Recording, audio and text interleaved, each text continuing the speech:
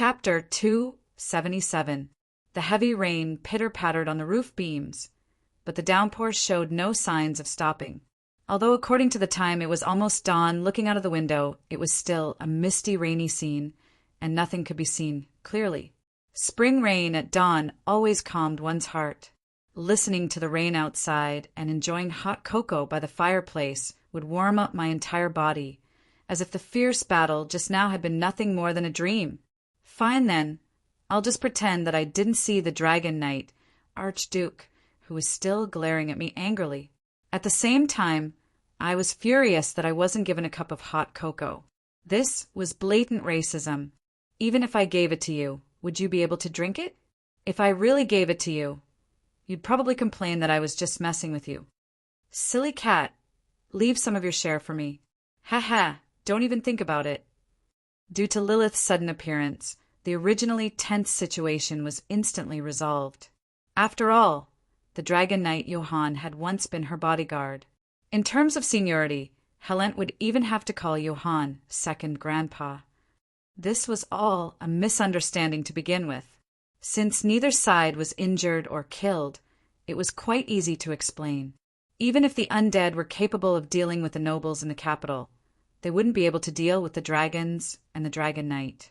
It was obvious that the Dragon Knight and the undead would never get along. And since the Dragon Knight Archduke held true power in the Dragon Knight army, being stationed in Nitrane City was, in a way, going against Emperor Roland's will. Archduke Helent of Nitrane City had already declared that he didn't care what happened anywhere else. As long as the undead dared to enter his territory, they would be killed without mercy. And not long after he said that, "We arrived," I wanted to bang my head against a wall when I heard this. Perhaps I really should take some time to donate some money to the God of Fate's church. At the very least, I could try to wash away my bad luck, especially since I heard that Helent himself was currently patrolling the city walls. If I hid in a carriage, I might have missed him, but I just had to openly sit in a carriage while the sentries on the city walls were all pointing at me. This was basically an insult to the Dragon Knight Archduke's dignity. How could I possibly tolerate this?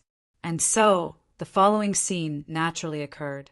What surprised me slightly was that the Dragon Knight seemed to be completely aware of Lilith's identity. They also knew that she was a member of the Blood Tribe, yet they didn't show any signs of disrespect or hostility. This was especially so for Sir Johann, who looked like he had just entered middle age, but was at least 200 years old. His expression as he looked at Lilith was far too complicated. There was respect, gratification, pain, and so on. His emotions were so complex, and the rapid changes in his expression were breathtaking. He could just go on stage and perform.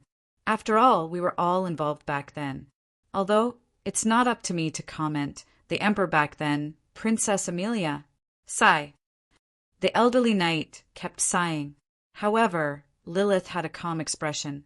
She pretended as if she didn't see the emotional Dragon Knight in front of her. She simply held Carolyn's hand and ate some desserts, tasted some tea, and warmed up by the fire to relax and drive away the coldness. I had investigated Lilith's matter before. After Fina Milan transformed into the Blood Tribe Lilith Milan, that necrophilic Prince Sinnet was killed off not long after. Then, the throne was transferred to Sinnet and the other members of the royal family. The original direct bloodline of the Bardi Kingdom's royal family had already been cut off. If I had to force a name, there was still Amelia in the direct bloodline. However, nobody in the Bardi Kingdom dared to hope that this ridiculously high-ranking princess from 2 generations ago would ascend to the throne, not to mention leave behind any descendants who would inherit the throne. This was something that had happened over 100 years ago. Almost all of the old vassals from back then had died. A new emperor would bring new vassals. The so-called legitimate emperor was only the legitimate emperor for that period of time. 3 generations had already passed into their graves, so who would still remember the emperor from 3 generations ago? However, ordinary people might not remember, but the Dragon Knight and dragon descendants from back then were still alive and well. They believed in the Knight's Creed, so they still remembered the emperor they had been loyal to.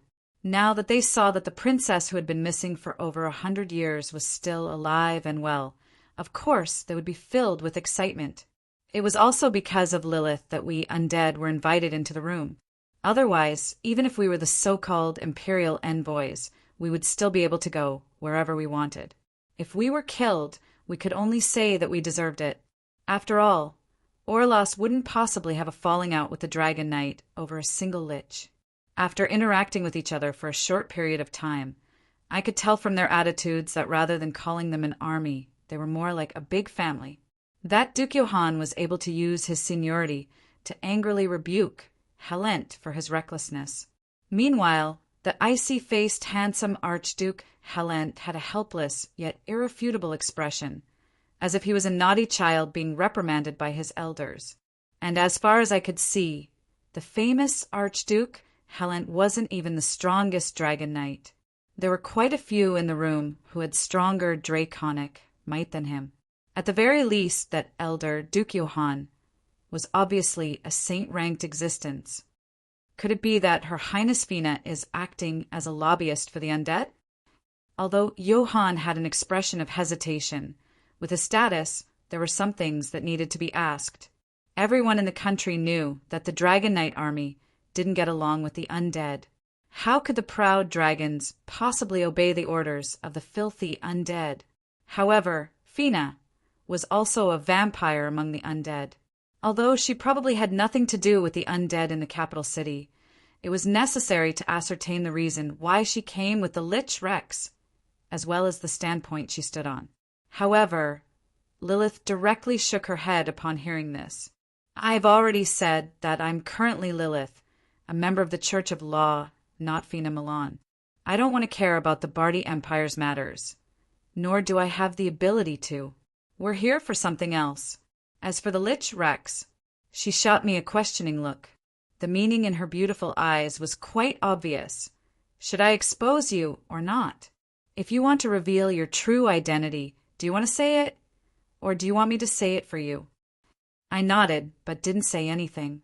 Although the saying, the enemy of my enemy is my friend, wasn't necessarily correct, it was still better than being misunderstood as an undead emperor's subordinate. Otherwise, there would likely be an irreconcilable conflict between the two of them, and it would be impossible for us to pass through the fortress. This person who just beat up Archduke Helent is Lord Roland, famous for being petty and narrow-minded. Roland missed. Before I even finished speaking, Helent abruptly stood up. The shock and disbelief on his face were quite obvious. He knew who I was. I lightly spun the magic ring in my hand, and a sudden flash of light tore apart my false disguise. The moment that my physical body returned to me, I immediately snatched the silly cat's cup of hot cocoa and finished it in one gulp. Being able to enjoy the sweetness of food instead of watching others eat and drink from the side was truly wonderful. The silly cat gritted her teeth in anger, but she knew that this wasn't the time for revenge. The undying Roland, Yongya, the evil undying king. Even though I had clearly stated my identity, it seemed that the Dragon Knight's vigilance only increased, that Johann was even directly touching the hilt of his sword. Was my reputation really that bad? As the only undead emperor in the past 1,000 years, as well as the most classic demon king in all the fairy tales for the past several hundred years, can you at least have some self-awareness? My dear 27th place on the Calamity Rankings. That's right, 46th place on the Calamity Rankings. Heloise, I welcome your reminder. I've heard that due to our recent performance, even though you've disappeared from the world for a long time, your ranking has still risen. Just by not appearing in public, you're able to make others fear your existence even more. How does that feel? It's unfortunate that my sect should have kicked you out back then.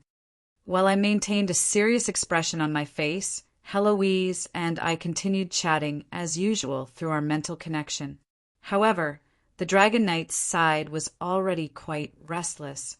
They had their own information channels, so of course they knew that Roland Mist was Emperor Yongya, the only undead emperor in the recent generation. Could it be that he's also in cahoots with other undead emperors from other dimensions? I just heard that he caused a huge commotion in the Northlands. What's he doing here now? A person's reputation was like a tree's shadow. In the eyes of the dragons, no matter how noble a mortal status was, it would only be for a short moment. The ones truly worthy of respect and even fear would naturally be the undying who managed to reach the top one step at a time. As for those on the calamity rankings, they were all out-and-out monsters. Then that abomination just now was the carnivore Audang? Did I manage to escape with my life? Even the blue dragon Seshusler, who had transformed into a muscular man, felt some lingering fear. More than 1 or 2 dragons had died at the hands of this famous Shilua war god. In front of Audang, who was using his full power, even an ancient dragon would be nothing more than a mouthful of food. So what if Audang crushed a slightly famous adult dragon? By the way, one of Audang's forms was also on the calamity rankings. It was just that not many people knew about it. Actually, if it wasn't for me stopping him, Audang's dragon form would have long since trampled Seshusler to death. Originally, the Dragon Knight's dragon form had believed that they had the overall advantage, which was why they had so calmly invited an uninvited guest to their fortress for a discussion. However, just looking at the former undead emperor before them, their so-called chances of victory had never existed. It would seem that Audang had led off the seemingly superior dragon squadron. Lilith continued her introduction as if she didn't notice the suddenly tense situation at all. Yep, he's also Aunt Amelia's good friend and junior. This time, we've come to help Aunt Amelia. Relax, this time we're probably on the same side. At the very least, I don't have any good impressions of uninvited guests. Lady Amelia? The one who asked this question with a nervous tone was a rather tall female dragon knight. She had blonde hair and blue eyes, and the silver scales on her forehead were quite obvious. She also had 2 curved dragon horns on her forehead. No wonder she would wear a full helmet when she was outside. I recalled that she was a dragon knight from 2 generations ago. Her name was Lucia. Judging from how nervous she was probably related to Amelia. Yes, Aunt Amelia and I were both at Port Victoria. My body was immune to the dimensional descent, but Aunt Amelia stayed there. How is that possible? How could that lady... The female dragon knight, Lucia, had an expression of astonishment, as if she couldn't believe that Amelia had met with misfortune. Scourges usually live longer. I can guarantee that Amelia is fine. It's just that she probably met with some trouble, which is why we're here. Can you let us pass? I took over the conversation. My patience and time were both limited, and I was already quite close to my goal. If the situation allowed for it, I would have set off long ago. I originally thought that, since I said so much, it would be quite easy for her to let us pass. But the result was that she kept looking at me with awkward expressions. It seemed that there was a problem. After passing Nitrine City, we would be able to reach Port Victoria in another 14 to 15 days. However, the road that used to be easy to walk on had now become a black land that seemed to be poisonous. The slightly corrosive smell was nauseating. The formerly prosperous commercial port had now become a wasteland. Dense, dark clouds constantly covered the sky, and even the ominous crows had fallen to the ground. This place had now become a forbidden zone for the living. A group of wild wolves were being chased by a gigantic semi-dragon. In their panic, they entered this forbidden zone. Not long after they entered this black land, they slowed down and finally collapsed. Not long after, the stronger semi-dragon hunters collapsed as well, and a new group of zombie wolves and bone semi-dragon appeared. According to the undead emperor's expectations, the area around Port Victoria wouldn't be affected much if the dimensional door was successfully opened. This was why Orlos had finally approved of this plan. However, due to certain reasons, things changed. Just like how a blocked sewage pipe would leak out from somewhere else. The magical forest's dimensional power had changed the direction of the corrosion. Apart from the undead, no one would be able to withstand such a negative energy zone. Although the undead would actually receive buffs in such a zone, even the undead were quite anxious. After all, the Dragon Knights had already issued an ultimatum. The moment this negative energy swamp entered human territory, which meant that Nitrain City's territory would be the time for war between the undead and the undead. The area in between the swamp of negative energy had become a buffer zone between the undead and the undead. Every day, dragons and gargoyles would patrol the sky. Of course, every time the dragons and gargoyles encountered each other, several gargoyles would appear on the ground. Not a single merchant group would choose to enter such a sensitive area in such a situation. As long as we left Nitrain City, it was likely that the undead would notice. After learning about the situation ahead of us, it would be almost impossible for us to quickly pass through if we didn't want to startle the undead. We could only slow down and gather as much information as we could. If possible, I would contact Amelia. I wasn't lying. I truly didn't believe that anything would happen to Amelia. But right after we finished our business here, Little Red mysteriously came looking for me. Judging from how she was trying to stifle her laughter, it seemed that she had discovered something interesting and wanted to share it with me. Hey, Roland, do you want to know why they have so many dragon descendants? Also those Dragon Knight? Isn't that another family secret? You know about it? TSK, what secret? I knew with a single glance. Didn't you notice that Halent and his dragon Sishusler really resemble each other? No matter if it's appearance or smell, they're 90% similar. They're definitely twins. I recalled how Sishusler had transformed into a brute, and then thought about that pretty boy Halent. They were twins. I suddenly felt like there was something wrong with dragons' sense of beauty. Wait a moment, dragon's sense of beauty? That means that in the eyes of dragons, Halent and Halent are basically twins. All right, I pretty much understand what's going on. No wonder these dragon, Descendant Knight, have the same bloodline as their mounts. So they're all relatives. No wonder Little Red was laughing up her sleeve. This really was a scandal about the surface dragons. Most dragon descendants were born from the union of dragons with other creatures. In the mortal plane, all sorts of semi-dragons' bloodlines were of great research value.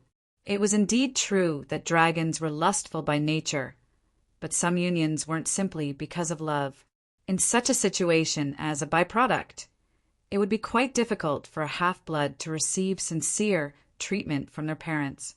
Of course, it would be impossible to just ignore this. If a dragon descendant used their natural power to take revenge on society, not only would the irresponsible parents of the half-blood children be punished, even the entire dragons would be humiliated. So, that so-called Dragon Knight Squadron is probably just another type of nursery. If a dragon descendant with a sufficiently high bloodline obtained the assistance of their bloodline source, parents, and paid a certain price, they would be able to transform into a true dragon through a bloodline ritual. However, the prerequisite was that the dragon descendant would have to be sufficiently powerful. It was likely that they would have to be at least gold rank, and they would need to grow to a certain age. A dragon descendant's growth would take a long time. A relatively safe environment would be necessary. It would also be easier to obtain experience and wisdom in the complex human society. No wonder there were so many young dragon descendants in the Dragon Knight Squadron. It would seem that parents who didn't want to take care of their children would toss their children into the Knight Squadron. Young dragon descendants with long lives would receive the Knight's influence and brainwash from a young age, so they wouldn't do anything foolish. As for the dragon mounts, they were likely siblings sent here to accompany them through their long childhood. Spending several dozen years playing with their younger siblings was nothing to a dragon. My guess was that if a dragon didn't have any siblings, some unlucky dragon descendant would be sent here to be their guardian for a period of time in order to test their temperament. And since they were all siblings, it was only natural for them to ride on their backs. Haha, no wonder they're all rookies. So they're all unlucky ones who have children. What are you looking at? Oh, it's a letter from an old dragon. I heard that it was left for me by someone I know. Evelyn. What a strange name. Little Red, have you heard of it before? Chapter 278. I casually tore open the sealed letter, only to discover that it was actually the highest level contract seal. There was also a magic seal engraved in beeswax on the gray envelope. If someone other than the recipient opened the letter would either be destroyed or explode. Evelyn. I've never heard of her. Yep, you never told us about her either. Although Little Red kept shaking her head, her eyes were smiling. Although dragons usually disdained lying, based on my understanding of her, her expression meant that she was waiting to watch a good show. There was no point in asking. And so, I unhesitatingly tore open the envelope slightly and placed it on a nearby table. Then I stood near the door and used my hand of ice to open the envelope from afar. I was so smart. If only the bomb disposal experts in my world had my hands. They wouldn't have been killed in the explosion. Uft. Ha ha ha. I completely ignored the female dragon, who was laughing so hard behind me. I didn't know why, but when I saw Evelyn's name, which sounded more like an elven name, I felt my scalp go numb. It was as if my instincts were telling me that Evelyn was trouble and that I should be more cautious. In order to avoid being tricked, I carefully hid behind the door. Meanwhile, the ice arm in the room disappeared the moment the envelope was opened. And then, are you kidding me? Nothing happened at all. There was no sudden flash of white light, no sudden screams of a banshee, no explosions, and not even some floating green or white powder. At the very least, there should be a death curse. This was a threatening letter that didn't even have a single trap installed. This was so unprofessional. Ha ha ha. I'm dying of laughter. What are you doing? Using your face to look in the bushes? Using your feet to step on traps? All right then, let's continue ignoring the female dragon who was rolling on the ground laughing behind me. I picked up the letter and saw that it only had a few simple sentences. Ancient Elven language. Someone actually uses this language in this generation. Let me think, how should I pronounce it? The letter was written in twisted tadpole language. It would be normal if it was written in the dragon language or human language. But what was the meaning of using a language that only existed in the ancient Elven Empire? Was this Evelyn an archaeologist? The handwriting on the letter was beautiful and elegant. It was obvious that it was written by a female. However, the content was so confusing that I couldn't understand it. You dare to return? She read the sentence in a low voice. The grammar was correct, but why didn't I understand it? Was she complaining? As soon as he said that, the letter suddenly lit up and then, damn it, it's actually a definite verb. Boom! Sure enough, the letter exploded. The explosion wasn't strong, but it released a strange smoke. When the smoke dissipated, I was covered in a layer of blue paint. Cough, cough! You actually purposely used a tongue-twisting ancient Elven language to lure me into reading out the keywords. How wicked! Cough, cough, cough. He didn't know what was used to create this trap. Even the dust it coughed out was blue in color. Fortunately, he could sense that this trap wasn't poisonous. Ha ha ha. As expected. The female dragon at the back was already rolling on the ground in laughter. She seemed to have expected this. What followed was a sudden flash of light in the sky outside the room. It was as if when the letter was opened, something mysteriously left. The designer of the mechanism already knew that the letter had been activated. At the same time I turned into a smurf. A small pendant fell to the ground. The heart-shaped sapphire on it was giving off a cold radiance, just like moonlight. Seeing this, I knew that this was only the beginning. Trouble was probably waiting for me in the future. With such a powerful trap, it's impossible to believe that it wasn't someone I knew, even though I still couldn't remember who it was. I became even more worried. Such a trap was obviously targeted at me. It was obvious that it was someone I was familiar with, but I couldn't remember anything at all. Not having any impression at all was fine. After so many reincarnations, I had already forgotten many different things. However, it was quite abnormal that my library of diaries didn't have any records at all. No matter how I thought about it, there were only two possibilities. Either I hadn't started writing in my diary, yet which was basically negligible. Or those past events were memories that I wanted to forget, which was why I intentionally didn't write them down in hopes that I would completely forget them in a certain reincarnation. Well, if I can't remember, then I won't think about it. Since it's something that I decided to forget, it's obviously better not to remember. I was able to quickly forget about this little episode, but Little Red, who was intending to watch me make a scene, was displeased. "You're living quite freely, aren't you? You won't think about it if you can't remember? I'm so envious of your attitude towards life. Aren't you worried that there'll be trouble waiting for you if you can't remember?" "There's nothing I can do even if I can't remember. Besides, if that person comes looking for trouble, even if I remember, there'll still be trouble, and it'll just be more troublesome. Since it's an enemy, I'll just deal with whatever comes my way. Isn't it just an old acquaintance? If there's a line of old acquaintances who want my head, it'll probably stretch from here to the West Coast. Have I ever been afraid of anyone?" Although I said that, I still secretly strengthened the defenses of the rooms around me. Of course, I wasn't completely on guard against any unknown threats. When a new day arrived, I was able to relax slightly. Although the Dragon Knight behaved quite respectfully towards Lilith, and the Knight was mostly a stubborn bunch, it was still necessary to be extra careful when we were in enemy territory. It was also necessary to be on guard. As we talked, I indeed obtained the most lacking information about the Bardi Empire. The information from the local domain lords was far too slow, unlike the Dragon Knight, who received news from the capital every day. The ambitious and ruthless Orlos was still alive, and the current Bardi Empire was naturally still under his control. However, although everything seemed peaceful on the surface, there were many hidden undercurrents. As the old emperor aged, the situation in the Bardi Empire became more and more complex. Nominally, the emperor was still supreme, but everyone was probably hoping for his death. This was especially true for the dozen or so adopted princes. Although they all seemed pure and innocent, they actually had a large faction under them, and they were all waiting for the old emperor to die and inherit the throne. Of course, there were still no princes who dared to interfere with the military. Yep, not on the surface, but the families of the princes' wives all seemed to be developing in that direction. As for the local domain lords, there was no need to even mention them.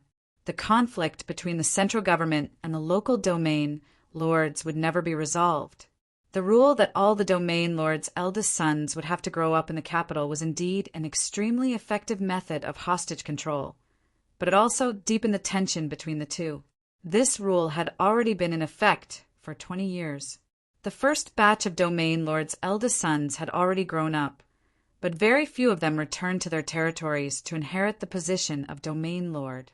This wasn't because the king didn't want to release the eldest sons, but rather because many domain lords chose to have their second sons who weren't in the capital. No second sons? They could just have another one. And once a second son became a domain lord, he wouldn't be as friendly towards his older brother, who had legal rights to inherit the throne. Even now, there were very few cases where a second son would welcome the rightful heir back.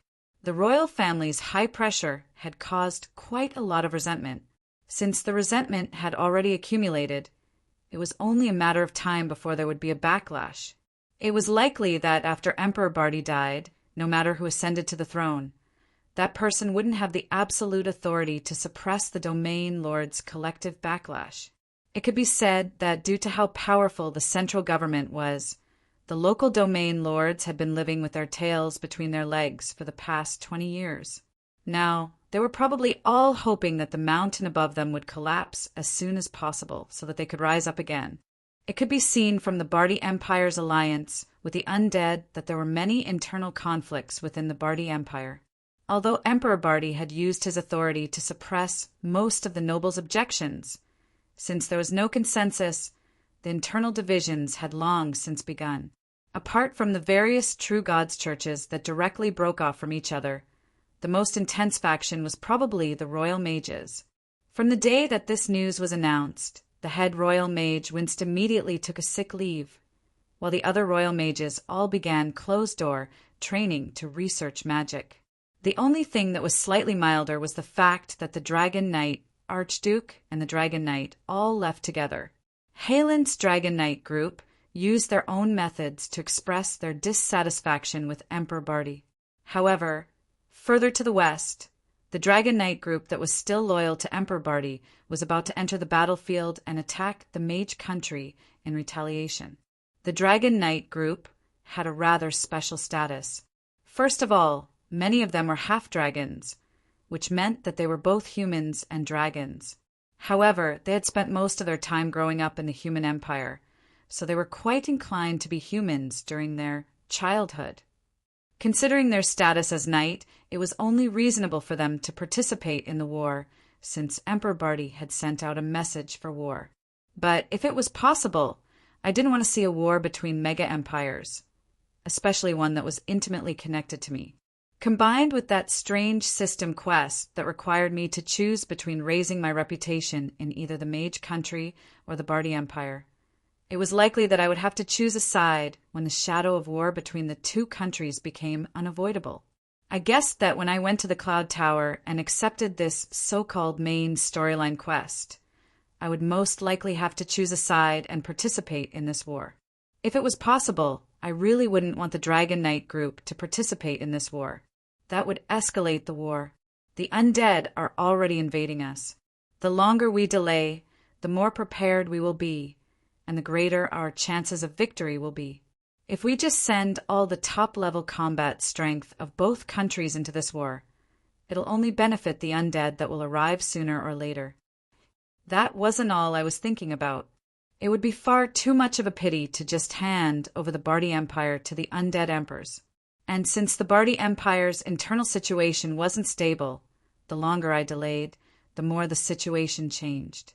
For example, if the old emperor suddenly passed away, it was highly likely that the new emperor would turn on the undead.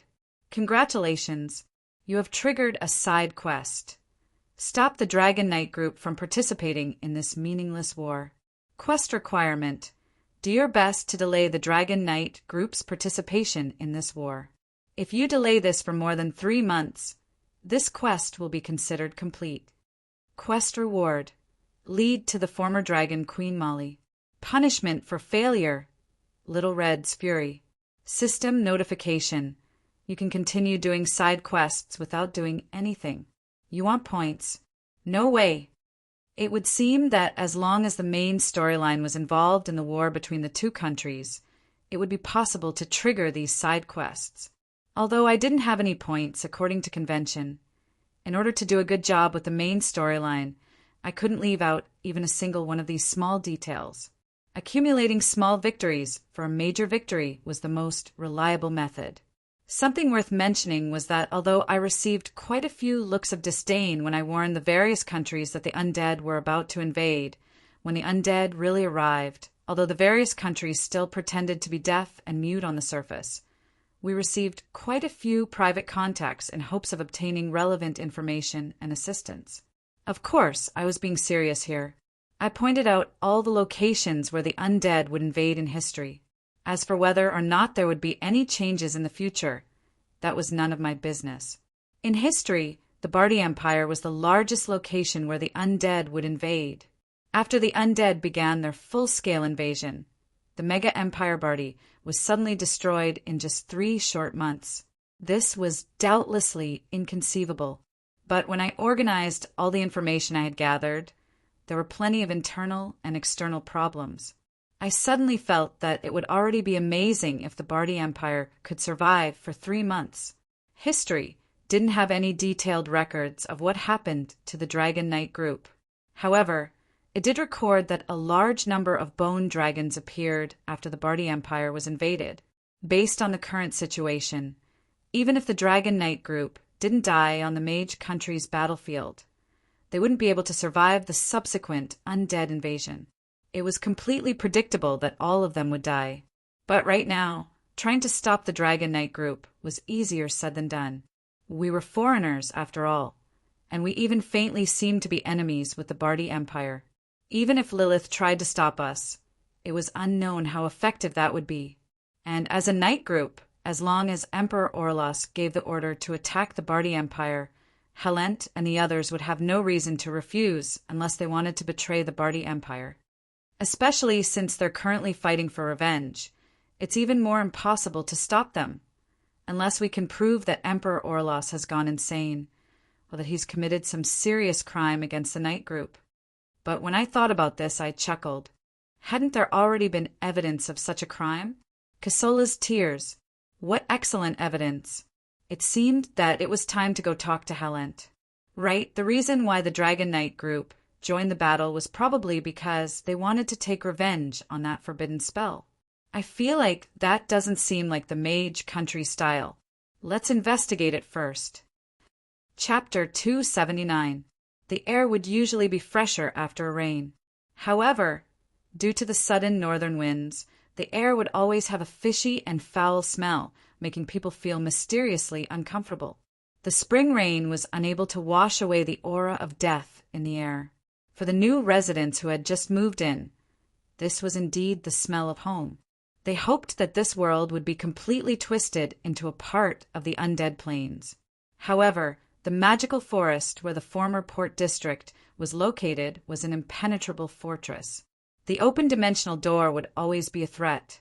Outside the port district of Victoria, in the middle of several dozen gigantic soul-summoning towers, the power of death was constantly gathering and distorting here, transforming into a black pillar of light that covered the sky.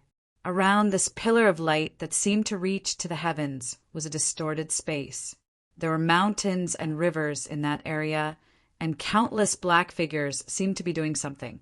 That was where the mortal plane and the desecration plane intersected. Undead would occasionally appear from the void.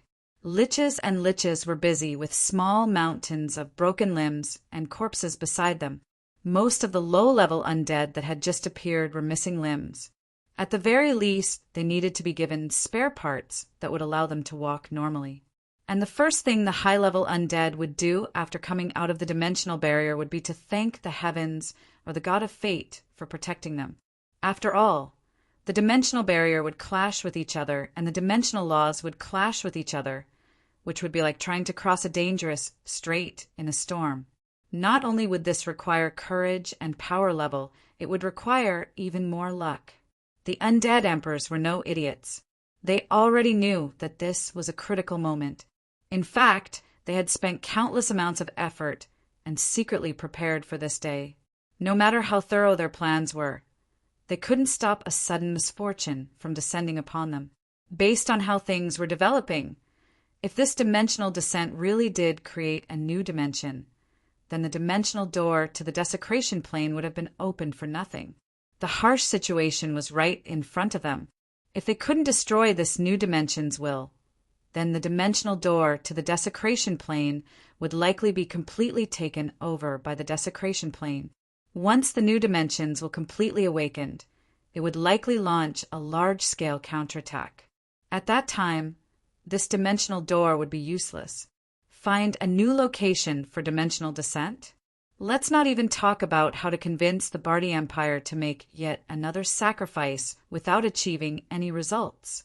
Just now, the undead emperors had paid a tremendous price and risked their lives to personally descend upon the Bardi Empire.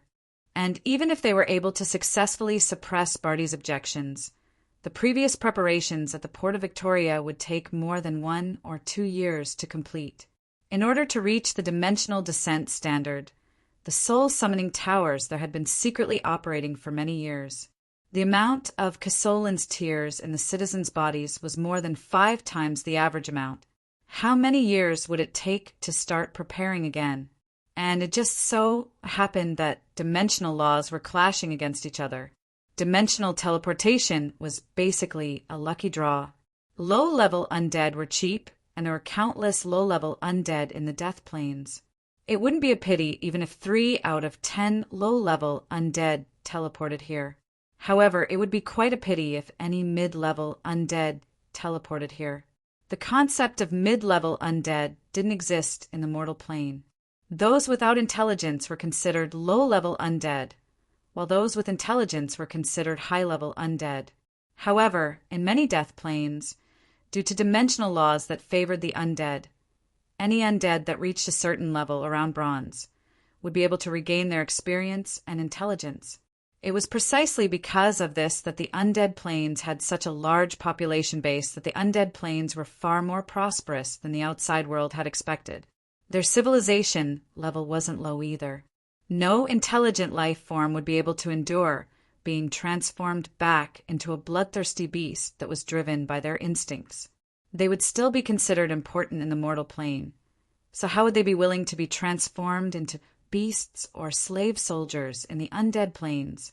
Mid-level undead that lost their intelligence would only be considered slightly stronger low-level undead. They wouldn't even be able to use 1/3 of their original strength, which was an obvious waste. As for high-level undead, they were probably the most pitiful of all species in terms of birth rate, which made them even more precious. It was no exaggeration to say that undead armies would forever lack mid-level and high-level leaders. It would be far too unprofitable to gamble thousands of years' worth of resources on a single chance. Of course, the more powerful an existence was, the more likely they would be able to survive in such a situation. Naturally, they would have a higher chance of surviving through dimensional teleportation. But if they were unlucky and met with some sort of temporal rift, even the undead emperors themselves might not have the confidence to survive through dimensional teleportation. No matter how much they had to pay, the highest chance of succeeding was only 50-50. Gambling thousands of years' worth of resources on this single gamble was basically a gamble that they would definitely lose. But when the battle reached a critical point, they couldn't consider investments and expenditures anymore. Even if an entire brigade has to fight to the death, we must take down XXX Highland. This was a slogan often shouted in certain situations. Obviously, a small hill that had already been blown flat wasn't worth exchanging lives for. Even if they managed to take down the hill, they wouldn't be able to exchange it for any benefits. The most important thing was still the strategic significance it represented. Not being able to take down the hill, or being a moment too late, could result in the entire battle being lost. And right now, the semi-isolated undead plane that was becoming more and more independent was a strategic high ground that was being fought over. The Order gods could interfere at any moment. That was why, even though they knew that teleportation at this time would be a huge loss, the undead emperors unhesitatingly used everything they had after discovering that the undead emperors were starting to lose control of the plane. Ah, I'm here, I've seen it, I've conquered. Ah. That lucky ghoul walked out of the black pillar of light and didn't even have the time to celebrate that he was actually lucky enough to pass the test of death before he lowered his head in a pitiful howl. Large amounts of black mist left his body, and at the same time his 100 years of rationality and experience were also gone. The ghoul that had just been speaking so boldly, and yet when he opened his eyes, he was nothing more than a drooling ghoul. He had already transformed into an evil creature that directly lowered his head and started gnawing on the corpses. Yet another unlucky fellow that was sent here without even understanding the situation. A corpse necromancer linked him with a death contract and ordered him to give way. They had seen far too many of such occurrences over the past few days, so they were already used to it. The next to walk out was an injured, undead knight squad. Quite a few of them had broken arms and legs, and they barely managed to walk out of the pillar of light by supporting each other. Judging from how they were still able to maintain their rationality, they were all high-level undead. These were elite reinforcements and important figures. A corpse necromancer immediately came over to heal them and register them to be reorganized. All members of the Blood-Red Thorns Knight Squad are here. I am the squad leader, Albert. The corpse necromancer was actually an undead lord, level death knight lord. The corpse necromancer used his death god's aura to heal the death god's injuries as he registered the death god's name. However, halfway through writing, he hesitated for a moment and asked this question. All members, isn't the Blood-Red Thorns a famous knight squad from the White Ghost Valley? It's said that they have over 100 high-level death knights. The corpse necromancer was unable to finish his sentence as his pale hand was already gripping the corpse necromancer's skull. The Death Knight Elbert had an expression of anger. Asterisk crack. Asterisk, should I say that everyone was happy? The talkative corpse necromancer once again showed what it meant by, "You wouldn't die if you didn't ask for it." The Death Knight Lord also found a target to vent his anger on after suffering such heavy losses. However, he was unable to let go of his anger when he saw how many of his brothers had died. "We haven't even entered the battlefield yet, and only 13 of our 136 brothers are left. Damned Asso! Damned dimensional cracks! And damned fate!"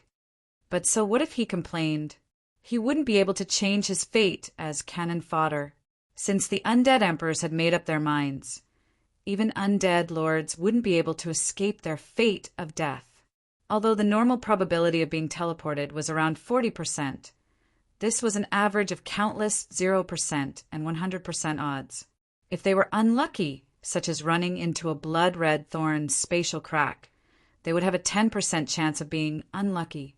But even if he cursed the undead emperors for forcing them to enter the dimensional crack, it wouldn't change what would happen next. As dimensional invaders, they could only continue down this path to the very end. Soon, this Death Knight squadron, which had suffered heavy losses, would be brought to the Soul Summoning Tower for treatment. Then, the Death Knight Lords would be able to use their abilities as commanders to reorganize low-level and mid-level undead.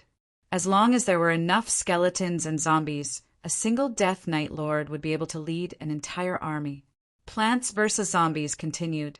The battle on the front lines hadn't stopped.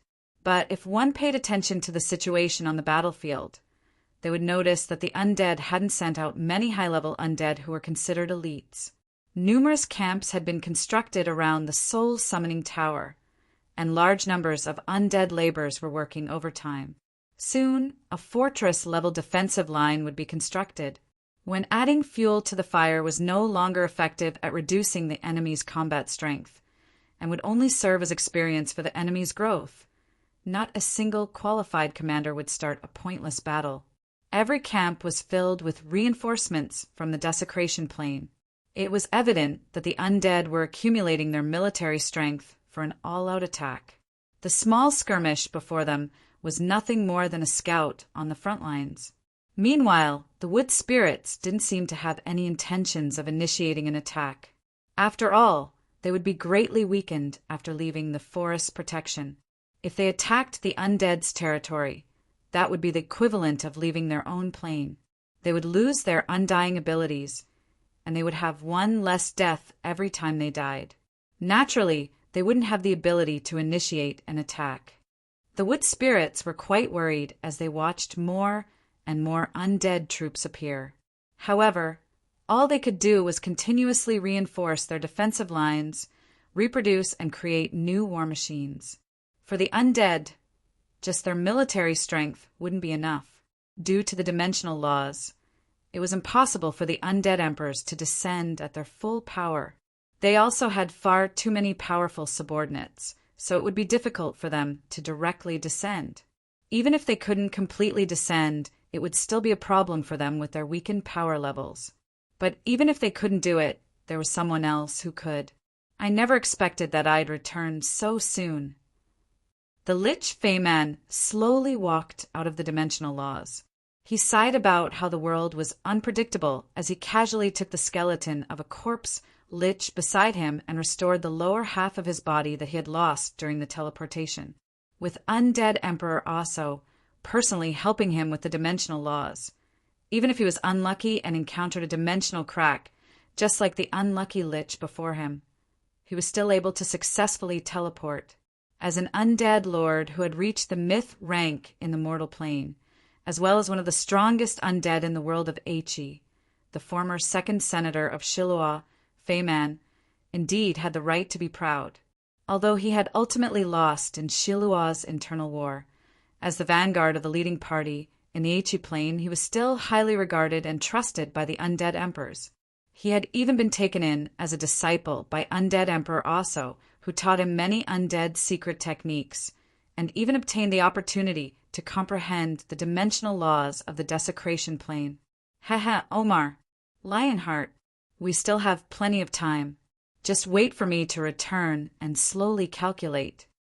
Lionheart faintly saw the door to breaking through to the myth rank. His power level had greatly increased, and he wanted to take revenge. He also received full authority from Undead Emperor Osso to become the frontline commander. It could be said that he had great authority. Not only that, as long as he could take down this small plane that could be used as a springboard, he could even become the overall commander of the entire undead invasion. It would only be a matter of time before the Yongyak calamity happened again. Perhaps he would even be more powerful than that person from back in the day.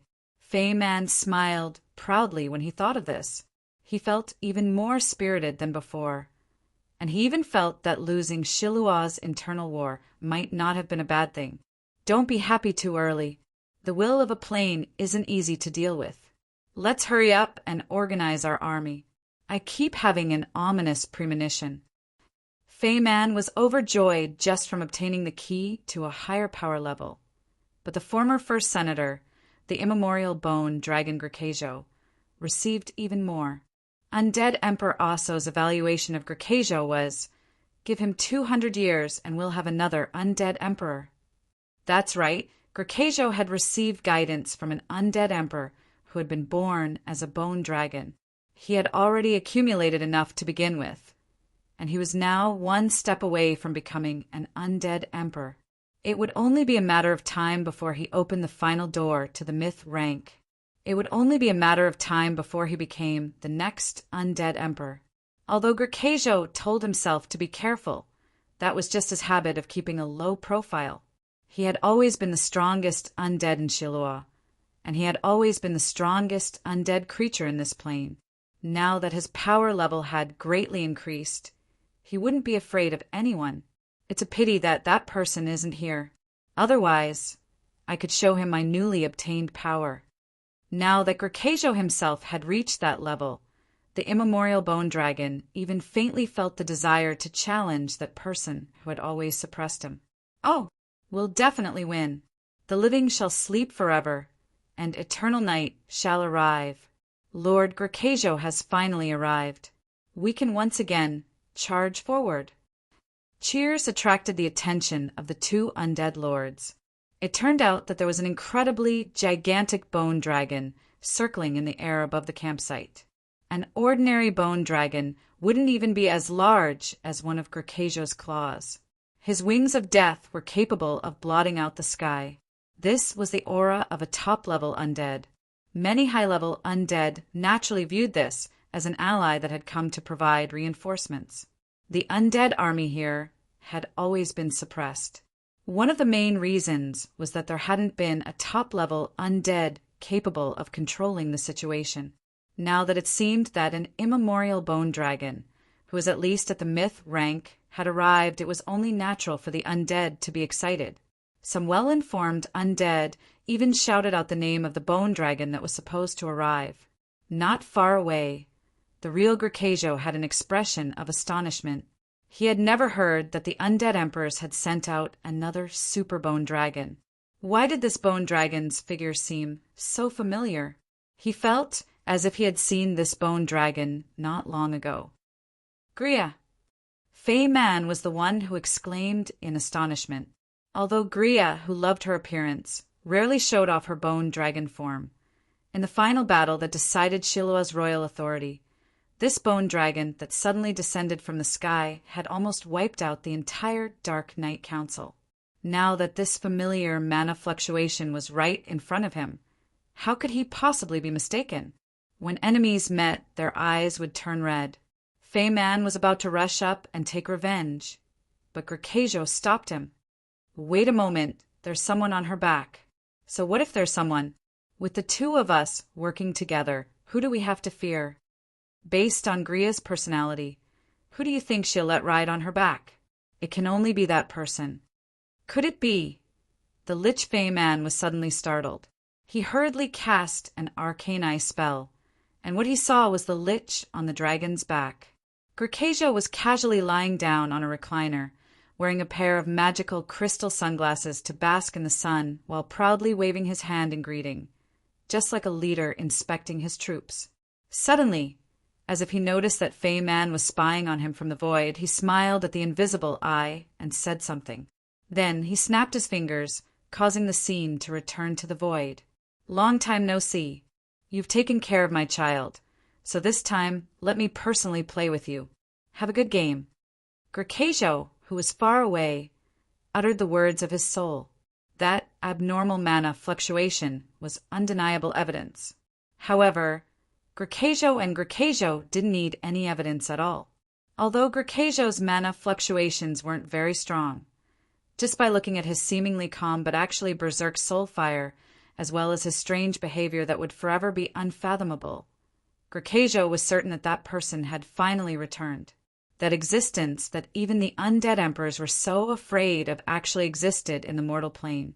It had been so many years, yet Gria had only faked his death.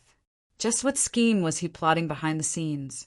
Why did he appear at such a critical moment? Yonya, impossible, impossible! Grakajo was still able to maintain his calm, but Phelan had an expression of complete collapse. Phelan had once been one of Emperor Yonya's advisors, so of course he knew how frightening Gria was. Phelan had previously dared to establish the Ike Parliament faction to suppress the Royal Authority faction because he was certain that Gria would never return. Meanwhile, Gria seemed to have received enough cheers and applause. She changed directions and flew towards a patch of green in the distance. When Gria slowly glided past the dark clouds and arrived above the heads of the two undead lords, she actually circled in the air. Feyman and Pheland could clearly see that Gria was happily waving at them on the dragon's back. Gria was even blowing kisses and waving at them. His enthusiasm made it seem as if he was a good friend who hadn't seen each other in a very long time. "Hi." Even Gria's enthusiastic greeting was heard. "Hi." Pheland was actually frightened to the point that he hurriedly waved his hands in greeting when that familiar soul fire stared at him. This wasn't any spell. It was merely an instinct formed from the pressure he had accumulated over the years. Only after receiving a response from Gria did the Lich in the sky nod in satisfaction. He patted the bone dragon, and Gria slowly continued gliding towards the forest. Seemingly believing that Gria was going to attack the enemy right after the reinforcements arrived, another round of cheers erupted in the army camp to send off the bone dragon. Long live Lord Grakajo! Long live Emperor Osso! Only the two new commanders remained where they were, still in a daze. Grakajo, who had just been praised as "Long live the Emperor," had an expression filled with hesitation. Grakajo's ambition to defeat his superiors had just risen up in him, but he had been frightened by that person's appearance. Grakajo seemed to have unknowingly vanished into thin air. In the end, the two of them stared at each other blankly as their enemy left. They completely forgot their duties as commanders. Neither of them had the courage to stop Gria even after she disappeared from their sight. After all, they would probably have to directly face Gria, an existence who had suppressed them for more than 100 years just by relying on his lingering aura even after his death. "Sigh, let's just take over the army like before. That way, those kids won't be impulsive and rush out after us. Yeah, let's not keep them waiting. Let's hurry up and go. This is ridiculous. We actually mistook the highest level leader of our army for someone else." All right then. When Gria reappeared in front of them, these two were still mega undead lords who gave even the true gods headaches. They were obviously just stray dogs who had been scared out of their wits. They had been living under Gria's shadow for far too long. Chapter 280. There were many forests in the Ichi continent, both well-known and unknown. The most dangerous magical forest was located in the Bardi Empire. Even I didn't dare to go there. There weren't even a few goblins in a peaceful forest, especially the forests that the elves lived in. They contained countless treasures and secrets, and would often be forbidden grounds for other species. However, walking in a forest would be quite different. The Silver Elves' forests were peaceful and quiet. For example, in the Silver Mirror Forest, I could faintly see sentinels and rangers hiding under the leaves as I walked through the forest. The Centaur Knight, who was patrolling the forest, was also fully armored. The fully armored Unicorn Knight was powerful and holy. If I had good hearing, I could even hear the knight's movements and the sound of a bow in the distance. However, I still had to be careful. There would always be spying gazes and whispering behind my back. After walking for so long, I didn't even meet a single wild elf. It was obvious that humans were being guarded against here. But if I looked at it from a different angle, everything would be different. Should I say that it was to be expected of the superior elves who specialized in combat? Rather than calling this a peaceful forest, it was more like an elven military camp. Although their bows and lances were exquisite and extravagant, the enchantments and materials used on them were of such high quality that anyone would be green with envy. Their standard equipment was so good that even legends would be green with envy. The Unicorn Knight's extravagant equipment made me want to rob a tycoon. The Moon Elves' forest had beautiful scenery. The plants here were flourishing to the point of being unnatural. It was possible to see all sorts of god sculptures and artwork while walking through the forest.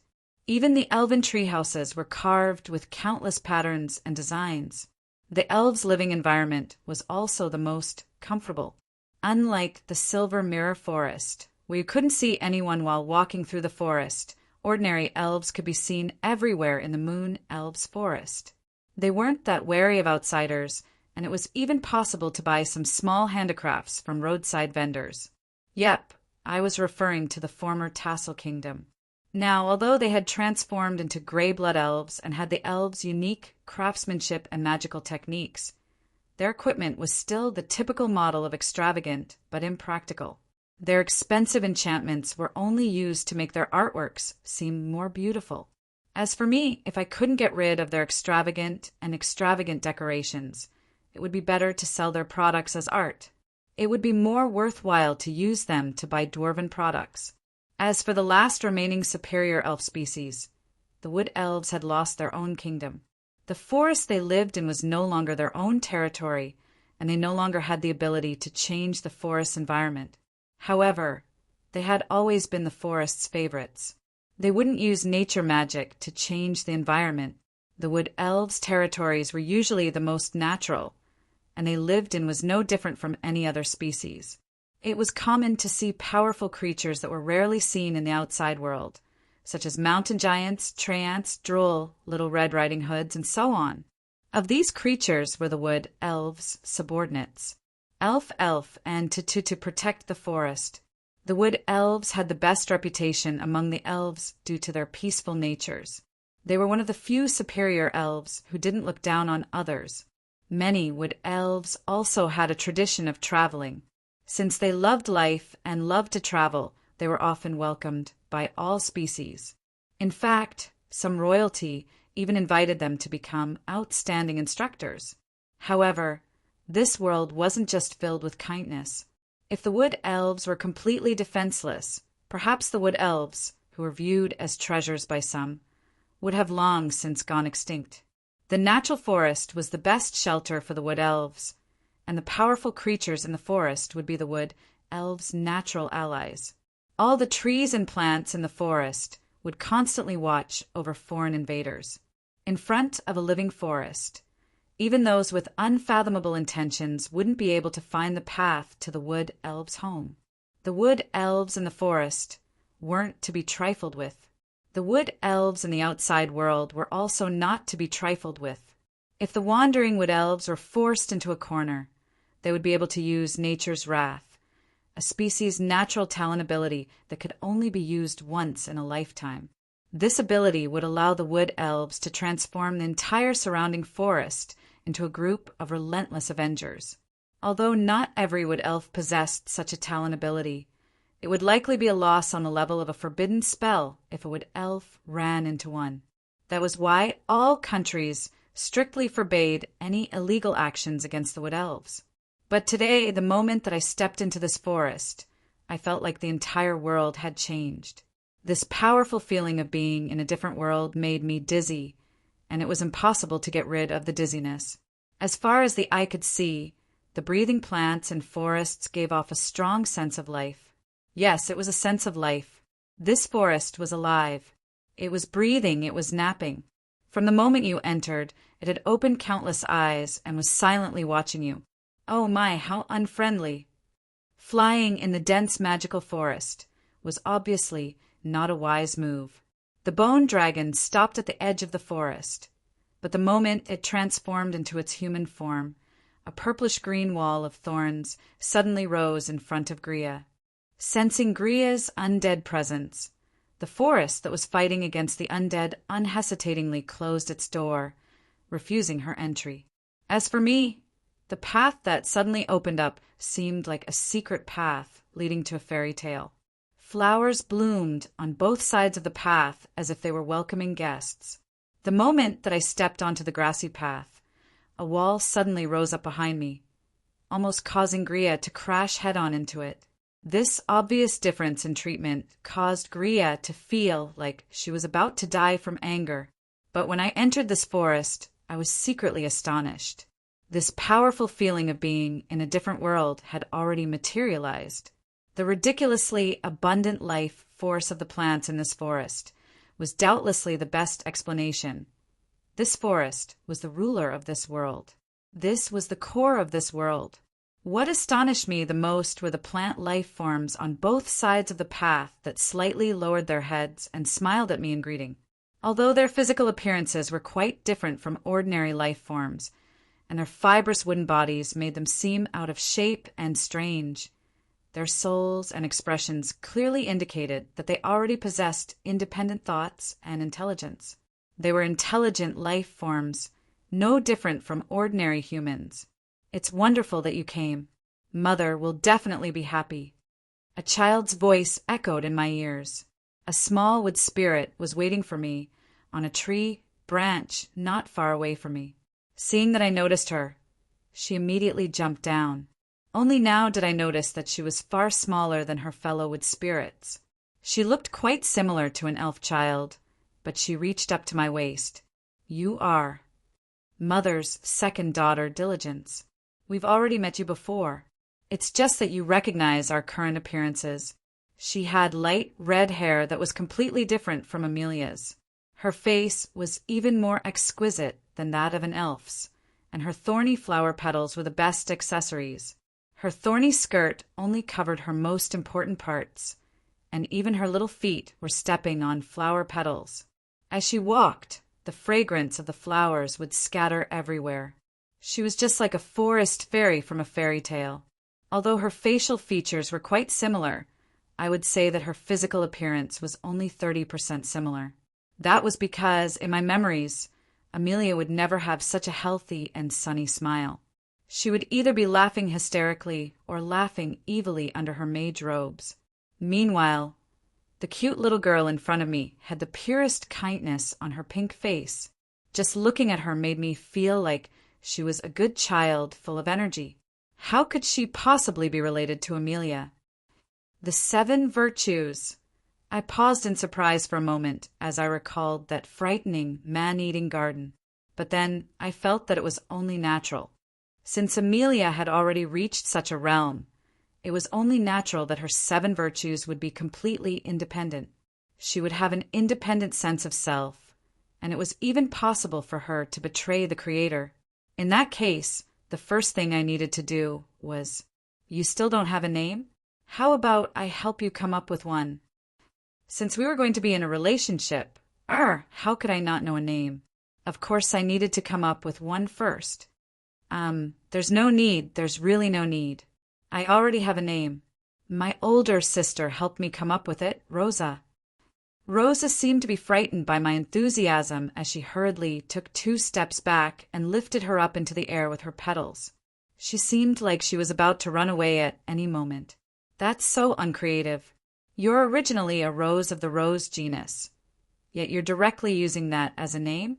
That's so insincere. At the very least, it has to match the colors, right? How about true red? right? You have an older sister? Is she white? How about calling her Quicksilver? Rosa seemed to have never interacted with anyone else since she was born. When I suddenly approached her, she had an awkward expression and became even more flustered. But then, she suddenly quieted down as if she was listening to something. Older sister, I want to ask you, are you intending to gather a 7-color combination? However, we only have 3 sisters right now, and she isn't white. It's impossible for us to gather a 7-color combination in such a short period of time. That's why I appreciate your good intentions. I still wanted to say something, but little Rosa seemed to hear something. She covered her ears and disappeared into the forest, leaving behind only one sentence. Older sister wants me to go help her. You can find Mother if you follow this path.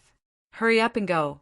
She left, but her bell-like voice still echoed in the forest. As expected of a rose's incarnation, her faint floral fragrance was instinctively intoxicating, making me want to inhale as much as I could. However, I directly got up and left. After all, I knew that Amelia's diligence was the most proficient at creating poisonous fragrances. If I accidentally inhaled too much of it, it would be fatal. However, as I walked down the path, I felt a mysterious sadness in my heart. Although I had created 5 original sins, and my individual power level was far stronger than Amelia's, who only had 3 virtues, which was why I always felt that I was superior to her in the field of creation. Just looking at that cute little girl made me feel like I had completely lost. I had even lost at the very beginning. I've lost. Forget about the fact that everyone here is male apart from that silly cat. Why is it that not a single one of them has normal values and aesthetics? There's a silly dog that can't even play bocce ball properly, a zombie that transforms into a spaceship man, a damn fatty that can't eat his fill, and a muscular dog egg with a strange aesthetic sense. If I compare all of them, it'll be a shoujo manga, an idol drama, and a fairy tale style story, while we have a horror movie and a comical manga. How can I accept this? In the end, my extreme sadness made me shout out, Amelia, there's such a huge difference in style. Can we switch? I know that you hate men, so I'll give you the silly cat. If you think it's too little, I can even throw in a dog egg. He's capable of changing his physical appearance, and he can transform into any beauty he wants. I don't have high requirements. Just give me that Rosa from earlier. Asterisk clang. Asterisk, a gigantic pine cone, suddenly smashed down with enough momentum to knock me over. This seemed to indicate a certain someone's attitude. But I heard from above me, "You stinky bastard that made Mommy sad, hurry up and leave." When I looked up, I saw a tiny purple figure walking away from the treetops. The 3 sisters? Is that temperance or modesty? Why are they all in the form of young girls? Does Amelia have so little trust in adults and men? Forget it. Since I'm already here, I'll find out sooner or later. As I walked down this path, what astonished me the most wasn't the virtues I just saw. In the forest, some mature wood spirits were chatting. Some young ones were chasing each other. Some were cultivating new magical plants, and some were indeed enjoying the sweetness of fruits. They would even use shiny leaves as currency to trade. This forest world was filled with life, and it had its own social activities and market cycle. It was likely that I had lost in more than just the appearance of my creations. It was obvious that this forest originally didn't have any paths. If I followed the path, I would meet with many obstacles. However, the flowers in the fields would lower their heads and avoid me, while the towering trees would suddenly uproot their roots and move elsewhere. Thorny fences would automatically bury themselves into the ground. The deeper I walked, the more I faintly sensed that a will was summoning me. Amelia? After passing through the forest, I arrived at a quiet lake. The lake reflected the weeping willows and the blooming lotuses on the lake. A green-haired sleeping beauty was currently sleeping soundly on the petals of the largest water lily in the middle of the lake. A cool breeze brought her coolness, and moonlight from an unknown source illuminated the boat made of flower petals. The open sky was actually dotted with stars, and her snow-white skin seemed rather delicate under the starlight. "I'm coming." Before I even finished speaking, countless memories and illusions formed a new world that I was instantly dragged into. What I saw before me was a dream world that surpassed the boundaries of reality and imagination. Chapter 281. I don't want to grow up. Every child had such a thought before. Adults wouldn't be able to understand children's words.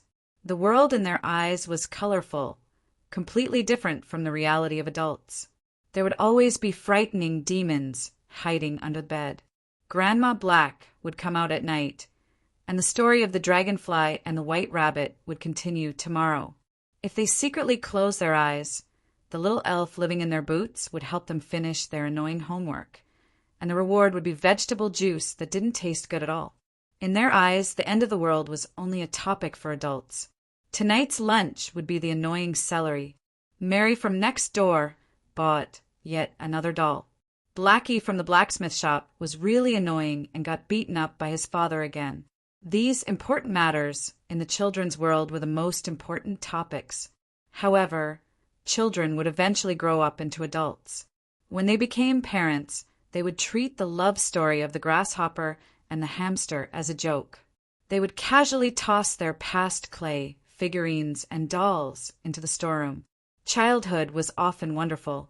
However, people were destined to grow up. The treasures that were previously kept in boxes would eventually be viewed by themselves as trash that took up storage space. However, some people were destined to never have a childhood, such as Amelia Milan. "I want a playmate." The craziest personality came from a lonely heart.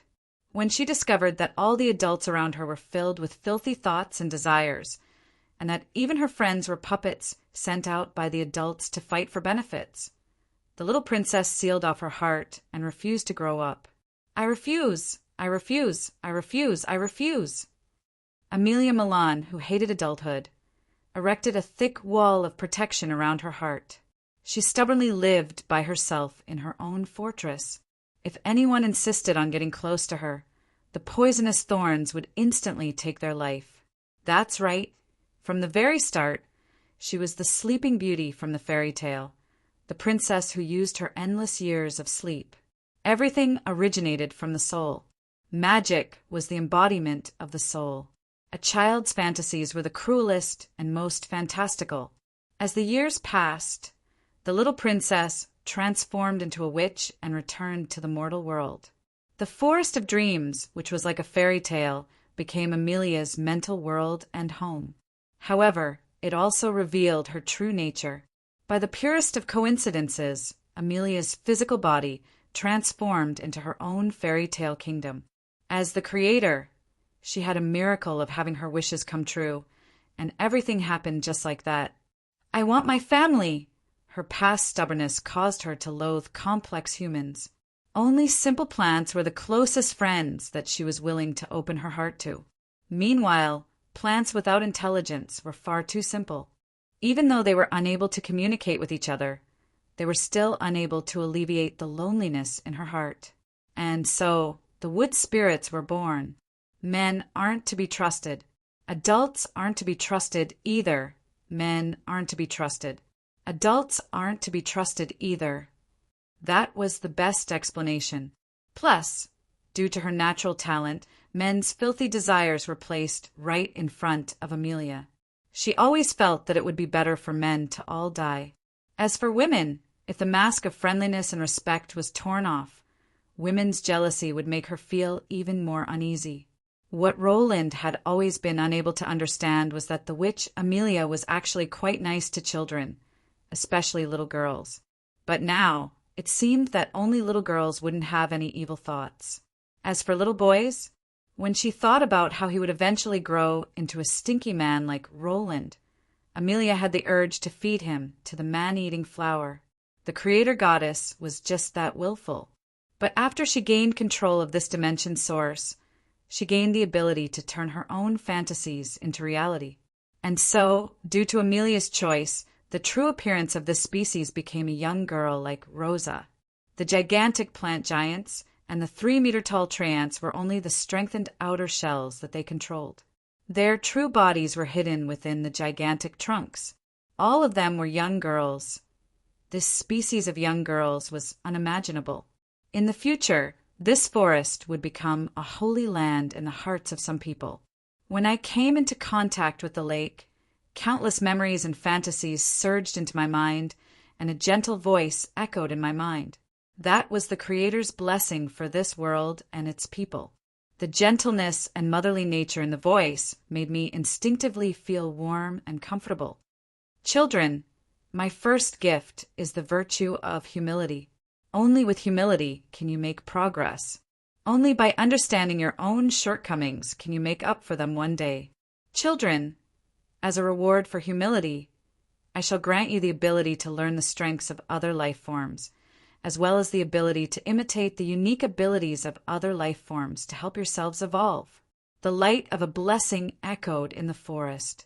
With their mother's blessing, every single wood spirit gained the natural talent of high-speed learning. Children, my second gift is the virtue of generosity. Sweet fruits will become even sweeter after they are shared, and as a reward for learning generosity, I shall grant you the ability to connect minds. Under my protection, nobody will be able to separate you from each other, and the forest shall become your most trustworthy ally. Words were unnecessary for the wood spirits. They had inherited a portion of Amelia's communication abilities. It was enough for them to communicate with other species and plants. Children, my third gift is the virtue of purity. Pure young girls don't need to be polluted by adulthood. Pure love doesn't need to be tainted by lust. Beautiful love is the sweetest candy, and as a reward for learning chastity, I shall grant you the ability to forever maintain your childish willfulness. And if you truly fall under the curse of love and intend to leave behind the fruit of pure love, you can also abandon your boring sexual relationships and use the unique method of the forest's descendants to give birth. This was impossible to comment on. Perhaps it was a certain someone's obsession with cleanliness. Countless books were written about the wood spirits' reproduction methods. Children, my fourth gift is the virtue of kindness. Please learn to understand the hardships and difficulties of others. Blind conflict will only bring more trouble. A peaceful attitude will allow you to become a true victor. And, as a reward for learning kindness, I shall grant you the fortune of being undying. Nobody will be able to steal your soul from me, as long as you are under my protection. Death is nothing more than a short hibernation. The battle against the undead had already proven this.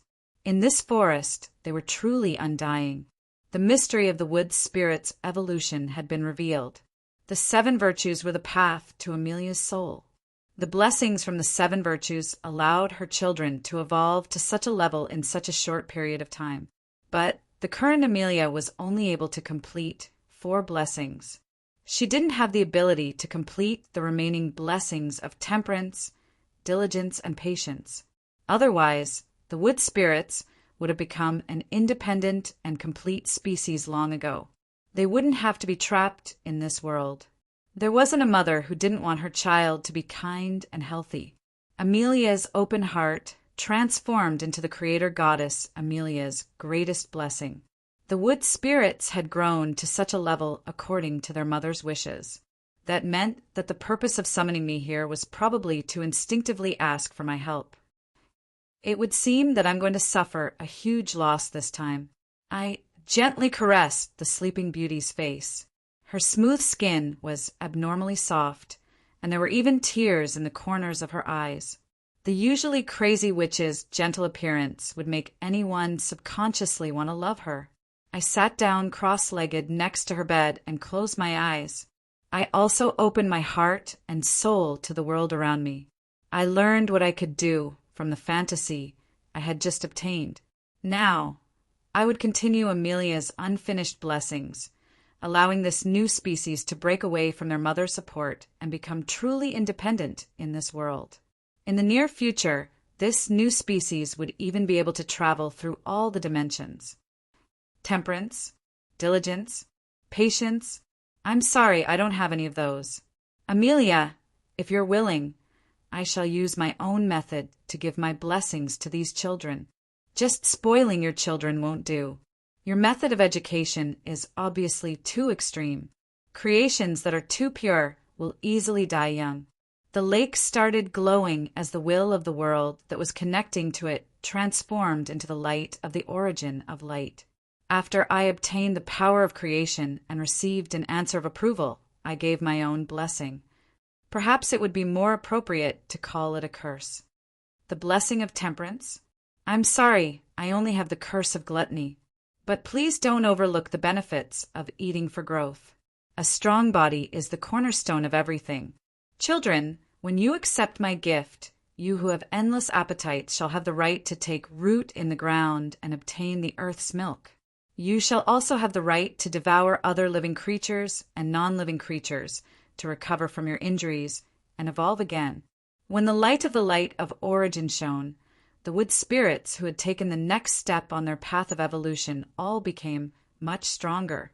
Numerous roots and tails appeared on their backs in preparation for taking root in the ground. Their ugly, strengthened outer shells also grew several dozen tentacles.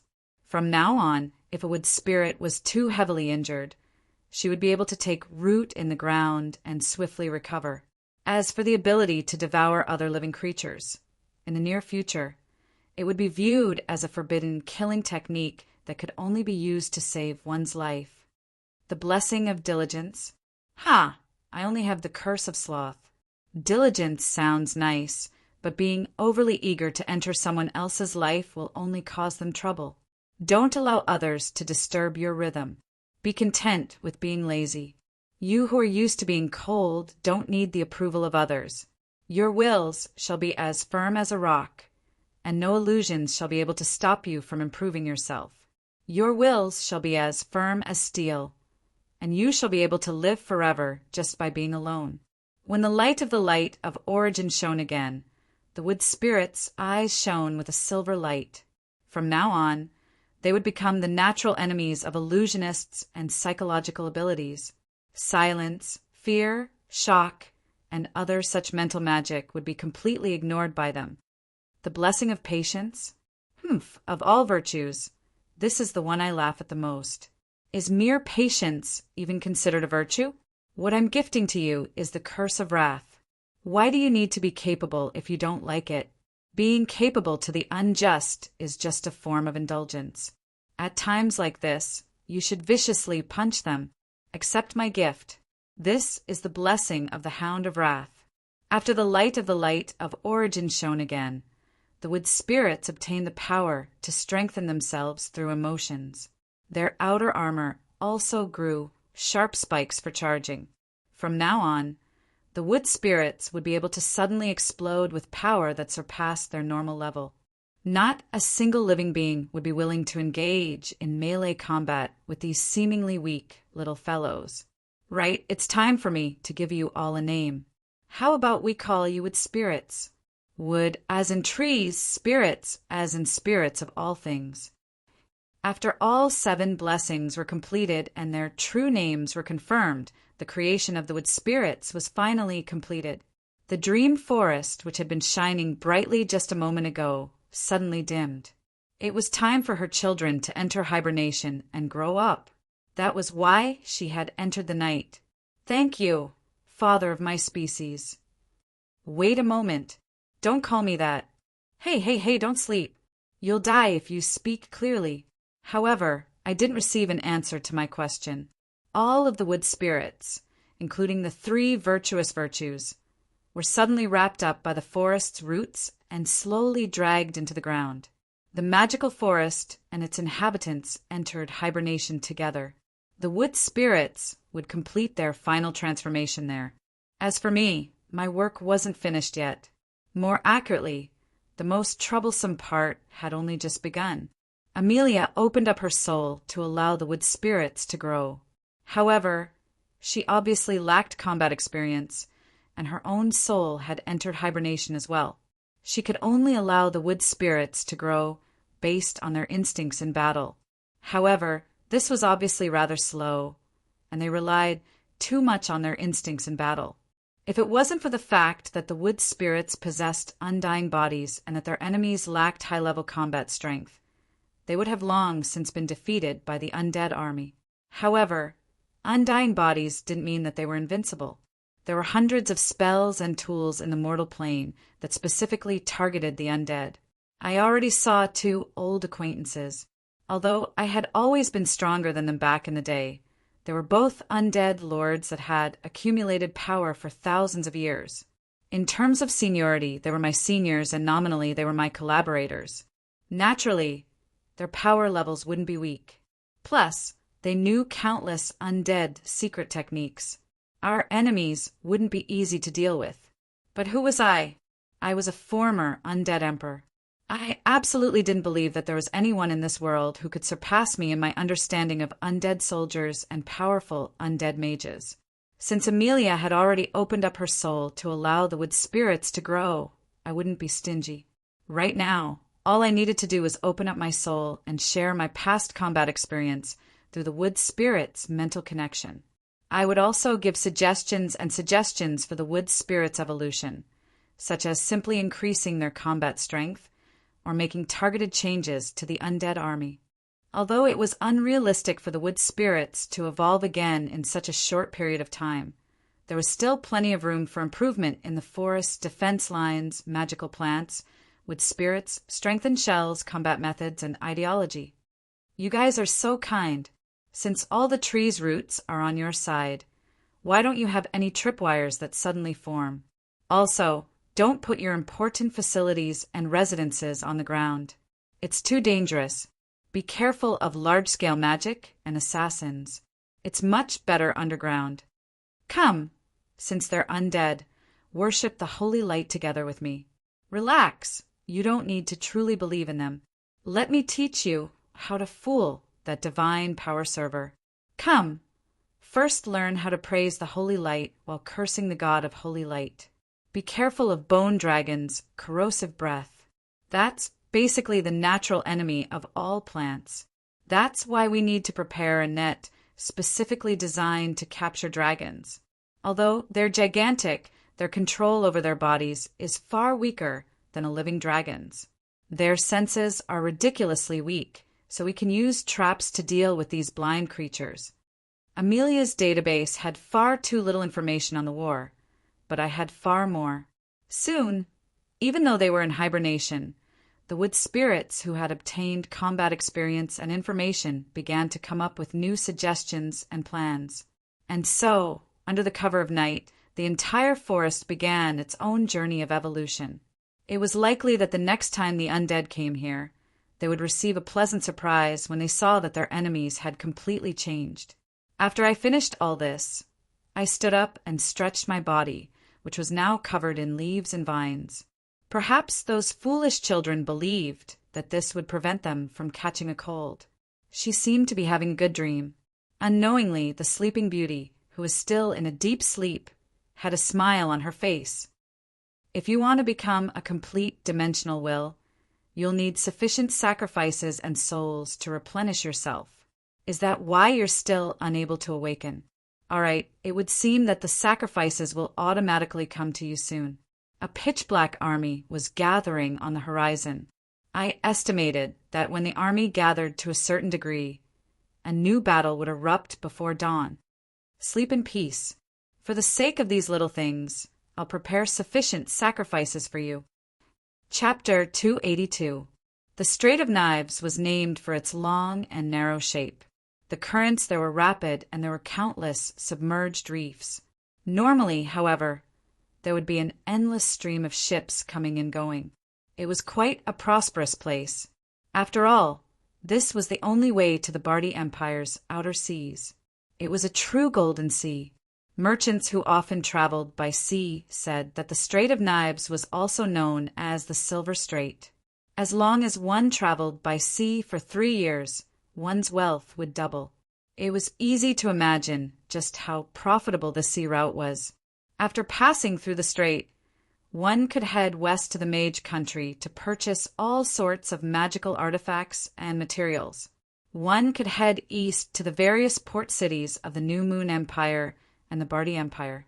One could make a huge profit just by using the sea route to transport special products from the various ports.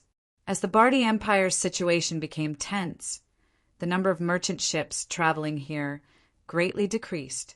On one hand, the New Moon Empire and the Bardi Empire's various countries were now part of the Bardi Empire, so there wouldn't be much profit from traveling by sea. On the other hand, the Mage country and the Bardi Empire were currently in a tense relationship with each other. A naval war could erupt at any moment, and it would be too pitiful to become cannon fodder. But today, the gradually calming strait wasn't as quiet as it used to be. A small but significant naval battle was currently taking place. The two sides fighting had nothing to do with the owner of the sea. That's right, they weren't from the Bardi Empire, nor were they from the Mage country. The battle happening here was purely coincidental. On one side, there were two gigantic sea beasts. If Roland was here, he would probably recognize one of them as an old acquaintance. It was a seven-headed dragon that emitted a blue radiance from its entire body, while the other one was a ridiculously huge sea giant. Now that I mentioned this, I could probably guess that this was that persistent Lady Storm, the goddess of vengeance who was famous for holding grudges and being petty. Not only did these sea beasts bring about her hostility, they even provided her with a medium for divine power to intervene. The seven-headed dragon's heads were all roaring at the sky.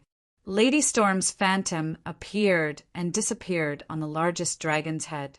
She was summoning a tempest to create waves. Meanwhile, the sea giant was treading on the waves. Every time its gigantic war hammer struck the surface of the sea, a 10-meter-tall wave would violently crash towards the sea giant. Fighting against them were two gigantic warships. One of the warships was mostly constructed out of steel. Mage towers and engineered cannons were constantly firing cannons and magic. The dragon's skin around the deck was also glowing in a blue radiance.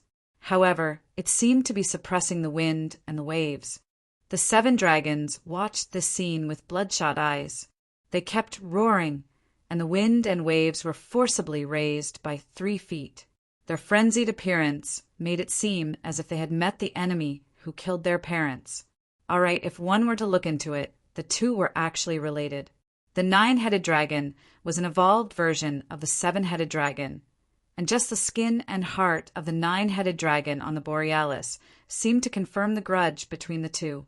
There weren't many top-level magical beasts of the same species, so they were more or less related. Judging from how agitated the 7-headed dragon was, it was likely that the 9-headed dragon had either killed its father or its husband. And since the Borealis was participating in the battle here, the other battleship was naturally its brother, the Keelbone's warship Mizar. Sigh, it's really not easy to deal with. On the bridge of the Borealis, Marcelet, who was the ship's control hub, had a calm expression on his face. His calm voice echoed across the bridge as he issued battle commands without a care in the world. As the temporary commander of the fleet, Pierre Papin was nervous and didn't dare to be careless. The storm had already persisted for more than 2 hours. From the moment that the enemy's 7-headed dragon saw the Borealis, it began summoning storms as if it had gone mad. Winds, waves, and storms attacked at the same time. Dark clouds covered the sky, causing the entire region of the sea to become pitch black where one couldn't even see their own fingers. The dark clouds that filled the sky blocked all vision and magical senses. It was obvious that this was an unnatural phenomenon. We can't hold on any longer. Reduce the power output of the floating engines by 30%. We're heading into the sea. Close all the hatches and dive down. The Borealis chose to enter the sea due to the constant thunder and magical beast attacks. The broken deck automatically began to mend itself, and the cannons that had been destroyed by lightning were repaired, ready to fire at any moment. The 9-headed dragon's ability to recover underwater helped to balance the scales of the battle. Storms and giant waves constantly battered the hull of the ship. Even though it was daybreak, not a single ray of sunlight could be seen. The crazy turbulence could cause any lookout on the deck to fall into the sea. Even determining the direction of the ship had to be done through a compass. The most dangerous one was still that crazy and petty goddess in the clouds. After finally catching her enemy with great difficulty, Lady Storm discovered that the skin of her beloved pet was actually draped on the enemy's ship. Lady Storm, who was always in a state of hysteria, had completely fallen into madness. She poured out her divine power at all costs, and the sky was filled with thunder and lightning that rained down incessantly. To an ordinary ship, this was a desperate situation that would cause veteran sailors to despair. Giant waves over 10 meters high could overturn a fully loaded ship. But to the Borealis that had already entered the sea, it was just an annoying little wave. When a dragon entered the deep sea, no matter how terrifying the thunder and waves were, it was meaningless. Most of the body of the ship had already entered the sea, and the cannons had been forced to stop firing. Only the mage towers on the deck were still shooting out icy blue ice crystals. In an underwater environment, only a few types of magic could still display their full power. After all, the Borealis had not been designed with underwater combat in mind, and there was no time to change the cannons to specialized underwater ammunition. Reporting, the 6th cabin has entered the water. There should be some damage that needs to be repaired. Reporting, the 3rd cannon on the port side has a mechanical failure and has lost control. It is recommended to directly abandon it. The 2nd mage tower has been struck by lightning. All spellcasters have been evacuated. There are currently no casualties, but it's too passive to only be able to take a beating. A message from the Mizar. Is there an end to that crazy woman in the sky? This is too troublesome. Hurry up and think of a solution. Our first voyage has become our last. That's too unlucky. If it was just 2 top-level sea monsters, the 2 warships would not be a problem. But Lady Storm, who had successfully advanced to become a great divine power, had gone crazy again. No matter how strong the 2 warships were, they were still within the scope of mortals. Yet the 7-headed dragon didn't hesitate to sacrifice its own body, turning it into a channel for the Queen of Storms to vent her god power, allowing her to unleash her full strength. The endless lightning she summoned forced the 2 battleships to sink, but passively taking a beating like this was not a solution. That top-level sea monster was not to be trifled with. As time passed, the mother of sea monsters and other subordinates would definitely arrive, and the situation would become very difficult. Due to the great improvement of Lady Storm after becoming a great god, the 2 warships of Donglan were showing signs of being unable to withstand the relentless pursuit of this jealous lady. Bad news came one after another at high speed. Marsalit immediately sent out maintenance personnel, and by adjusting the control of the magic power pipelines, they worked hard to speed up the recovery of the damaged parts. The surviving ships were doing their best to save themselves, and the temporary captain of the demon muscleman was already sweating profusely. Although he had Marsalit's assistance, it was obviously too much to let an ordinary captain take command of a super warship. The port side was hit by something heavy. It's that damn sea giant. He threw out his warhammer. On the blueprints of the bridge, the part that represented the damage suddenly turned red. The situation was becoming more and more dangerous. Captain Pierre instinctively looked at the passengers on the bridge for help. Even though he was asking for help with his eyes, it was still an indirect request for help. Let us go out and beat them to a pulp. As long as we get rid of that 7-headed dragon that's acting as a medium, the storm will stop. The wavering young knight Madison requested to go to battle. He was a captain of the Aurora Knight Squadron.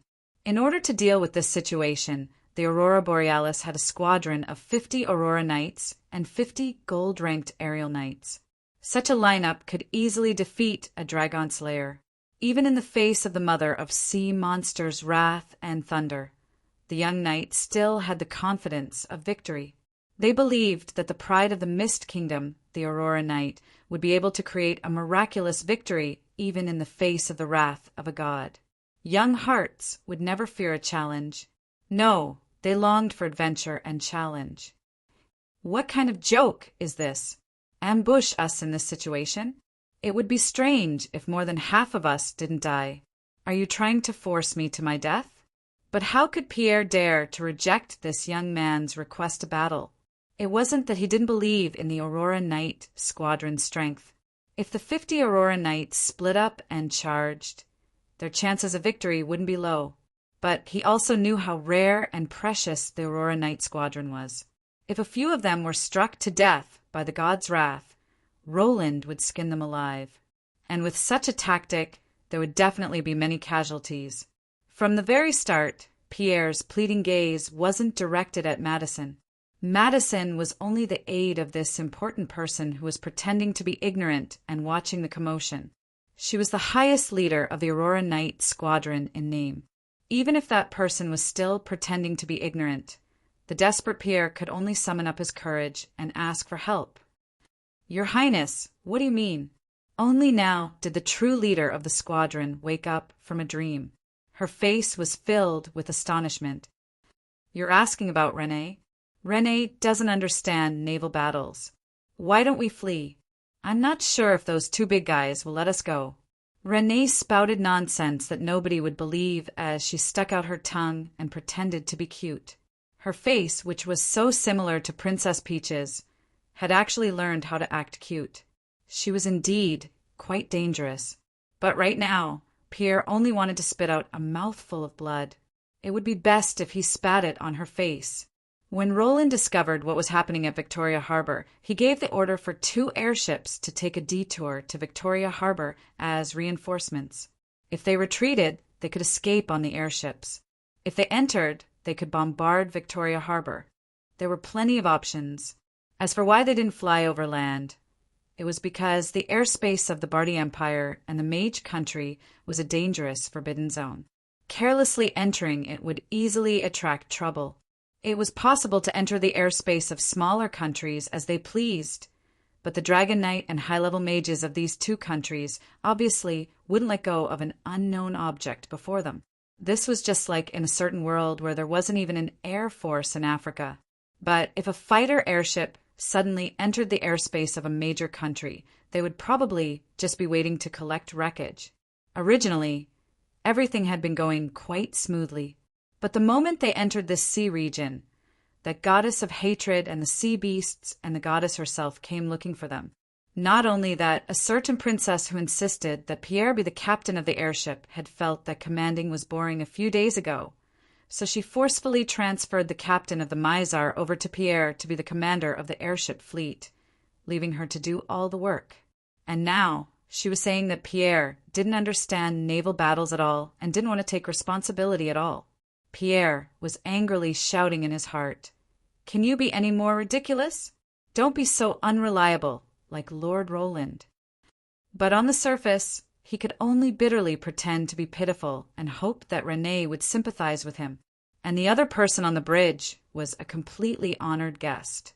After he suddenly came looking for them, Princess Renee's main job for the past few days was to drink tea and chat with him. Pierre didn't even dare to ask this seemingly young passenger, even though he knew that he had the ability to turn everything around.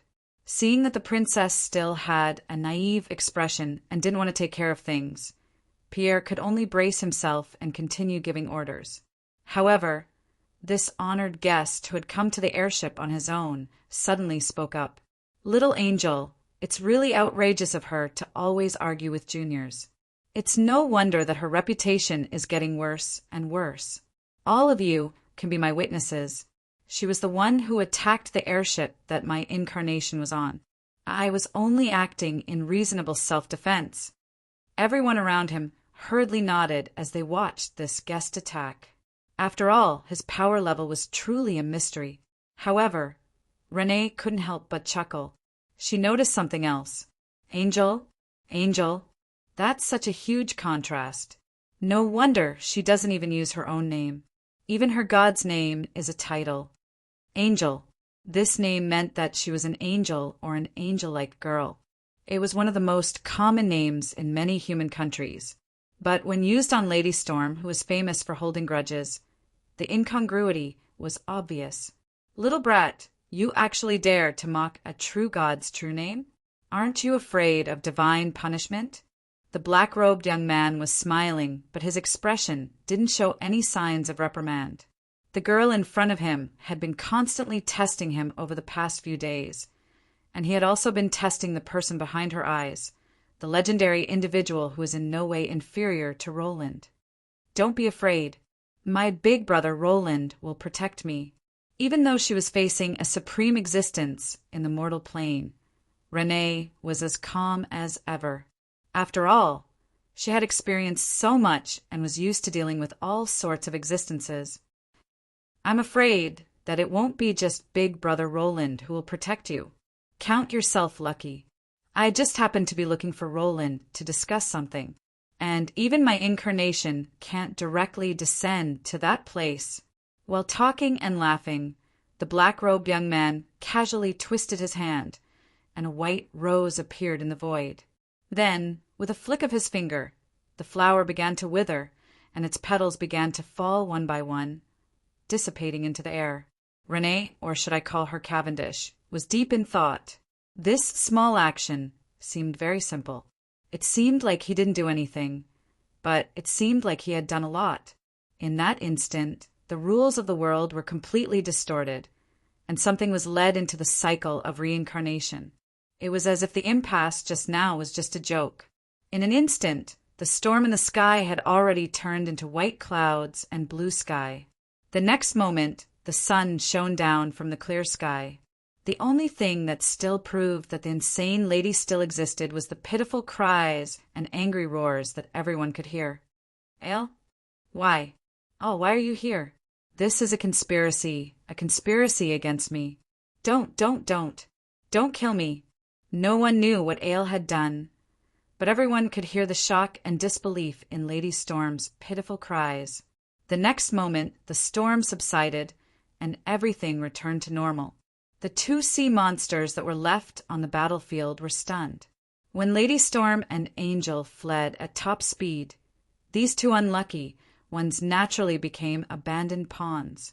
For a moment, besides the still, smiling incarnation of the Grim Reaper, there was only Renee's voice in the bridge. "Everyone has worked hard today. Work harder, and tonight's dragon meat hot pot will be your meal. Oh, right, remember to keep all the parts of the dragon plate that can be used to upgrade and perfect the Borealis. Also, remember to absorb divine substances. Brother Roland will definitely praise me for being diligent and thrifty."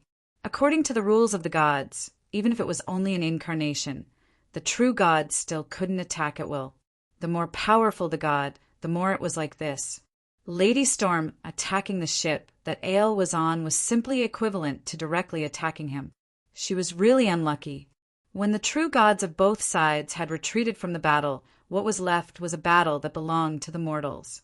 At this moment, facing the two powerful fleets, the seven-headed dragon that had already lost the divine power did not even have the strength to escape.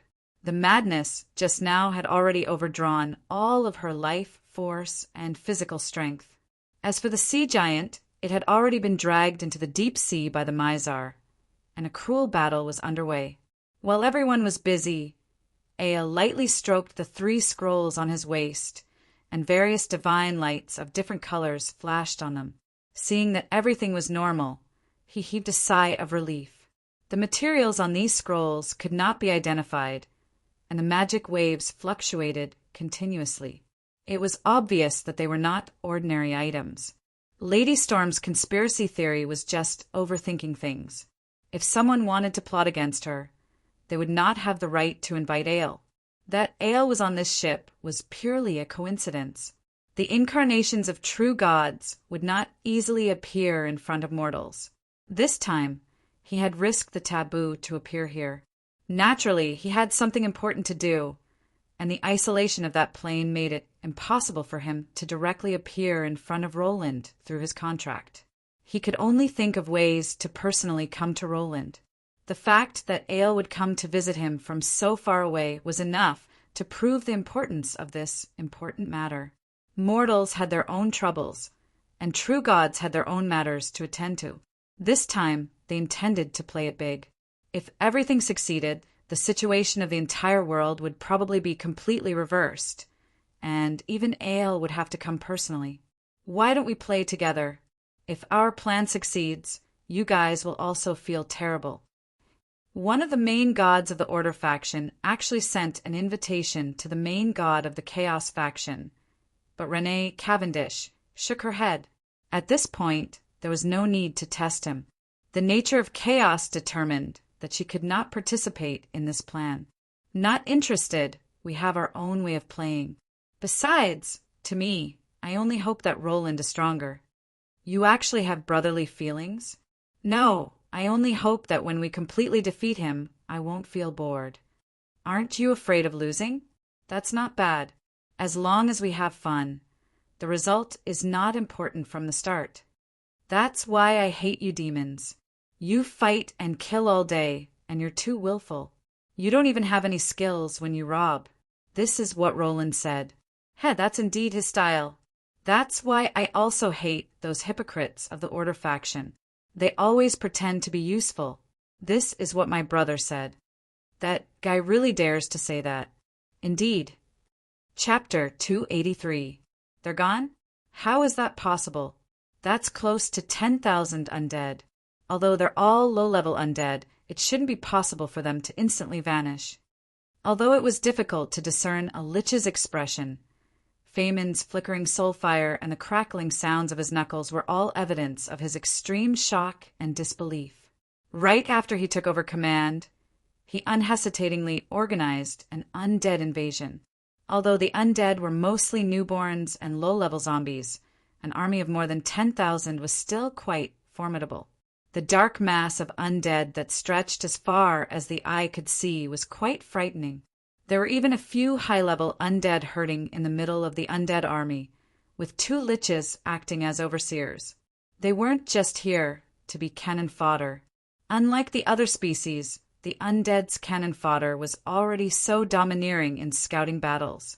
This advantage in numbers was more than enough to crush any ordinary low-level city. Even if the undead just stood there and let the undead attack, it would take several hours. How could they vanish so quickly? Holy light? Even if they didn't say anything, expressions of, "Are you kidding me?" and "Do you think I'm an idiot?" were already written all over the high-level undead's faces. The undead were just plants, and they didn't even have a holy night. So how could there be any holy light? You couldn't have seen nothing at all, only saw the light, and thought it was holy light and ran away in fear, right? Where did this third-rate observer, photographer, come from?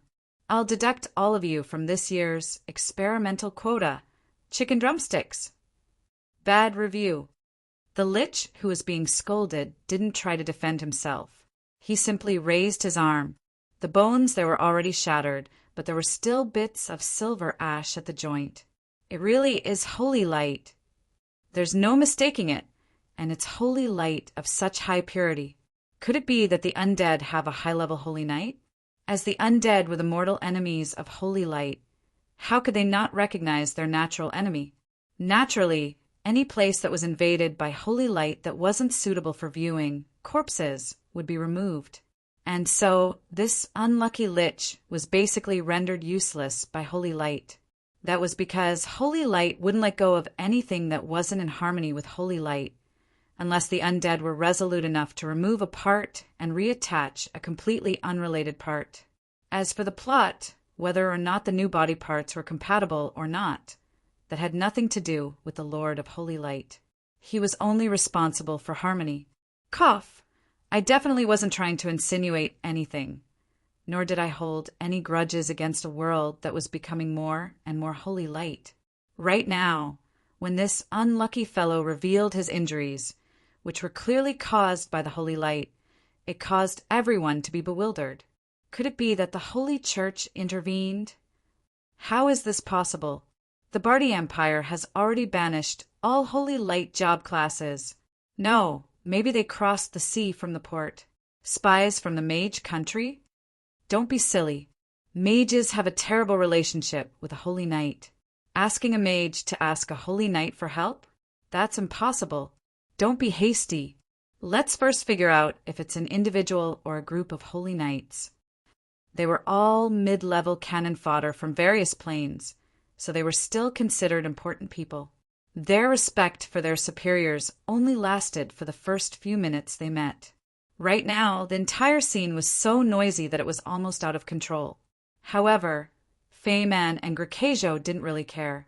They simply exchanged glances and felt that this was Roland's style. Don't be anxious. Tell us in detail what you encountered. Did you see a special Lich? Seeing that their highest commander had spoken, the Lich Adler hurriedly nodded and began to describe what had happened to him. Not long ago, before he retired from the army, he had led a team to attack that magical forest. This time it was because he had experience dealing with those plants that he was sent to fight again. But this time, the situation was even worse than last time. The moment he reached the edge of the forest, he discovered that something was wrong. The trees are at least 10 times taller than before. Are you joking? I definitely remember correctly. Previously, it was just the size of an ordinary forest. But this time, after we entered, we felt as if we entered a kingdom of giants. We couldn't even see the trees clearly when we looked up, and even the flowers on the side of the road were taller than us. And then my team was completely annihilated. If it wasn't for the fact that I managed to activate an unexpected teleportation spell in time and teleported me back to the entrance of the forest, I would have been killed as well. All right then, it was actually an instant annihilation. But at least Adler had time to report the situation, so he didn't lose too badly. Soon, all the information was gathered.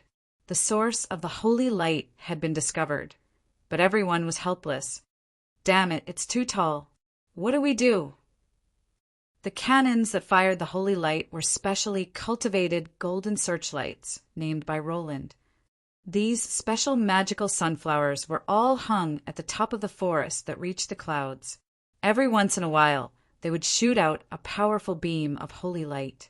Due to the unique location of the forest, it would be impossible to reach the top using normal methods. But if they sent an aerial squadron, it's not that I didn't do anything, but the bone dragons and gargoyles that I summoned were all caught in a strange web of vines. Those vines actually grew on the bones and transformed the bone dragons into their own nourishment. Milords, I've suffered heavy losses this time. Medusa's snake hair, also named by Roland, was the name of this special parasitic vine. They ate bones as food and would take root in bones to absorb nutrients in order to reproduce even more snake vines, the wood spirit's official name.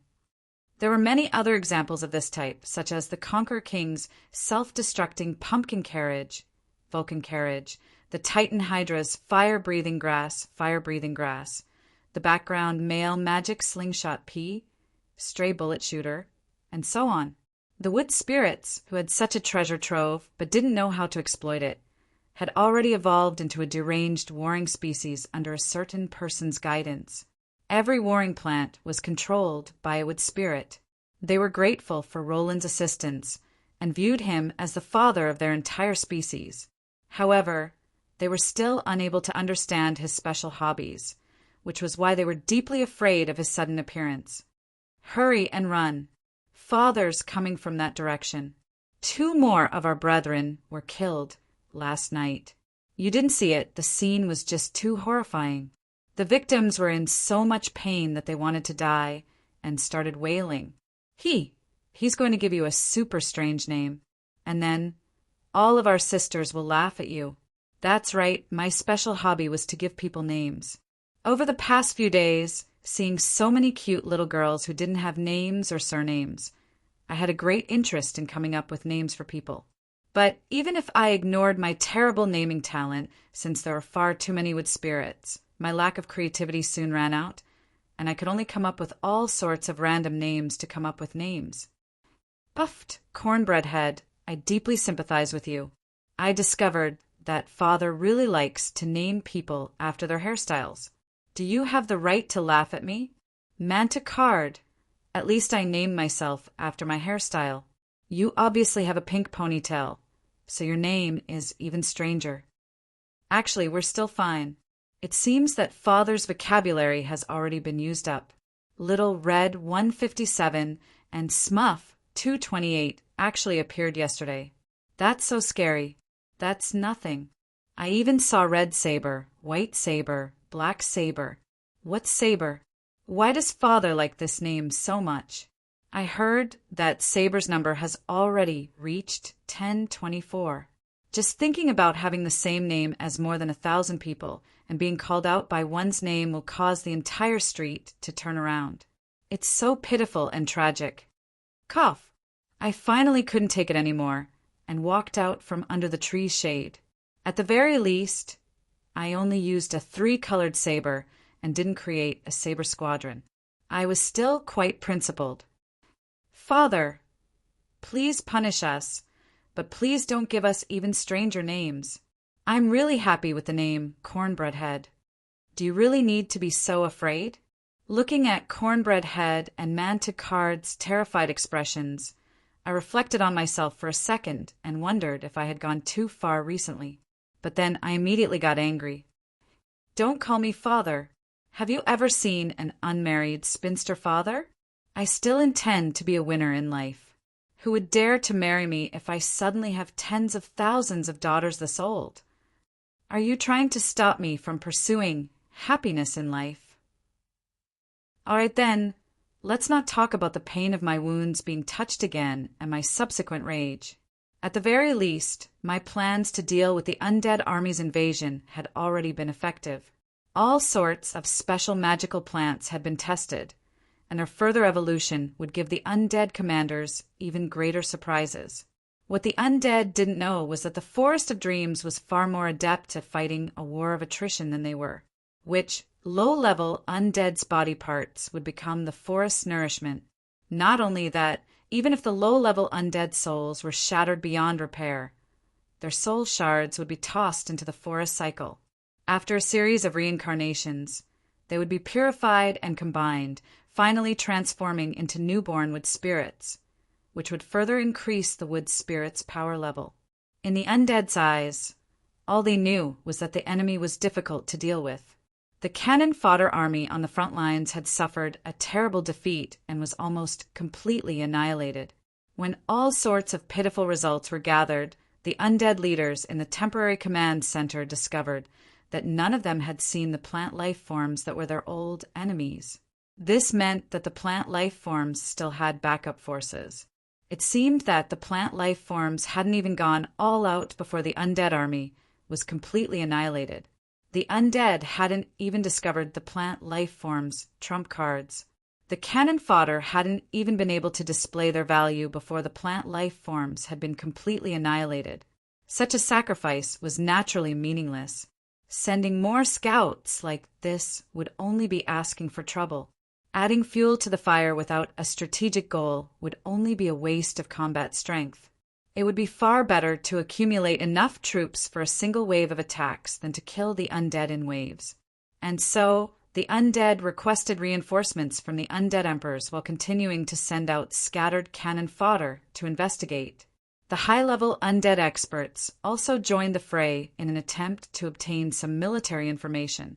Right now, I had just received a response from Womians, which caused me to sink into deep thought. Did Ale personally come? It would seem that everyone is taking this seriously. Should I? I might as well use the undead to do a little experiment. Why has every holy war caused such a huge commotion? Did the decision-makers of the various countries and species not consider that their own species and countries might perish because of the war?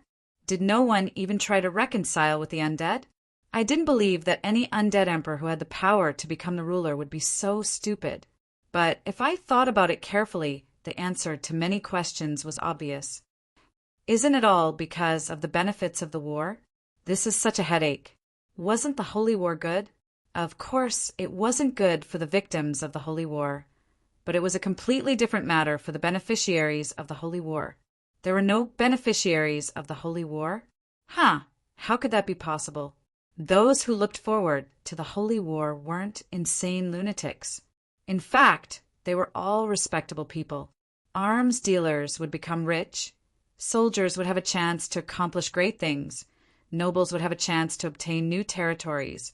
No king would complain about how extravagant the decorations on their crown was. And even blacksmiths would be happy to receive more orders. Farmers would also be secretly delighted that their crops would be purchased at a good price. Wasn't the Holy War like this? Was it a clash between order and chaos? Actually, it was the same. There would always be a minority of people who truly viewed concepts and ideologies as the highest goals of their lives. Most people would only care about personal benefits in the end. For true gods, the Holy War could be said to be the only shortcut to greatly increase their divine power and personal domain. For humans, the more desperate their situation was, the more they would hope for salvation from the gods. Plus, they would be able to obtain divine power and believers through fighting. As long as they could survive until the Holy War ended, they would be able to save at least 1,000 years of cultivation. After all, there would be no shortage of battles in order to break through an already established faction. At the very least, that was how the god of Holy Light rose to the top in a single step. According to a fairy report, after the last Holy War, the number of Holy Light believers increased by more than 10 times. The god of Holy Light instantly became a main god among main gods. The human rulers had the authority to start wars. And in the Holy War, the god of Holy Light would be the ruler of order. If he wanted to strengthen himself, it would be necessary to start a holy war. As long as he purified the undead and demons, his believers would devoutly ask him for help and pray. He would obtain enough power of faith and a new divine concept, which would increase his status and power even further. If this was for the god of Holy Light's personal benefit, there was another reason.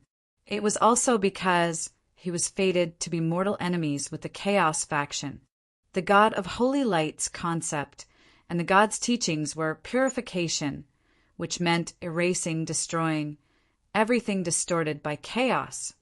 As a concept that was created and strengthened in the Holy War, the god of Holy Light was also restricted by the Holy War.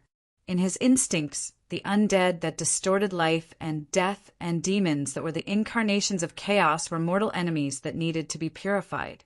This was the most basic meaning of his existence. If he denied this, it would be like how a lamp used to drive away darkness would be useless in the daytime. If he lost a meaning of his existence to correct, erase, the distorted chaos, there would be no meaning for Holy Light to continue shining. The god of Holy Light didn't directly destroy the undead in Donglan because his logical judgment was that it would be useless to turn against the god of law, who was also an order god. But once the Holy War ended, the god of Holy Light would naturally come to settle the score. I definitely can't let him have absolute authority. At the very least, I need to have a third voice appear. This was a mutual understanding that Ael and I had reached from the very start.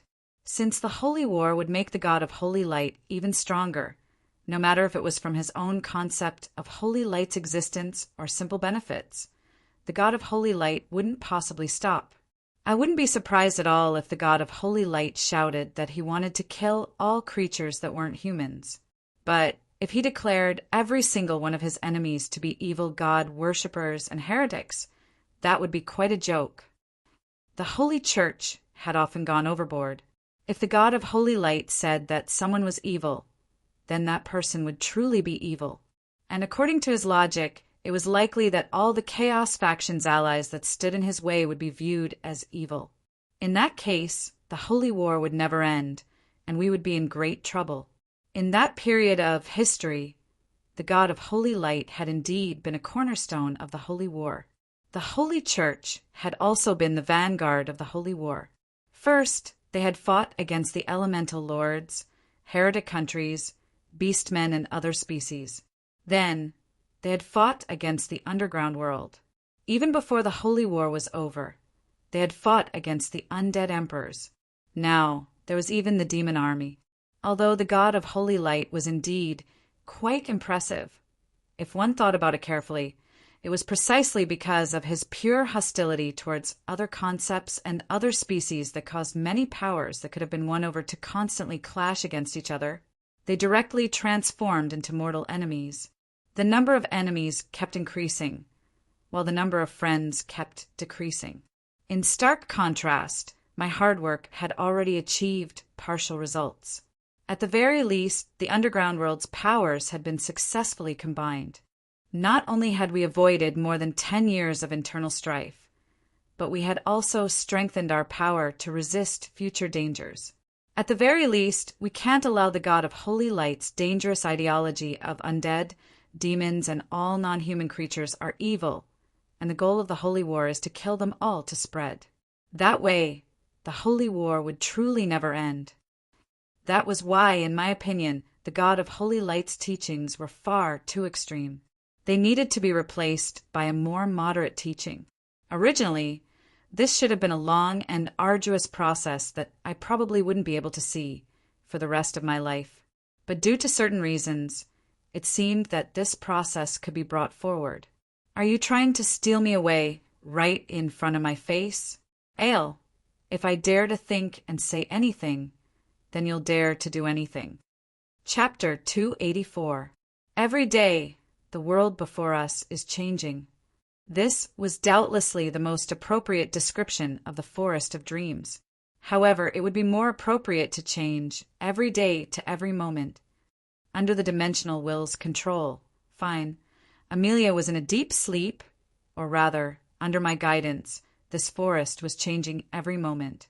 One moment, it would be a small path in the forest, and the next moment, it would become a deep pit. Not to mention the undead army attacking us. Even the wood spirits themselves would get lost in their own forest. Not to mention the natural talent, ability of the children of the forest to never get lost in a forest, as far as I knew. That was most likely the work of Droll and a ranger who had memorized the map.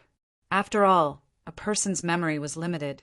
If one went to sleep last night at a lake and woke up to a flourishing city the next day, one would feel that something was wrong.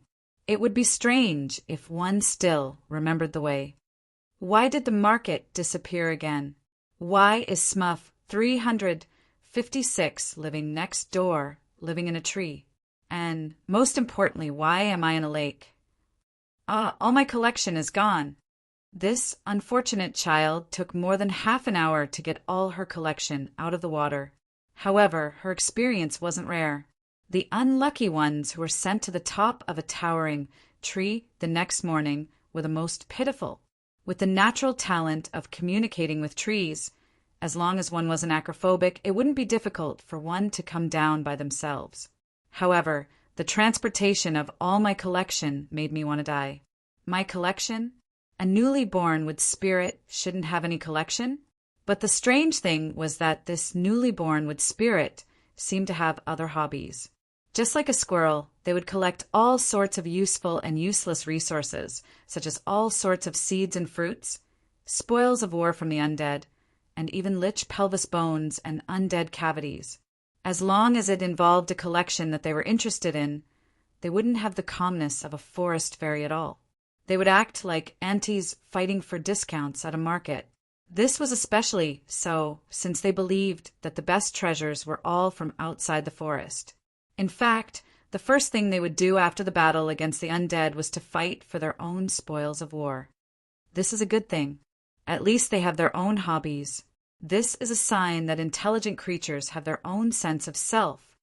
Although I said that in my heart, I felt a subtle sense of discomfort as I looked at those little Lolas who were showing off their intestines of abomination to me with their innocent and cute smiles. Forget it. Since it's one of Amelia's brethren, it would be inconceivable if it was too normal. You speak as if it has nothing to do with you, father of the clan. By the way, do I need to give you an unconcealable honorary title, father of Myriad Luo, so that everyone knows that you are a father? Please don't. All right, I immediately surrendered. This bastard was too vicious. If I went out with this title, wouldn't I become a laughingstock?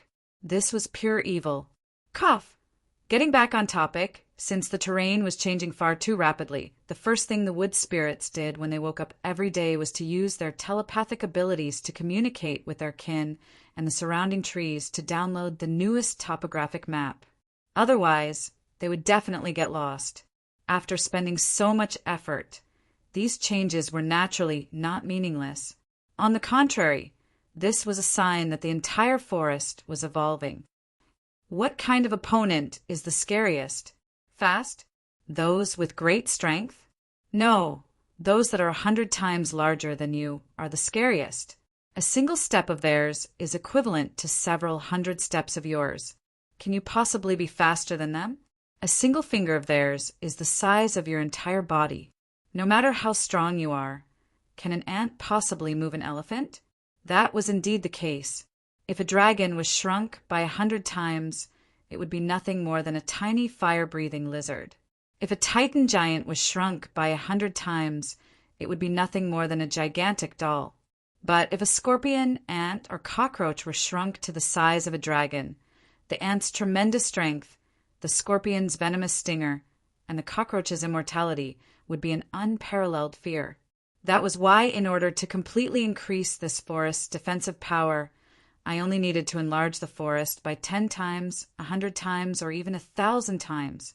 In that case, the various magical plants that grew from the forest would naturally be enlarged, greatly increasing their power. Actually, the effects were even better than I had expected. The pinecone bombs that were 10 times larger than me were truly indescribable. When they exploded, they would be equivalent to a fuel-air bomb, or even a miniature nuclear bomb. The vines and roots that had originally been only meant to be used to trip the undead ended up becoming nets of death that stole everything. In fact, even the strengthened outer shells of the undead evolved into Titan giants that covered the sky. With the dimensional will's support, the undead were just this unreasonable. However, there were still limits to what they could do. The dimensional laws of the undead would distort the natural laws of the undead's existence. In that case, as long as the undead left the undead's dimension, the undead would no longer be able to survive. But in this forest, the dimensional will was the strongest. Her will would transform into reality. What was fake would become real, and what was unreasonable would become reasonable. This was doubtlessly an advantage for the defending side. It seemed that as long as time passed, the difference in power between the undead and the undead would only grow larger and larger. If I was the undead's commander, I definitely wouldn't allow the dimensional will to evolve on its own. The earlier the final battle, the better. But perhaps my existence was giving these two old acquaintances of mine too much pressure, or perhaps they didn't have any experience in this area, or perhaps they were just slacking off. Although they kept sending out probing attacks, the true final battle still hadn't arrived. In my opinion, their method of dealing with the undead was far too conservative. There was obviously something unreasonable about this. Previously, the dimensional will had still been in a deep slumber, and its method of dealing with the undead was more instinctive. But now that it had a useless advisor like me, its evolution naturally had a more targeted method. It should have gone all out long ago and started the final battle as soon as possible, which would have the highest chance of victory. Of course, the overly rapid evolution also brought about some minor problems. For example, the wood spirit's overly tiny bodies would cause all sorts of imbalances and loss of control when operating their strengthened outer shells. For example, finding their way home every day would be a great adventure. That was because the wood spirits were now independent individuals, a true species. They wouldn't be able to change their bodies as their mothers wished. Once a young bird left the nest, it would be impossible for it to return. But this also meant that the wood spirits were an intelligent species on par with humans and elves. As one of the rare new species in the recent generation, they had limitless potential for development. Just a simple evaluation would be enough to determine that once an adult wood spirit was equipped with a strengthened outer shell that could be used in the outside world, they would be able to use silver combat strength. This was a new silver species on the same level as the superior elves. Just the fact that Amelia had created the wood spirit species was already enough to leave her name in history. Without realizing it, Amelia, you've done something incredible. Over the past few days, in order to help guide the forest's evolution, I had been resting near the central lake. I gently tidied up Amelia's messy hair. The seemingly pure sleeping princess still had no intention of waking up. Her sleeping appearance didn't have any of her past craziness. Instead, she had a rare fragility to her. She was just like a white lily after the rain. She had the gentleness of a rain-struck pear blossom, making one feel pity for her. She's actually quite cute when she doesn't talk. I gently swept away the fallen leaves around her, but my gaze was attracted to Amelia's face, which had just regained some color. Ever since she had fallen asleep, she always had a childlike smile on her face. The dark circles under her eyes that used to always be around her eyes had vanished without a trace. Her rosy complexion was the best makeup. Her normally pale lips had become rosy and alluring. Her incredibly pure sleeping appearance made one feel calm, just like an angel that couldn't be defiled. But even as I was admiring this beautiful woman, I was thinking about a topic that would ruin the mood. It would seem that there aren't enough sacrifices for you to wake up. Souls were the source of everything. Just like how the two goddesses of order and chaos would use soul shards to absorb nutrients in order to recover, as a newly born dimensional will, Amelia also needed a large number of souls to replenish herself. Without a doubt, the undead were the best choice. You should remember this favor. You'll have to repay it in the future. I lightly flicked the tip of her upturned nose, and to my surprise, I discovered that it felt quite nice to the touch. I then secretly touched it a few times, just as I was exclaiming that Amelia was so easy to bully. Rosa sent me an urgent message through our mental link. She told me that there was something wrong with the new wave of enemy troops outside the forest. The situation had unexpectedly gone out of control, and I knew that it was time to leave. You're more valuable in your usual state. I'll help you wake up. This wasn't a vow, nor was it a promise. It was simply something that I was about to do. This was my decision.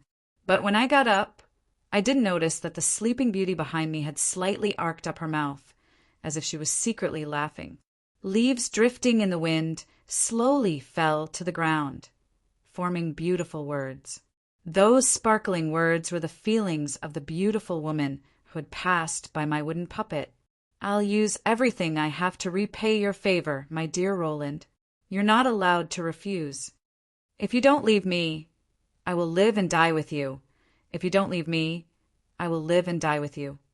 Due to the dimensional will's existence, the Forest of Dreams was indeed quite undefeatable, as it was an independent dimension. However, the dimensional will wasn't the only low-level undead the Forest of Dreams was facing. Feyman wasn't experienced enough, so he couldn't tell what was going on. The former First Senator Gurkejo was experienced and powerful enough. He had long since noticed the dimensional laws of the Forest of Dreams, but he didn't want to say it. After all, Gurkejo knew that as long as the situation became clear, and he learned that this was a battle where time was in the enemy's hands, it would be time for him to charge forward. At that time, if he didn't want to go against the will of the undead emperors, not only would he have to face Gurkejo directly, his gigantic body would also be the best target. There was a 99% chance that he would become cannon fodder. Fight against Gurkejo on the enemy's home turf? Simultaneously, he would have to challenge a newly born dimensional will. Gurkejo was quite self-aware. He didn't think that he was tired of living. It's not like it's my problem. Even if the sky collapses, there's always someone higher up. The undead emperors won't do anything. So why should I fight to the death so that others can benefit from it? The former first senator was already one step away from becoming a semi-god. His power level was impeccable, but the undead emperors had underestimated his own selfishness. Since he would be able to reach semi-god rank by simply waiting 200 years, why would he risk his life for someone else? Gurkejo had never been a good person who would sacrifice himself for others, nor was he a brave warrior who would sacrifice his life for others. Otherwise, he wouldn't have lived to this day. And so, the sly immemorial bone dragon began to slack off, allowing Feyman to be busy. But when his only companion finally couldn't help but want to personally fight, Gurkejo stopped Feyman and secretly told Feyman about the secrets of the desecration plane. And then there were now two people slacking off. From a certain standpoint, undead Emperor Aso of the Desecration Plane had truly chosen the wrong people. Feyman and Gurkejo were both quite powerful, but if they were truly responsible and dared to fight, then how could they not be capable of accomplishing anything? The two of them together had both schemes and power. What could they not do? How did they end up in such a state? Gurkejo had been born as a mount. He had experienced all sorts of hardships and humiliation. If it's a dog, so be it. A mount is fine as well. Everything's fine as long as I can survive. That was his dragon motto. It was unrealistic for him to risk his life like this, especially since the undead emperors were foolish enough to give him the reward he wanted. Gurkejo was even less willing to risk his life. As long as I survive, I'll also reach semi-god rank one day. You want me to fight against Gurkejo?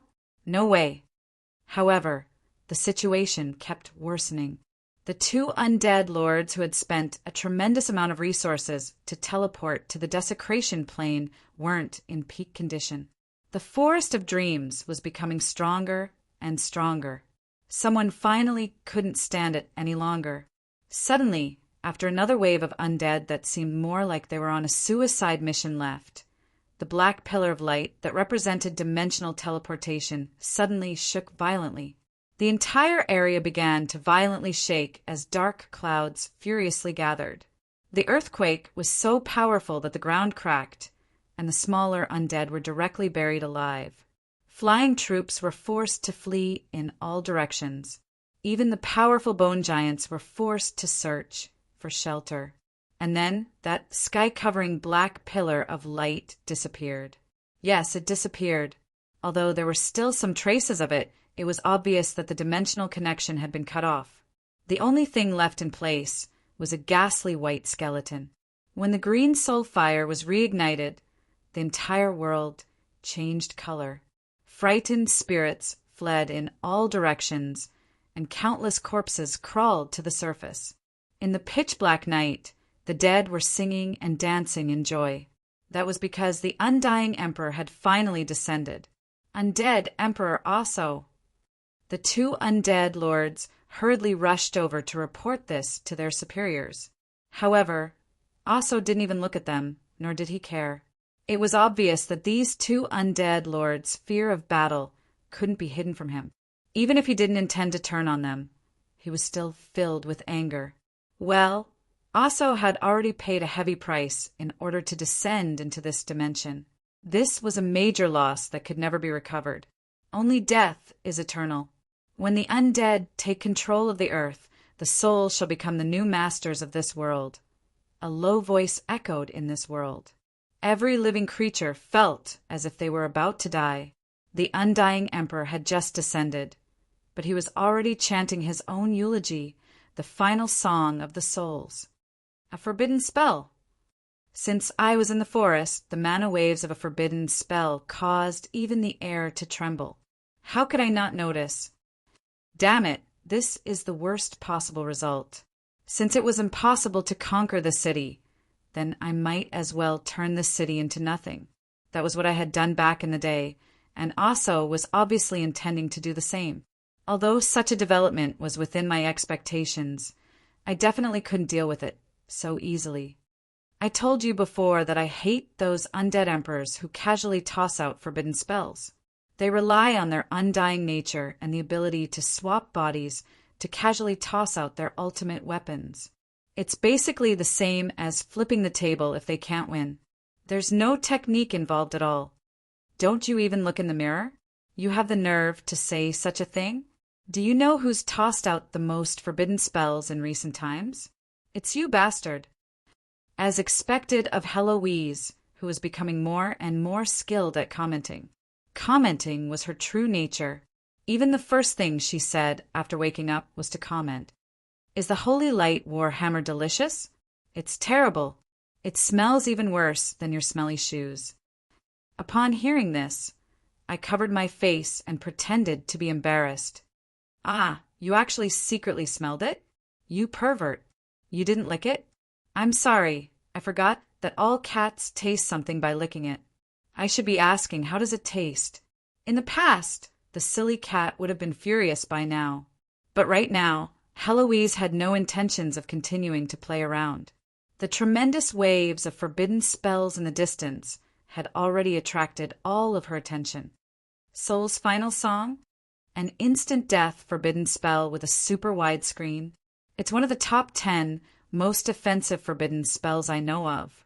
Based on the current progress, you won't be able to cast it for more than 10 hours. Are you confident that you can reach him in time? I couldn't help but chuckle at how unprofessional she was asking this question. Who would know if I didn't fight this thing? However, when enemies meet on a narrow path, only the courageous will emerge victorious. Do you think those pieces of trash will be able to stop me?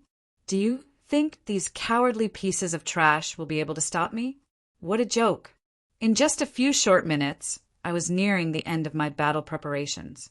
At this moment, I put on my armor of ice and snow, and my shining silver warhammer descended from the sky. Meanwhile, a bone dragon descended from the sky and lowered its head, waiting for me to mount it. Right, Heloise? Since I'm facing an undead emperor, shouldn't I shout for the holy light? But why does it feel so strange? I feel so unlucky. Of course, we were the ones who were charged back in the day. And did the unlucky ones who were forced to charge back in the day ever have a good ending? As I expected, asking you was a mistake. Since you're trying to shake our morale, I'm going to kill the silly cat right here. I don't think that morale will be shaken. Just look behind you. I turned around and saw that the wood spirits had also finished their preparations for battle. The young girls had entered their gigantic strengthened shells, and the wood spirits' childish eyes were filled with the resolve to protect their home and country. Their mother and home were being threatened, and in order to protect their home, they had to charge out of the walls of protection. The newly born wood spirits were already prepared to risk everything. For the mother, for my pine nuts. Bone combination: Lich ribs, skeleton soldier finger bones, and abomination skull bones. Nobody can take them away. I shook my head helplessly, just like how parents would never understand their children's hobbies. I would never be able to understand these little fellows for the rest of my life. But after hesitating for a moment, I finally shouted out the battle cry in a voice that only I could hear. For Amelia. I heard you. I'll tell Amelia. I forgot that the battle hammer in my hand was the incarnation of that damn silly cat. I heard you too. All right then. Gria was currently under my crotch. Even though it was just a normal statement about how cool it was to ride a dragon, why did it sound so awkward? I heard you as well. Enough. You're just a system, so what are you doing? It's too much to keep commenting about how you scammed others. Can't you do something more serious and learn from other people's systems? Are you sure? Actually, I'm also hesitating about whether or not I should transform into that limitless main god system. If I don't complete my mission, I'll kill you. How about your first mission, Solo Ale? I apologize. Please don't. That's no different from suicide. Hey, you're in the middle of a battle. Can't you be a little more serious? All right then. Even Gria couldn't stand it anymore. Chapter 285. The entire sky was filled with dark clouds. It seemed that it was only natural that one wouldn't even be able to see their own fingers when fighting against a boss of this level. Black dust floated down from the sky. The dust had a slightly corrosive smell, and it was obvious that it wasn't air that was healthy. Even the complex, three-dimensional magic formation in the distance could be seen here. The semi-god undead who was floating in midair was currently controlling a forbidden spell that would take away lives. Before me was a boundless sea of undead. Aso naturally had something to rely on since he dared to directly cast a forbidden spell. Thanks to the two undead lords slacking off, the undead army had accumulated to such an extent that they occupied the majority of this space. The result of repeated training and reorganization was that these undead were now ready to become killing machines for the final battle. When the semi-god undead descended, all noise and delays disappeared without a trace under the gaze of an undead emperor. Under the leadership of a Lich and an undead knight, the undead army finished forming a battle formation and directly headed for the front lines. The skeleton soldiers who had no restrictions were thrown to the forefront. Their tiny souls were now filled with nothing but the desire to destroy everything. An endless sea of skeletons charged at the enemies, enjoying the time to kill or be killed. The entire world was filled with the sound of bones colliding with each other. Because the skeletons were too low level, the loss of them was not painful at all. Most of the skeletons that were teleported over were these low-level skeletons. Their numbers could no longer be described as endless. What came into sight was a horrifying pile of gray bones. The sound of bones cracking was the angry roar of this silent army as they slaughtered. An ordinary skeleton soldier wouldn't even be able to defeat a mildly trained farmer. However, one definitely couldn't underestimate the sea of skeletons. That endless sea of skeletons would forever be the most feared part of the undead army. As long as there were enough of them, even ants could devour elephants. And I could faintly see that there were some special skeleton soldiers mixed in with high-level commanders, ready to deal a fatal blow to the careless at any moment. The sea of skeletons, which made up more than 90% of the undead army, spread out just like that. Dangerous skeleton archers, skeleton mages, skeleton knights, skeleton assassins, skeleton giants, and deformed bone beasts were mixed within the sea of skeletons. This earth-shaking army was more than enough to make even the bravest of heroes tremble in fear. Meanwhile, the dead would become new members of this sea of skeletons. In history, countless powerful countries and heroes had fallen to this sea of skeletons. But today, they met the most dangerous enemy of all. This was an existence specifically created to deal with this low-level sea of undead. Humility of the 7 virtues, Jill. The young purple-haired wood spirit stood at the very front and looked at the sea of skeletons with a displeased expression. Then it dissipated in the wind and turned into a purple rhizomatous plant that swelled in the wind. 10 meters, 100 meters, 1,000 meters. The top of this plant had already reached the clouds, just like a vine from a fairy tale. But the next moment this plant bloomed. Countless seeds exploded onto the ground, then took root, sprouted, and bloomed again. In a short moment, a field of flowers appeared in the path of the sea of skeletons. Cluck! The seeds were buried deep in the ground due to the repeated popping. The sunflower that suddenly popped out of the ground actually opened its mouth, full of sharp teeth. Countless skeletons were suddenly devoured by the earth devourer, which suddenly split open and swallowed the nutrients in one gulp. The parasitic vines also reached out and enjoyed the bone-filled fertilizer. The scene at Red Maple City replayed itself as the frightening man-eating garden reappeared. Just like my 7 original sins, which were undead, the 7 virtues also had their own species. They were all wood spirits, but the difference between them and ordinary wood spirits was probably the same as the difference between the 7 original sins and ordinary skeleton soldiers. Fine then, it could be said that they were similar in appearance, but they were completely different existences inside. Modesty was born in order to deal with Pride Omar's sea of low-level and mid-level skeletons. Modesty's current modesty was no longer an assassin who could only ambush from the shadows. She had now transformed into a moving fortress for the wood spirits. The man-eating flowers and magical vines were only the garden's old guests. Suddenly, a wall of nuts appeared, pea-shooters that spat out various types of bullets, and various types of soldiers from Plants vs. Zombies could be found here. But every magical bullet was capable of blowing up a large number of undead.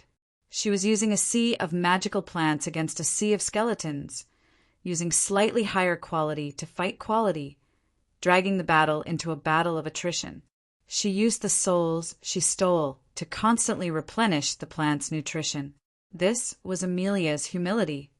After this garden was unfurled, several large cracks suddenly appeared on the ground. Several gigantic stems crawled out of the cracks and spat out various gigantic strengthened shells and magical plants as reinforcements. "They're here, they're here," For mother. One wood spirit after another cheered as they jumped into their gigantic, strengthened shells. With the support of the garden and the support of the mother forest, the mountain giants and plant war puppets that resembled prehistoric monsters stood up and began attacking the undead despite the restrictions of the garden. The skeletons and plants fought, the liches and pea-shooters shot at each other, and the abominations and vines began melee combat. The green giants went berserk and stomped a large number of undead to death, only to be attacked by a bone dragon that suddenly swooped down. The battle reached a stalemate. It seemed like the wood spirits still had the advantage, but I knew that the undead still had the advantage. Most liches and liches were hiding in the safety of the rear. They were either doing their best to summon new undead from other undead planes, or summoning new undead on the spot. There were also some who cast negative energy magic on the undead to recover from their injuries. Most high-level undead, such as the Death Knight, stood guard in front of Osso as backup. If this was the final battle, such a strategy would obviously be too conservative. However, I could understand their choice. After all, the wood spirit's goal was simply to stall for time. The final Song of Souls was a strategic forbidden spell that could open a portal to the undead planes and summon countless souls and negative energy to cleanse the world. The moment this spell was cast, everything within the spell's range would transform into a pool of negative energy. All living beings would be repeatedly bombarded by instant death magic and finally become one of the millions of souls. This spell had only been cast 3 times in history, and it had caused over 1 million deaths. It was the signature forbidden spell of the Desecration Plane's Emperor Osso. What I cared about the most was how long it would take for him to cast this spell. After all, we would all die once he finished casting the spell. As for me, I'm riding on a girl, holding a girl in my hand, and leading a group of girls in a charge. I suddenly feel like I've become a winner in life. Don't bite me.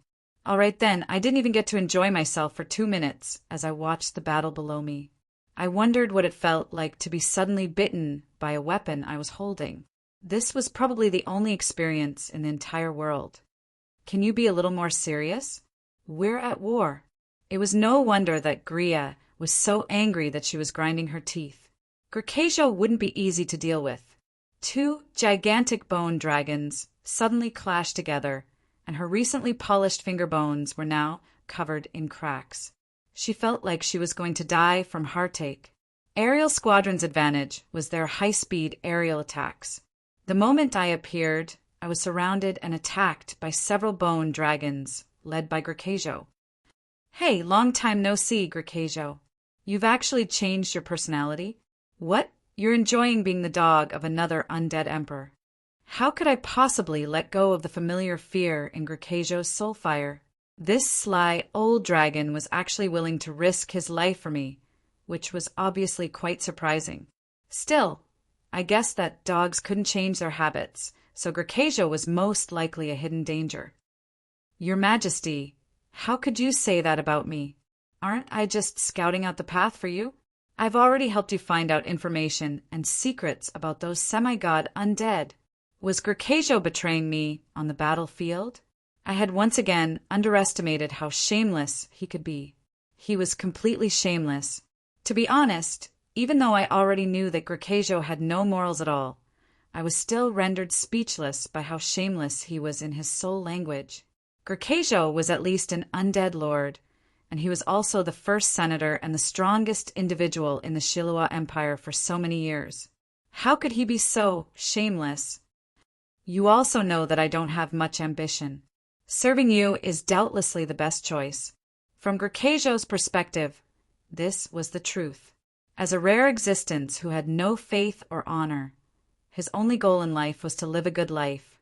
Pursuing power was only a way to ensure that he could live comfortably. If I can survive just by sucking up to someone powerful, I'll only lose some face. That's such a great deal. When Gurkasia was still alive, he was an incredibly unique gold dragon. He didn't have the sense of justice or busyness that other gold dragons had. Instead, he spent all his time thinking about how to live longer and how to live comfortably until the end of the world. That was why he was willing to become a steed in order to suck up to the god of holy light. Later on, during the Yongya era, he sucked up to me. But when he finally became the most powerful person in the world, he actually began to idle around and waste away his time. The undead emperors who joined the undead planes only felt that the undead emperors were powerful enough to rely on. It was also because the holy light was shining down upon the mortal plane right now. As undead, joining the mortal plane would basically be suicidal. But now the situation was different. The undead emperors intended to invade the mortal plane, which would doubtlessly mean that they would start a large-scale war. Grakajo, who was able to move about freely in the mortal plane, would likely become the vanguard. As an old bone dragon who believed himself to be a pacifist, this was far too dangerous and far too unjust. How could he allow this? Grakajo had also heard about what happened in the Northlands. From various signs, he could already see that person's familiar scheming methods. He heard that the undead were now capable of living under the sun. In that case, perhaps the Holy Church would no longer be his only choice, and he would be able to choose the most relaxing way of living. Perhaps he would one day be able to openly lie down on the streets and bask in the sun. That would definitely be a super comfortable sleep. Your Majesty, I'm here at the request of all the undead emperors. As long as you give this old dragon a safe territory and try not to send this old dragon on the front lines, this old dragon will be willing to risk his life for you. Besides, you also need my help right now. I never expected that an immemorial bone dragon would be able to smile in such a perverted manner. Behind him was a black magic array that was growing ever larger. Lord Aso's forbidden spell would always be a dangerous countdown to his death. Grakajo, you bastard! You're the dragon's shame. Can you at least have some dignity as a dragon's? Even though Grakajo's betrayal on the front lines had been beneficial to us, Grakajo was so shameless that even Gria couldn't stand it. Living is better than a good death. Little Gria, my heroic and famous peers from back in the day, are all dead now. I, the shame of Dragon City, am still alive and well. What's dignity? Can it be eaten? What's the dragon's dignity? Can it make me immortal? I only have one question. Can so many complicated things really make me immortal? Grakajo's words were so logical that I was rendered speechless. Grakajo's shameless words caused Gria to pause in surprise. Or perhaps I should say that she was stunned by his shamelessness. All right, show me your sincerity. How about, after this matter is over, how about you become my mount in the future? As for me, I welcomed someone who knew how to adapt to the situation. I knew that your Majesty would be magnanimous. Mount. Fine, I'm the best at that. I also have a saddle as a souvenir from Luashi. I guarantee that it'll be really comfortable to sit on. The delighted Grakajo immediately turned around and crashed into the other bone dragons. His dragon breath viciously shot towards his own army. Even the silent undead army was in an uproar. This sudden change in the situation caused Feynman's jaw to drop in fright. There had been no prior warning of this at all, and the death knights that suddenly surrounded him doubtlessly showed how difficult his current situation was. Aso, who was in the distance, chuckled.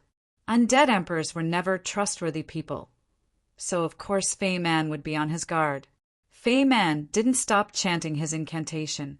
He reached out with his finger, which was filled with the dense power of death, and lightly pointed at the air. Roar! Grakajo's magical accessory that he had obtained from undead Emperor Feynman exploded. He was injured by the sudden explosion and fell from the sky, smashing a large number of undead to death and creating a large hole in the ground. Emperor Feynman's divine might. Damned Grakajo! I knew he couldn't be trusted. My lord, please understand. I didn't know anything about what happened to Grakajo. I'm wholeheartedly following you.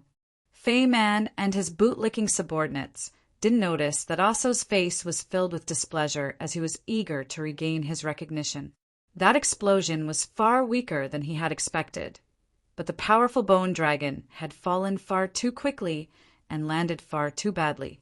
At this moment, I was also slightly astonished. That sly bastard. Just like Aso, I could tell that there was something fishy about Gracchio. Gracchio had been faking his fall. So shameless, so despicable, so perverted, so shameless. How can a dragon be so impolite to Gracchio?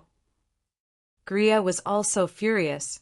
She was also a myth-ranked bone dragon, so of course she could tell that there was something fishy about Gracchio. Not long after, "A dragon can't be so impolite to Gracchio" became a famous phrase, just like "a dragon can't be so impolite to Omdroken." Forget it. I shouldn't have counted on this bastard from the very start. Who would dare to use such a mount? I looked in Gria's direction, and Aso also happened to look in my direction. There was no need to hide his murderous gaze at all. What came next was going to be a tough battle, and so I pointed my thumb at my neck, indicating that I was going to be beheaded. "Senior, let us kill to our heart's content." I used this method to express my respect to Aso as a junior. Aso responded to me with soundless laughter. "Death shall accompany us for eternity, and you shall be the first to embrace death. Senior, please speak like a human. Brat, you're dead for sure." Chapter 286.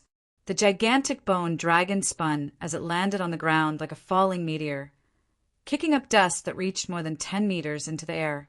However, the higher-ups on both sides knew that this guy was definitely faking his fall. However, neither side had the time to pay attention to him. I was both surprised and satisfied when he sent me a piece of information right before he landed. Aso isn't in his best condition right now. He's using a parasitic demon polypus army to forcefully absorb his magic power and lower his own power level, causing an error in dimensional laws. The moment he breaks the seal, he'll immediately be expelled. The core of his seal should be his waist. Emperor Yongya, the light of night of all undead. Hurry and kill him. I didn't know whether to laugh or cry. To be honest, this was the first time I'd seen such a traitor, snitch, who knew how to behave. I didn't even know how to get angry. If my guess was correct, this guy probably gave a portion of my information to Aso. This way, no matter which side won, they would at least owe me a favor. However, I welcomed this as my goal from the very start had always been Aso. This undead emperor had already been expelled from this world, and his body was now tainted by the dimensional laws of another plane. It would be incredibly difficult for him to return. It would be as difficult as a fish flying in the sky or a bird flying into the water. Not to mention, this was obviously an unconventional descent. The dimensional exit that suddenly disappeared was doubtlessly proof that this was a forceful landing at a tremendous price. It was just like how a normal train would be used to launch passengers from a cannon. Although the passengers would still arrive at their destination, the price they had to pay would be much higher, and the passengers who were sent here wouldn't be in one piece. It was impossible for him to be in his perfect condition. Half, 1/3, or 1/10. If I added in the fact that he was sealed and his power level decreased, it was possible that he was only 1%. It was likely that the true gods would have the right to say how difficult it was to deal with an undead emperor. After so many years, basically all the undead emperors that could be killed had died. Only those that didn't die would have the chance to be banished. As for Aso, the fact that he possessed an entire dimension by himself was a clear indication of how difficult it was to deal with him. He was definitely the most difficult type to deal with. However, even if he was an undead emperor, there were still some basic rules that needed to be followed. Just like how I had Rex's skull on my waist, Aso was also a lich.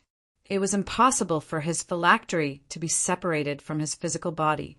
If he died here, he would likely enter an eternal slumber. Perhaps this was the perfect opportunity to eliminate an undead emperor. But if the Desecration Lord, the creator of the Desecration Plane, perished, then this connection to the Desecration Plane would naturally collapse. The undead emperors would then have to find another method. Aso must die, regardless of what he was thinking, since he had already put himself in danger. I naturally wouldn't miss this opportunity. Flying ancient bone dragons were invincible. We were already close enough to clearly see each other's expressions. Even though danger was right in front of us, Aso suddenly smiled, as if we were the ones in danger. Something's wrong. My instincts told me that something was wrong, but it was already too late. Aso slowly raised his head. The soul fires in his eyes suddenly dissipated, leaving behind only 2 pitch-black eye sockets. The light around them was completely distorted, as if the starry sky was swallowing up all the light around it. The next moment, his entire body started floating up, and a part of his body mysteriously became incomplete. His broken bones floated in midair before vanishing again. It was as if something had descended from the void, and the endless void was devouring and tearing at him. He was walking towards death. Behind him, cracks of various sizes were already appearing in space. The entire sky was trembling as if some demon was about to descend upon the world. Soul sacrifice? Burning one's soul in exchange for power? Is there a need to go so far? Of course I was familiar with this ability. Back in Sulphur Mountain City, I had only used Aso's low-level ability, soul combustion, and I was already on the verge of death. If soul combustion was like slowly burning out one's own candle, then soul sacrifice would be like hellfire that could burn everything. Soul combustion would only result in the destruction of one's soul, but soul sacrifice would be using one's own soul as food in exchange for power from some indescribable existence in the void that would devour and tear one's soul. The pain of death would last for tens of thousands of years. That's right, Aso would definitely die, just like how I was destined to die when I used soul combustion. Aso would definitely die the moment I used soul sacrifice. Burning one's soul was the most foundational source of power. As long as one's soul wasn't damaged, one would be able to increase one's power while still at their peak. Aso was already at the undead emperor level, so he would be several times stronger than he was at his peak. Why? Why would he be willing to sacrifice so much? Just what did he intend to do with this power? Why was an undying being willing to sacrifice everything so easily? I truly didn't understand. I've said before that death shall accompany me. Young descendant, let us taste the sweetness of death together. In the void, the semi-god Lich, who was laughing maniacally, put his hands together as his exploding mana began to destroy everything around him. The dimensional laws of space were completely distorted by him. In the void, more than 10 faces appeared. Some of them had the heads of oxen. Some had the faces of horses. Some had the heads of eagles. Some had the faces of demons. And some had the faces of beautiful women. However, all of the faces were chanting the same sentence: everything will die one day. Death will come, and death will always be by your side. Death, the envoy of hell, Oxhead and Horseface, was loudly chanting a mysterious language. However, no matter which dimension it was, the mantra of death would always surpass the limits of language. Will always, the eagle-headed god controlled time. The instant that he chanted the concept of eternity, the entire battlefield froze over. Will always accompany me. The demon-faced demon's giggling voice was right by my ear. Her ice-cold breath sent chills down my spine, was right by my ear. It was as if the death god was descending on my back. Perhaps she was just another type of death god. I shall die, so you shall die as well. It was still the same declaration. Aso said it calmly and calmly, as if he was talking about something trivial. However, his determination was as unshakable as a mountain. Powerful mana began to distort the dimensional laws of time and space. On the newly developed battlefield, undead would occasionally transform into nothingness. These were all Aso's subordinates. Since he could even sacrifice his own soul, why couldn't he sacrifice his subordinates whose souls were under his control? All he had to do was connect his souls to the void, and the existences within the void would automatically search for a sacrifice. The strangest scene of this battle occurred. Countless undead suddenly transformed into dust. Large numbers of undead warriors died due to their master's will. Both sides fell into a panic. Emperor no. In order to obtain the undead emperor's trust, Fei Man had signed the most complete soul contract with them more than 20 years ago, obtaining a large amount of secret knowledge. But now, as the highest ranked and most distrusted top-level combat strength on the battlefield, was it even possible that he wouldn't be sacrificed? Ah! The answer was obviously no. The old Lich's pitiful screams caused everyone to tremble in fear. However, the undead emperor didn't even glance at him. In the end, only a fiercely burning soul torch remained where he was. The former most powerful individual in Shilua had transformed into the power of origin for Aso to absorb and use.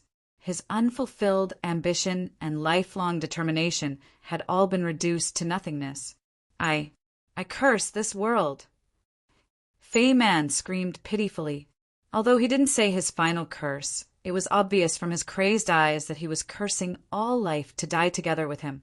Following the undead emperor's decision, all of Fei Man's souls, including himself, were thrown into the furnace and transformed into nutrients for this forbidden spell. On the vast ground, countless ghost diagrams were carved. The Soul Reaper was currently prying open the door to the Hades. The curse of death was about to bring endless evil to the mortal world, and all the living would face Armageddon. The forbidden spell, which would have required more than 10 hours to complete, was completed in an instant. Currently, the only thing left of undead Emperor Aso was a crazily laughing skull. Ha ha ha, it's finally here, it's finally here. Everything I paid was worth it. As for the others on the battlefield, they could only watch it happen with their own eyes. Damn, as expected, all undead emperors are insane. Girls shouldn't say such vulgarities. That was what I said through our soul connection. But right now, I was powerless to refute what Fei Man said. It would seem that Fei Man had truly gone completely insane. What did he mean by wanting everyone to die together with him? Soul's end. It's over. Even I was helpless against such a hopeless situation. If I couldn't even move, how could I possibly stop all of this from happening? After Fei Man said the final incantation, the incantation for Soul's End was completed. Soon, the door to the undead planes would open, and negative energy would repeatedly baptize this world. No living person would be able to escape, and I was no exception. How could this be? How could this be? I still had far too many things I hadn't done yet. How could I enter the cycle of reincarnation just like this? Besides, if I died just like this, what would happen to our goal? I still had far too many things I hadn't done yet. I refused to accept this. I absolutely can't die like this. If I die, what will happen to my country? What will happen to my goal? This time, I won't be the only one supporting me. Silver flames tore apart all shackles. Freedom and ice descended together. Were all undead emperors insane? Only insane individuals could reach the peak of the spirit of obsession? All right then, let's see who's more insane. The eternal ice river shall arrive, the end of all things. I started chanting the ice river forbidden spell that would bring me eternal sleep. A world of ice and snow began descending. Only forbidden spells could fight against forbidden spells. And since I didn't have enough mana to pay the price of a forbidden spell, then I would have to pay the price of my life, force, and soul. Soul fire burned fiercely in my eyes. Wasn't it just burning my soul? Wasn't it just risking my life? Wasn't it just being devoured and bitten by the void for 10,000 years? I'll play with you to the end. Before I achieved my goal, even if I became an undead skeleton again, I would still be able to crawl out of hell and the river Styx. Huh, you're such an interesting junior. All right then, let's just stop joking. Now then, since you're calling me senior, you should accept the inheritance that a senior left behind for a junior. Just as I started burning my soul, I unexpectedly received a message that contained countless precious magical knowledge, including the ultimate forbidden spell that was currently being cast, Soul's final song. Just as I was astonished by the information I received, I stopped burning my soul. However, the final soul song suddenly deviated slightly. The dimensional door to the death plane opened up, but what walked out wasn't a soul filled with negative energy, nor was it a death god that held towards us. Asterisk buzz, buzz buzz. Asterisk, there was a tremendous explosion as 6 black pillars of light appeared. That's right, they were identical to the black pillars of light that led to the desecration plane. These were the dimensional doors to the undead planes. All 6 dimensional doors opened up, and countless undead poured into the battlefield. Finally, the magical knowledge that I obtained from Aso allowed me to understand everything that was about to happen. Soul's final song, a strategic level forbidden spell that can open up a dimensional door to the undead planes and summon countless souls and negative energy to cleanse the world. Once released, everything within the spell's range will transform into a pool of negative energy. All living beings will be repeatedly bombarded by instant death magic, and finally become one of the millions of souls. This was Heloise's understanding of the spell. Although this was the closest to the truth, there were still some deviations. It could be seen from the principles of Soul's final song that this spell was actually a pure large-scale dimensional magic. The principle of the spell was indeed to open up dimensional doors to undead planes that contained a tremendous amount of negative energy. The death song dimension that Aso normally locked onto was one such dimension that was filled with souls and a tremendous amount of negative energy. Undead creatures with physical bodies would be unable to survive there. As long as that dimensional door was completely connected, all living beings would naturally die. However, this time, Aso locked onto 6 normal undead planes. That's right, the 6 undead planes that were about to invade the mortal plane. Corpses, ice desecration, blood veil, darkness, and death mist. When all 6-dimensional doors opened up, the aura of death such as white frost, poison gas, plague, and so on all poured in. Countless undead armies poured in. The undead calamity had arrived. Aso finally closed his eyes in satisfaction after witnessing all this. His remaining skull fell to the ground. That was the only thing that remained of him. An undead emperor, an existence that was capable of shaking the entire world, had died just like that. Aso had used his own burning soul to forcefully open up all the dimensional doors that had been stuck. He had borrowed the unstable space in this land of spatial turbulence to create a forbidden spell that could only be connected to 1 undead plane to 6 undead planes. 12 undead emperors were waiting behind the 6-dimensional doors. Although the undead emperors couldn't directly descend upon the mortal plane, the great majority of their undead armies were capable of directly descending upon the mortal plane. The mortal plane was now in great trouble. Undead calamity has descended upon the mortal plane. The legend-ranked storyline quest, Battle of the 2 Dragons, has failed. 20,000 fate points have been deducted. The legend-ranked storyline quest, Slaughter of the 3 Snakes, has been activated. Please activate the quest's main storyline at the Cloud Tower as soon as possible. System notification.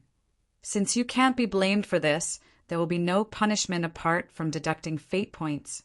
However, there will be no punishment if you run too slowly now. I didn't know whether to laugh or cry as I saw an endless undead army. Undead Emperor Aso's final inheritance was quite rich. Not only did it contain magical knowledge, it also contained his past experiences and experiences. I now understood why he had made such a great sacrifice. However, now wasn't the time for me to feel sad and melancholic. Damn it, I've been made a fool of. It had been so many years since anyone had made such a fool of me. Aso had used his own experience to teach me a lesson. From the very start, he had intended to sacrifice himself to open up a dimensional door. No matter what I did, this would have been the end result. No, the only difference was that I had taken the initiative to attack and ended up being surrounded. Aso had used himself as bait to viciously trap his descendant. The endless undead army before me were the elite undead warriors of all 6 worlds. These ancient warriors were determined to take back everything they had lost. There was no extra sympathy, no useless schemes, no pity, and no anger in their eyes. All that remained was hatred for the living and a desire to kill. That fluttering black flag was right in front of me. At that moment, I understood Undead Emperor Osso's final decision. He was unwilling to let all of his knowledge go to waste, so he gave all of it to me, the only person capable of inheriting all of it. And if I'm able to survive against such an army, will I even be considered a qualified successor? Ah, you're such a strict senior. I slowly raised my battle hammer as holy light gathered on it. My golden wings gave me endless power. Now wasn't the time for me to give up. A hopeless situation? I seemed to have gotten used to it. No matter how I looked at it, this was far better than the previous situation where I had no chance of survival. Death? I'd faced this countless times already. No, I'd experienced this countless times already. I'll survive, I swear. I didn't even need to say any brave words. While the flames in my chest were burning fiercely, I only had the determination to not die here. Get into formation and defend. We still have reinforcements. We haven't lost yet. I shouted loudly as I gathered the wood spirits to organize a defense. As for whether or not reinforcements would actually arrive, I didn't know. Perhaps the Bardi Empire's guards would come to take a look, so I wasn't trying to coax them. At the very least, I needed to boost their morale and persevere for them to have any hope. However, asterisk boom. Boom! Asterisk the sound of cannons rang out in the distance, causing the undead army to explode like bright red flowers. This was an effect that required at least 100 heavy cannons to create. Reinforcements actually arrived. Reinforcements really did arrive. When Harlow's retort collided with my astonishment, I finally understood how deep this silly cat's understanding of me was. I turned around and looked at the Borealis' familiar blue and white paint, which was quite moving. The Mizar, which was steadily firing its cannons, made me feel even more reassured. They're finally here. Weren't the reinforcements that had traveled thousands of kilometers to arrive before me? Calculating the time, they should have arrived long ago. But that wasn't all. The unexpected guests brought me a pleasant surprise. The bone dragon that had just taken flight was shot down, and the gigantic shadows in the sky were now displaying their outstanding killing techniques.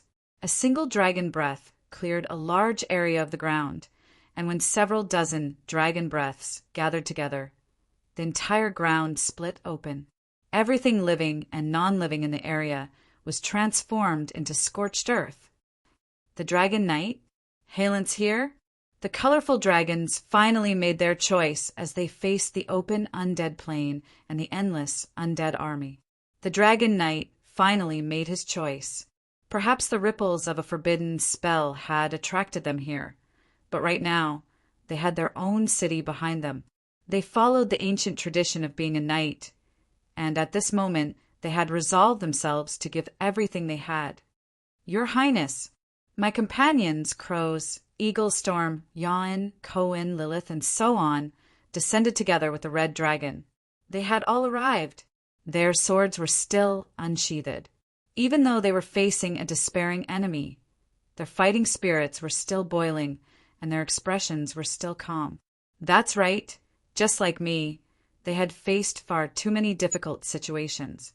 Sulphur Mountain City, Red Maple City, and Toon, we had fought all of them.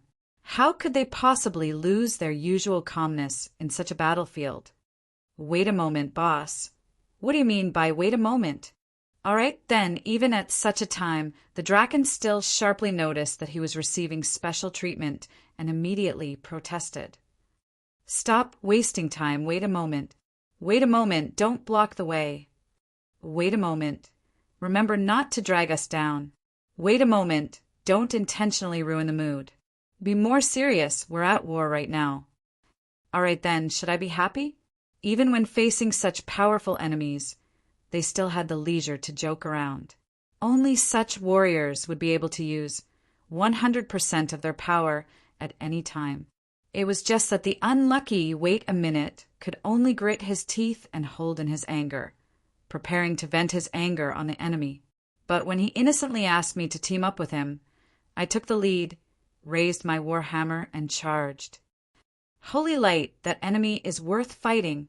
Wait a moment, if you get in the way, be careful of my war hammer. Chapter 287. Aso's story wasn't particularly interesting. Very few people knew how Aso, who stood at the peak of the world, had experienced such a bumpy path. Just like how very few people knew that after the ancient great demon empire and before the elves' glorious era, there had been a country that had long since perished in history, the Tark Republic. The Republic? That's right, that was a country formed by escaped slaves, farmers who lost their land, and craftsmen who had nothing at all. It was one of the few countries in history that didn't have a ruling class. Perhaps the reason why the Tark Republic wasn't recorded in history was because it was a country that belonged to the undead and magic. Aso F. Milanton, a slave, did not have a surname. This name was given to him after he gained his freedom. Milanton was the surname of the priest who had saved him, and F was a special symbol of the Republic. It represented a freed slave. That's right, the powerful Emperor Aso had once been born as a lowly slave. I was born to serve the great demons. Once I grow up, I'll become food for them. My life will be worth it. Humans became nothing more than livestock to the great demons, who were far stronger, more talented, and more cultured than humans. Once their inheritance and culture was cut off, it would only take 3 or 4 generations for all intelligent creatures to return to the most primitive of times. Even after more than 1,000 years, many great demons still maintain the hateful custom of eating humans. There was no need to prove the relationship between ogres and great demons. Slaves, servants, items, and food for them. This was Aso's life, ever since he was young. Aso had been instilled with such a concept. He had once treated this as the value of his existence. Until one day, "Don't eat my mother! Damned monster!" When the great demon Aso decided to turn his own mother into mincemeat, perhaps it was because he still had a will to resist, or perhaps it was the most basic instinct of all creatures to protect their mothers. Even if his wolf and common sense told him that it was only natural for humans to be eaten, that it was the fate of all humans to be eaten, he still acted instinctively. He picked up a meat cleaver and chopped off Aso Walker's head from behind. He even sprinkled kerosene on Aso's body. He ignited Aso's body and transformed it into a blazing torch, completely eliminating Aso's ability to regenerate. In a generation where an adult great demon could easily kill 10 adults, this was an incredible heroic feat, however. What welcomed him wasn't gratitude from his family or respect from his own kind. Why would you do that? Why did you kill Master Walker? What do you want us to do? We'll be killed before we even get fat. No, without food, we'll starve to death first. If you attacked an owner who was abusing his pet, you might get bitten first. Instead, it was the pets that had been rescued, that had been educated for many years and generations of slavery. These humans, whose minds were blank, were no different from pets. The end result was that Aso, who had saved his mother, was angrily roared at and hated by his own tribe. In the end, he was tied to a slab of meat and prepared to be used as a sacrifice to appease the great demons. But kill them all and hang them on the plaza to dry as fodder! Even though the murder had already been executed, how could the slave tribes that killed the slave masters possibly be forgiven? Otherwise, if this sort of behavior spread, the entire society would be shaken. The evil slave masters, even intentionally, placed Aso in the same room as his own tribe before executing him. They even maliciously revealed that everyone would die because of him. And so, on the second day, Aso was the first to be hung on the gallows. He had over 100 wounds all over his body, and he even lost one of his eyes and one of his legs. How could the slave masters not only resist? How could domesticated cattle, sheep, and pigs possibly resist. They would only cry at the butcher's knife and obediently give up their necks. Aso's family didn't protect him. The person who stole his right eye was his mother, who he desperately tried to protect. The person who broke his right hand that he used to resist was his father. His starving tribe members treated his foot as their last meal. When humans didn't even treat themselves as humans, it was lamentable, pitiful, laughable, hateful, and pitiful. Before Aso was finally hung on a rope, he stared at his numb tribesmen with his bruised and swollen eye. However, there wasn't a single trace of hatred or fear of death in his heart. The only thought in his mind was, "Let's go." How pitiful! As the noose tightened, Aso still didn't feel any fear of death. Instead, he pitied a few more people. "You're not the only ones who are pitiful. I'm pitiful too. No, I should say that humans are pitiful." Before he lost consciousness, he saw a black flag fluttering not far away. It was a strange flag with a black hand holding an oil lamp. Under the flag was a group of strangely dressed people in black. "Child, are you all right?" When he woke up, he discovered that he had been saved by a group of strangers. They called themselves the Blackwell, and they were a group of strange fellows. They told Aso that humans weren't born to become food for trolls. They told Aso that everyone had the responsibility to fight for their own survival. They told Aso that ogres and trolls weren't invincible. They told Aso that not everyone had the courage to fight. They came for him. The black-robed people gave young Aso a choice. He could either stay with his tribe, and they would find a relatively safe valley for him to live in. The other choice was to join them. Aso glanced at his family, who were filled with fear and confusion. How could a natural wolf or tiger stay with a cow or sheep? Aso chose the latter without hesitation. Idiot! We're the righteous ones. The Blackwell had gotten used to using this phrase to deal with their numb tribe members. This seemingly angry roar was actually filled with hope. They hoped that their tribe members would finally wake up, but most of the time they received nothing in return. If they forced their tribe members to join them, it would be a disaster for both sides. After experiencing countless betrayals, they still chose to shout this slogan. However, only those who were willing to stand up were companions. Otherwise, it would be better for them to continue being cows and sheep. After that, after hundreds of years of bloody battles, the slaves didn't have the will to fight. No matter how fat they were still cows and sheep waiting to be slaughtered. Even after awakening as tigers and leopards, they still didn't have the resources to become strong. They didn't have the weapons to fight, and they were in a difficult situation.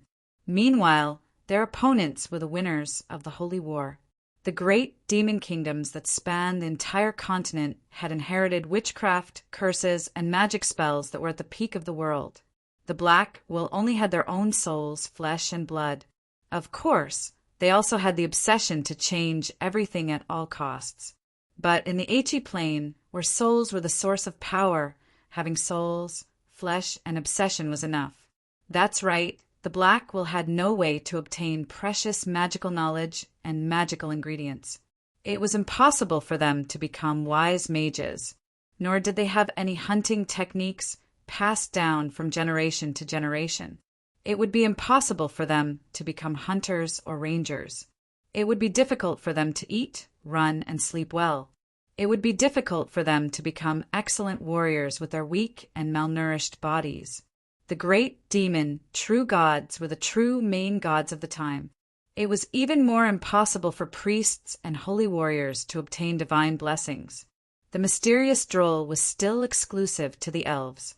However, there was one job class that only needed souls and flesh. That's right, undead mages, villains who played with souls and flesh. Very few people knew that undead mages were once a job class that represented the hope of the entire human species. Perhaps it was a sudden idea of the demons, or perhaps it was a secret trick of a certain death god. But part of the knowledge of undead magic that originated from the ancient demons fell into the hands of the Blackwell. The Black will then swiftly spread this knowledge to all those who resisted. The Black Will's pitch-black battle flag of the Lamplighters came about because of this. They were simply the guides that persisted in their hearts in this pitch-black night. Asa was the same. When he became a black warrior who practiced undead magic, he was only 12 years old. He allied with the elves and obtained precious magical knowledge from the annoying long-eared elves. He split up the great demon kingdoms and incited internal strife among the great demons. He used evil blood sacrifices to please the non-great demon true gods. He gave birth to the first batch of dark warriors. He formed an alliance with the dragons and became a dragon knight. He took one step at a time. After his epic story unfolded and he experienced countless battles, his former companions had all been reduced to corpses. His companions all fell one by one, and that pitch-black battle flag finally landed on his shoulder. Aso F. Miranton, the third senator of the Tark Republic. He had been in office for 172 years. That's right, when that long, drawn-out war between species finally ended, that impetuous youth had already transformed into the undying Lich King. The Tark Republic prided itself on cultivating undead magic. The boundary between life and death had long since been broken. Undead magic had even extended to civilian technology. During the Tark Republic's most powerful period, they even had semi-god undead in the triple digits. They had the power to challenge the gods. But of all the things they should never have done, they should never have researched the perfect undead transformation technique. When all the living could easily be transformed into the undead and obtain an endless lifespan, when the entire Tark Republic's population only increased, the cycle of reincarnation was obviously broken. This was obviously a taboo for the gods, and so a calamity descended upon the Tark Republic. The elves, who were originally the Tark Republic's mage teachers and allies, suddenly attacked the Tark Republic's capital. A forbidden spell directly transformed the capital into a gigantic canyon. This was the wondrous Scar of Betrayal, whose name had long since been forgotten. Without the protection of the gods, the Tark Republic became the public enemy of all species overnight. All of its cities were surrounded and attacked. The Dark Warriors lost their god's protection, and the dragons mysteriously left the Tark Republic. Only the undead mages were still able to fight. The Death Knight had yet to be born. The leaders of the Tark Republic were no weaker than the elven scholars, so it wasn't as if they didn't have the power to fight. But this time, the Tark Republic met their mortal enemy. The elven scholars made a new discovery. A special golden energy and ringing sound could cause the undead to instantly fall silent. That's right, that was the original form of holy light. But fortunately, no, perhaps I should say unfortunately, there was an undead archmage who discovered a way to open a dimensional door. He even successfully connected to a dimensional door that contained negative energy.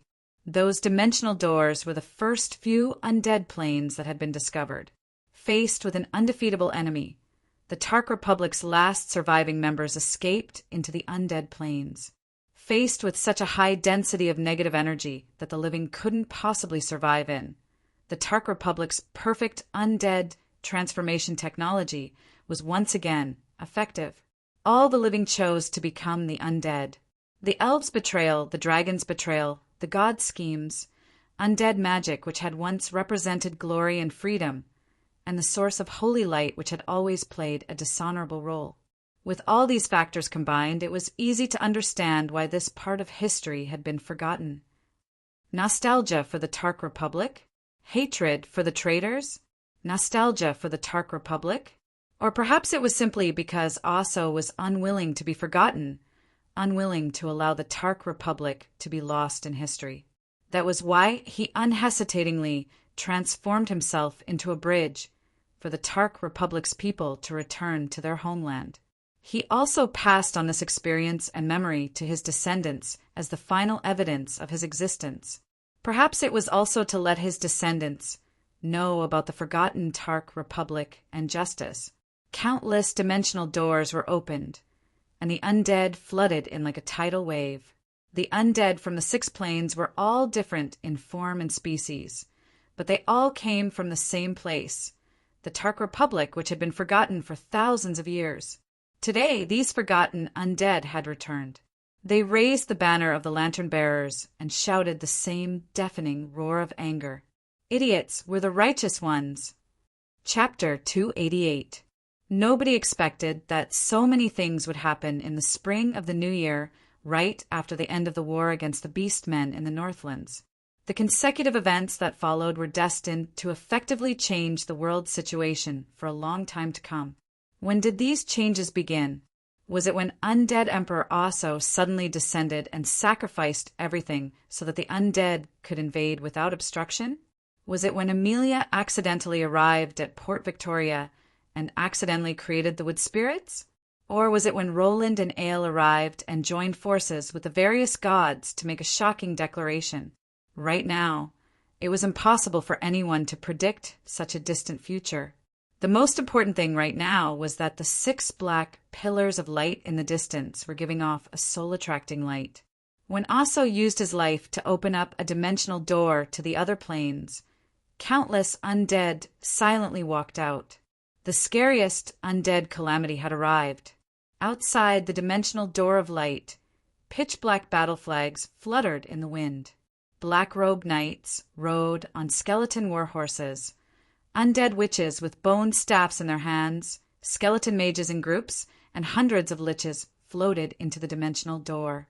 The scale and ratio of these mages far surpassed that of an ordinary undead army. They weren't impatient at all. They simply focused on reorganizing the troops that had already arrived. I couldn't even see the borders of the undead. The elites of the 6 planes that had been accumulating for thousands of years were constantly arriving. New reinforcements were also arriving. Countless high-level undead that I recognized and didn't recognize entered. Many gigantic beasts were astonishingly powerful. Just their movements were enough to cause earthquakes. I don't think we can win. Although we were definitely quite powerful, 2 airships with spirits and several dozen dragons, which was more than enough to conquer a small country, it was still impossible for us to win against such an endless stream of high-level undead. If only my red hunting hounds were here, if only I could use Infallible Definder, the result would definitely be we still can't win. Look at how many liches there are. That's a fully organized army. No matter how powerful your red hunting hounds are, you're only a single army. You're facing an undead empire, not to mention the 6 kingdoms. Unless you bring out the Yongia army at its peak, you might have a chance. No, because there are too many factions within the Evernight army, the other party's degree of integration is much higher. Liches are as common as dogs, and epics are everywhere. We probably won't be able to win in the end. All right then, as expected, the silly cat's retort had become an ingrained instinct. However, everyone present knew that she was right. Their opponent was far more powerful than they had expected. When the ancient undead country reawakened and chose to return to the mortal plane, such an opponent was no longer something that a single person or army could deal with. Their opponent would definitely be the entire world. But I'm staring. Why are you all looking at me? Don't you know that a true god's incarnation can only reach the semi-god level in the mortal plane? What can a demigod do here? Although he did not know why Ale would send his avatar here, the scroll at his waist was obviously not an ordinary item. Perhaps it could change the outcome of the battle. Furthermore, demigod? A demigod could defeat the great divine power Lady Storm in one blow? Who are you trying to fool? Well, although no one dared to say this out loud, the expressions of the people who came with him were clearly expressing their suspicions on their faces, and it was obvious that they were expressing it. Cough. This is a basic rule of the mortal plane. I have to obey it as well. Rather than saying that little angel was defeated by me, it's more accurate to say that I scared her away. It was already quite nice of him to be willing to explain himself. What else could I say? However, in my eyes, Alas' expression seemed rather off the moment he arrived here. He looked at the place where Osso had disappeared, where the undead emperor's skull was still lying. Ale had a complex expression. He seemed to be reminiscing about something, but he also seemed to be hesitating about something. In the end, he sighed helplessly and didn't do anything. If it was anyone else, they would probably think that he was worried about the undead calamity.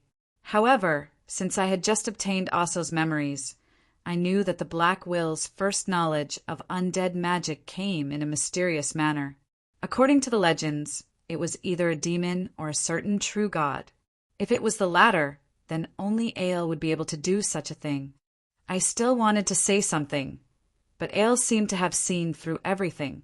He only shook his head slightly and then lightly clapped his hands. And then we were now in a familiar forest, surrounded by towering trees. In just an instant, Ale teleported us back to the forest of dreams. There was only the sound of the wind rustling the leaves and the sound of a small stream flowing nearby. However, the undead outside the forest and the noise in the distance seemed to be in a completely different world. Take this. I took what Ale tossed to me. It was half a skull. This was the only thing that Osso had left behind. Since he gave his inheritance to you, you should deal with this as well. You should take care of this as well. It should be at least a semi-god equipment. Based on that brat's personality, he doesn't like to be left alone. He's most afraid of being forgotten by others. Let's have him leave his reputation behind in another way. At this point, it was likely that everyone knew that the death god before us was somehow related to the undead. Ale didn't intend to hide anything as he spoke slowly. Actually, Roland, I knew that he would definitely choose you. After all, your personality is far too similar to his. Don't be in a hurry to refute me. My words are based on evidence. Both of you are normally quite casual. Whenever something important is touched on, or if you're forced to your limits, you'll instantly go insane. Both of you are exactly the same. Let me ask you something. If you were in his situation, would you choose to be as crazy as him and make the same choice? Of course I wouldn't, right? All right then.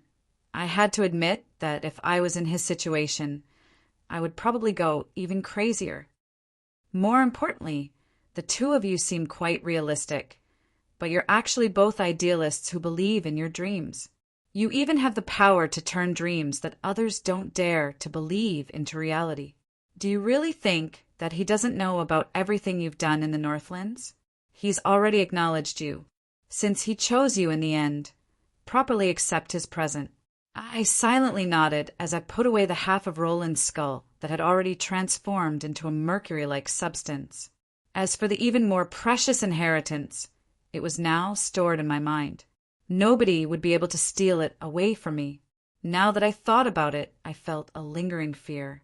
After all, from a certain standpoint, if I hadn't actively provoked Ale, hadn't stepped on the brakes, and truly succeeded in creating an undead country, perhaps I would have ended up just like Osso. But what about the undead outside? Although I didn't know who the seemingly powerful young man before me was, nor did I understand why the atmosphere had suddenly become so heavy, while everyone else was abnormally silent, little Rosa only cared about whether or not her home would still be threatened. Undead? Does that have anything to do with you? Do you have any way of stopping them? Could it be that you intend to have a final battle against the undead?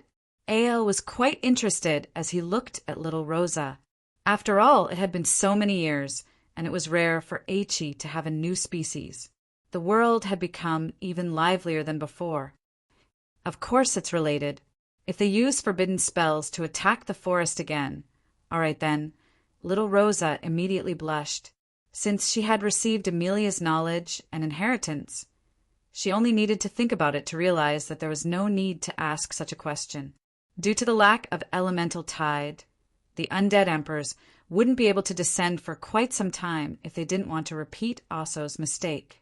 And in the current undead army, even if there were top-level mages capable of casting forbidden spells, they wouldn't be able to threaten the Forest of Dreams as long as they weren't at Osso's level. And the most important thing was the undead no longer have any need to attack the Forest of Dreams. That's right, there was no longer any need for the undead to continue fighting. Previously, The undead army had wanted to conquer the forest of dreams no matter what in order to get rid of the stone that was blocking the connection to the mortal plane. This would open up the connection to the desecration plane and allow the undead army to successfully descend. But now, not only the desecration plane, even the 6 other undead planes had been connected to each other. The undead would still be able to invade the forest of dreams without any obstructions. Why did the undead still insist on conquering the forest of dreams? This would result in huge losses and no benefits at all. Obviously, it wasn't a wise decision. If I was the undead commander, for example, I would simply ignore this metal turtle that was covered in thorns and focus on my next strategic goal. Wasn't this just a port that had become a dead port? The Bardi Empire had such a vast territory, and there were so many regions for the undead to choose from. They could completely ignore this port. At this point, I could more or less understand the undead's strategic goal now that I had obtained some of Osso's memories. They simply wanted to regain their glory and rebuild the Tark Republic. However, a country with only the dead wouldn't be enough. A country without new blood would rapidly decay even if it didn't have any external enemies. Casolin's tears? Could it be that the technology for transforming living humans into intelligent undead is still around? Then the accumulated poison is the catalyst for the medicine? Damn it, whenever Osso's memories were related to the undead's plans, they would become incomplete or even blank. Senior, you've truly considered everything. But since there was no ready answer, it wasn't difficult to guess the undead's next goal. It was likely that the undead emperors had already viewed the Bardi Empire citizens as their future citizens. They only had one goal: to create a new system that would allow the ancient Tark Republic to return to the stage of history. This would allow their citizens to enjoy the same rights as other species. And once this was achieved, it would be possible for them to take revenge on the elves and dragons, or even directly attack the gods. Unlike Shilua, which was relatively loose and didn't have any internal conflicts, the Tark Republic was much more united and strict. The undead's chances of victory wouldn't be low. In that case, since the Bardi Empire would be fighting over living space and resources, it would be necessary for them to have conflicts with the neighboring countries. This would be a fundamental conflict of interests, so it would be impossible to avoid it. But right now, I still couldn't figure out how to make the Bardi Empire's major nobles and feudal nobles give up resisting and obediently transform into the undead. In the end, war and internal conflicts would be inevitable. Suddenly, I understood why my 2 dragons fight quest had become 3 snakes slaughter quest. When only the Bardi Empire and the Mage Country were fighting against each other, it would naturally be 2 dragons quest. But now that the Undead Republic was added into the mix, it would naturally become 3 snakes quest. We would also need to make our own choices and work hard. After thinking about it for a while, my final conclusion was the same as before. Although I sympathized with the Undead Republic, they had now become invaders of the mortal plane. It would be impossible to help them, and the ultimate goal they were working hard for would definitely cause the gods to feel anxious and afraid. This was a path that had already been proven by history to be doomed to failure. How could I possibly walk down that path again? But it was also quite unsettling to passively wait for the undead to make a decision. Roland, do you still remember the report you gave me? I discussed it with everyone and felt that it was feasible. Don't you think that this is a perfect opportunity to experiment? As long as the plan goes smoothly, the wood spirits will at least be safe for a while. Just because of their current location, it seems that they're destined to face a long period of war. You shouldn't interfere too much and affect the wood spirits' future potential. Even I was astonished when I mentioned my plan. That plan had far too many implications. It would affect the benefits of countless people and even the true gods. At the time, I had only mentioned it as a joke. I never expected that Ale and the others would actually be so courageous. Then what should we do? AL's incarnation smiled and didn't reply. Instead, he lightly tore open the first scroll in his hand. The signature on the back belonged to the god of fate. Sign here and then read after me. We declare. Chapter 289. I am the death god Ale, the overseer of the cycle of reincarnation and the protector of order. Now that the holy war has begun, I declare that we shall declare war against the Chaos faction and all invaders from other dimensions. This simple declaration astonished all living beings. No, not only ordinary people. Even the true gods and demons were astonished by this ancient god's sudden declaration in such a calm tone. Perhaps this was just a simple declaration of war, but the underlying meaning and political implications it represented made everyone ponder deeply. A declaration of war? Why was there a declaration of war? Hadn't all the previous holy wars been started in such a muddled manner? Why was it the death god Ale who declared war? Based on the current situation of the Order faction, even if a declaration of war was necessary, it should have been the god of holy light, the pillar of the Order faction. The other main gods hadn't even said anything yet. Why was it Ale, who had always stayed out of so many holy wars, suddenly speaking up? Just what was he intending to do? Wasn't he worried that the god of holy light would be displeased? Right, he even used the word we, which meant that apart from him, who else could it be? Could it be that the gods were fighting amongst themselves? Could it be that the true gods of the Order faction were already beginning to split? Just the first declaration alone was enough for the sharp-witted to notice that a storm was brewing. But if one looked deeper into it, it would be an unimaginable fear. I nodded in agreement. This was what I had expected as well. War without declaration, fight without being defeated, get along on the surface, but secretly go about their own business? That's right. There's no need for us to directly cause trouble with the god of holy light and his follower gods. All we need to do is fight for the right to speak in the holy war. Only I am righteous, and those who are just receive help. In the midst of chaos, the one with the loudest voice is the righteous one. Only those who have the right to speak are the righteous ones. Since this is a script where evil is defeated by justice, we need to think of ways to become the side that represents justice and morality. This declaration of war was the first step in fighting for public opinion. On the surface, it showed the ambitions of the Ale faction. This seemingly meaningless declaration of war was actually using the holy war as an excuse to raise the flag of the Ale faction. Thus, an Order faction that was different from the god of holy light was born. Yep, on the surface, AL's side was still on the Order side, but on the inside it was obvious that they were fighting each other. So what was the point of Order?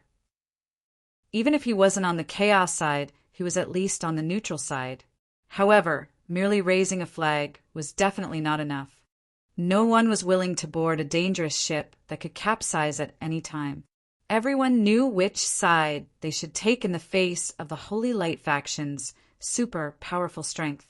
Even though the Holy War wouldn't erupt anytime soon due to the Holy War, it was obvious that we were at odds with the God of Holy Light's system. If the God of Holy Light won the Holy War in the future, it was almost certain that there would be a great battle. That's why we need to use this Holy War as an opportunity. Not only do we need to take the initiative, but we also need to strengthen our own faction. At the very least, we need to be on par with the Holy Light faction. These words seemed rather contradictory. If the ship wasn't large and stable enough, it wouldn't be able to attract customers. And if there weren't any customers, it wouldn't be able to gather enough money to buy a large ship. However, I knew a way to resolve this contradiction. Have you heard of Amway? No. That's great. Cough. Wait, we're not as overboard as Amway. We're not spreading the word. At the very least, we're doing direct sales. All right, simply speaking, all we need to do is make our customers believe in us and spend money to buy various ship parts for us. It's the equivalent of raising funds to buy a ship. Once they've invested enough money and shares, when their interests are aligned with ours, they naturally won't be able to leave the ship. But how exactly should I do this? Actually, it was quite simple. I had a ready-made example right here, my deceptive system. When it came to making others fall into a pit, who could possibly compare to this deceptive system that had made me fall into a pit for several hundred years? All we needed to do was give everyone a system, and then the neutral true gods would naturally have the right to speak. Everyone would then fight for them, and then pay the price in return, gradually growing stronger. This was the so-called dragon proudly raising plan. That's right. As the war progressed, the current holy war in the game's history was destined to be the last holy war. The enemies kept growing stronger and stronger, making it so that even the cheat-like players couldn't keep up with the speed of growth. In the end, they all died on the endless path of conquest. But when I looked back at the game's history, I felt that this was only natural. For quite a long period of time, these outsiders didn't have any sense of belonging to this world. Everything they did was based on their own interests. Perhaps today they would fight for the glory of order, but tomorrow they would betray their faction for the sake of some powerful demon who promised them a beautiful, myth-ranked sword. There were even more who transformed themselves into demons and undead. A blade without conviction is meaningless. Power without guidance will only harm oneself. Meanwhile, the original residents were completely different. They had their own people and their own homes, so they had a firm stance. However, their birth determined their stance. They were too deeply involved, and it would be difficult for them to break free. They were restricted by their country and species. Just the various internal wars had lasted for an unknown amount of time, and countless talents and resources had been lost. By the time they learned who their true enemies were, it was already too late. Not only that, due to all sorts of rules and regulations, their growth speed was also limited. They were unable to keep up with their increasingly powerful enemies, and the further they progressed, the more powerless they became. In this real world, there were no players who didn't have a stance to speak of. The original residents were our only hope. However, just them alone wouldn't be enough. That's why we need to give them the direction of our swords. We need to give them a shortcut to growth and give them the possibility to jump out of their own narrow-mindedness. This was the strategic goal that I mentioned in my report. As long as we accomplished this, the original residents would transform into our swords. Even if we didn't count the power of true gods that their devout faith would transform into, the power we possessed would naturally continue to grow.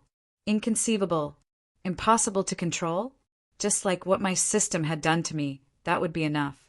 Although there was indeed no other system in this world, we had a true God. If my system could do it, wouldn't a true God who was connected to the foundational dimensional laws of Aichi be able to do it? I am the god of fate, Katio, the weaver of fate, the guardian of order. I declare that I shall declare war against the Chaos faction and all invaders from other dimensions. When that golden scroll was opened, Katio's declaration echoed throughout the endless land. However, the truly important part came after he made his stance clear. I am the goddess of Moonlight Patricia, the guardian of the night, the guardian of order.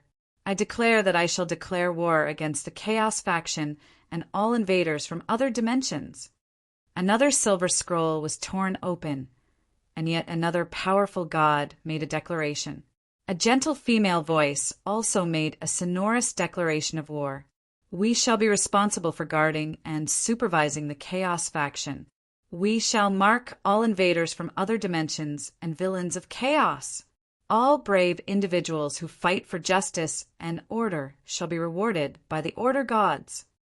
2 divine power scrolls, 1 gold and 1 silver, transformed into pure divine power.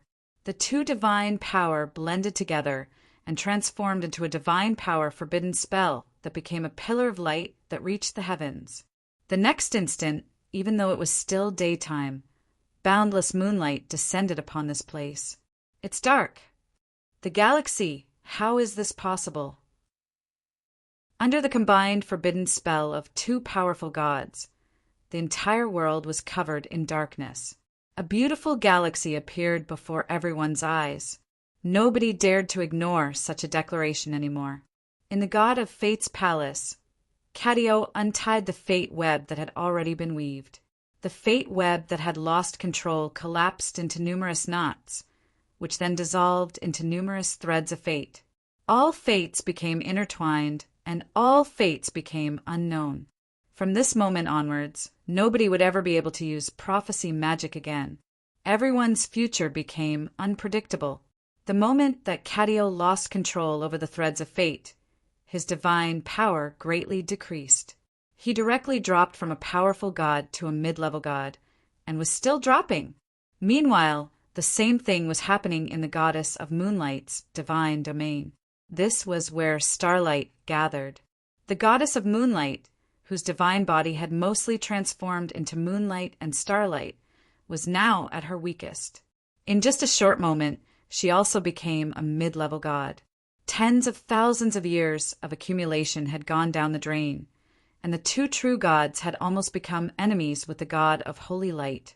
Since these two true gods had paid such a heavy price, it was only natural that they wanted even more.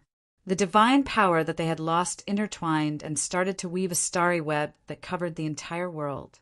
They would become omnipresent observers that would sense this world. Meteors streaked across the sky. Countless stars flashed furiously, and all intelligent creatures felt as if they were being watched. Countless thin threads spread out along with the divine power, while the gray stardust landed on the undead outside the forest that were currently entering the mortal plane. Red insignias representing calamity were imprinted on the undead's bodies, while the residents of the mortal plane had blue starlight insignias on their foreheads. This starry web created by the power of fate and moonlight was a perpetual forbidden spell. From now on, anyone who entered this plane would touch the starry web. Any existence that entered this plane without permission would be imprinted with an insignias of insignias.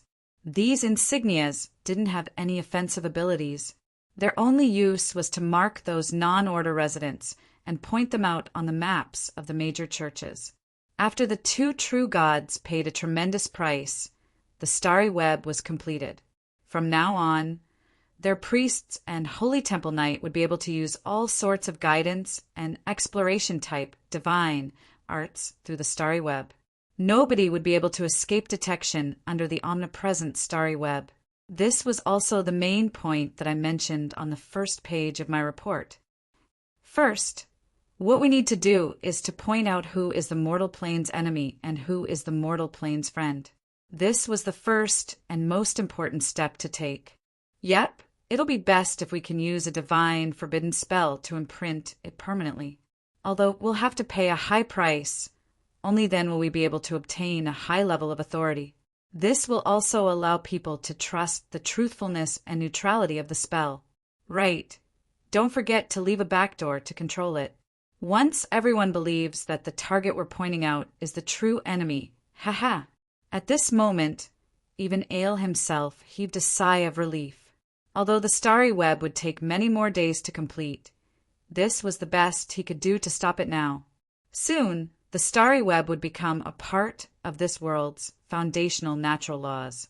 By the time the main gods realized this, apart from killing the two true gods, there would be no other way to stop the starry web's existence. And if anyone wanted to find trouble with the two true gods who would recover their divine power through hibernation, they'd have to ask Ale himself first. From today onwards, the three true gods' divine realms would be linked together.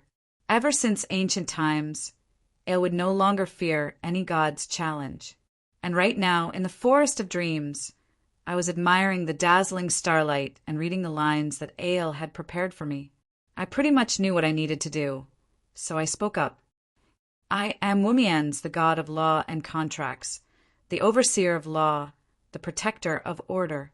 I declare that I shall declare war against the Chaos faction and all invaders from other dimensions. I am Benny, the guardian god of craftsmen and dwarves, the discoverer and researcher of new techniques, the protector of order. I declare that I shall declare war against the Chaos faction and all invaders from other dimensions. I am Baana, the goddess of wealth, the wielder of wealth, the protector of order. I declare that I shall declare war against the Chaos faction and all invaders from other dimensions. One main god, two powerful gods, and three mid-level gods. Just the power that Ale was currently displaying was enough to make it so that no faction would dare to underestimate him. Fine then, I guess that he now had one main god and 5 mid-level gods. But this definitely wasn't the entirety of AL's forces. It was likely that nobody knew what else AL had under his command. At this moment, I took a deep breath.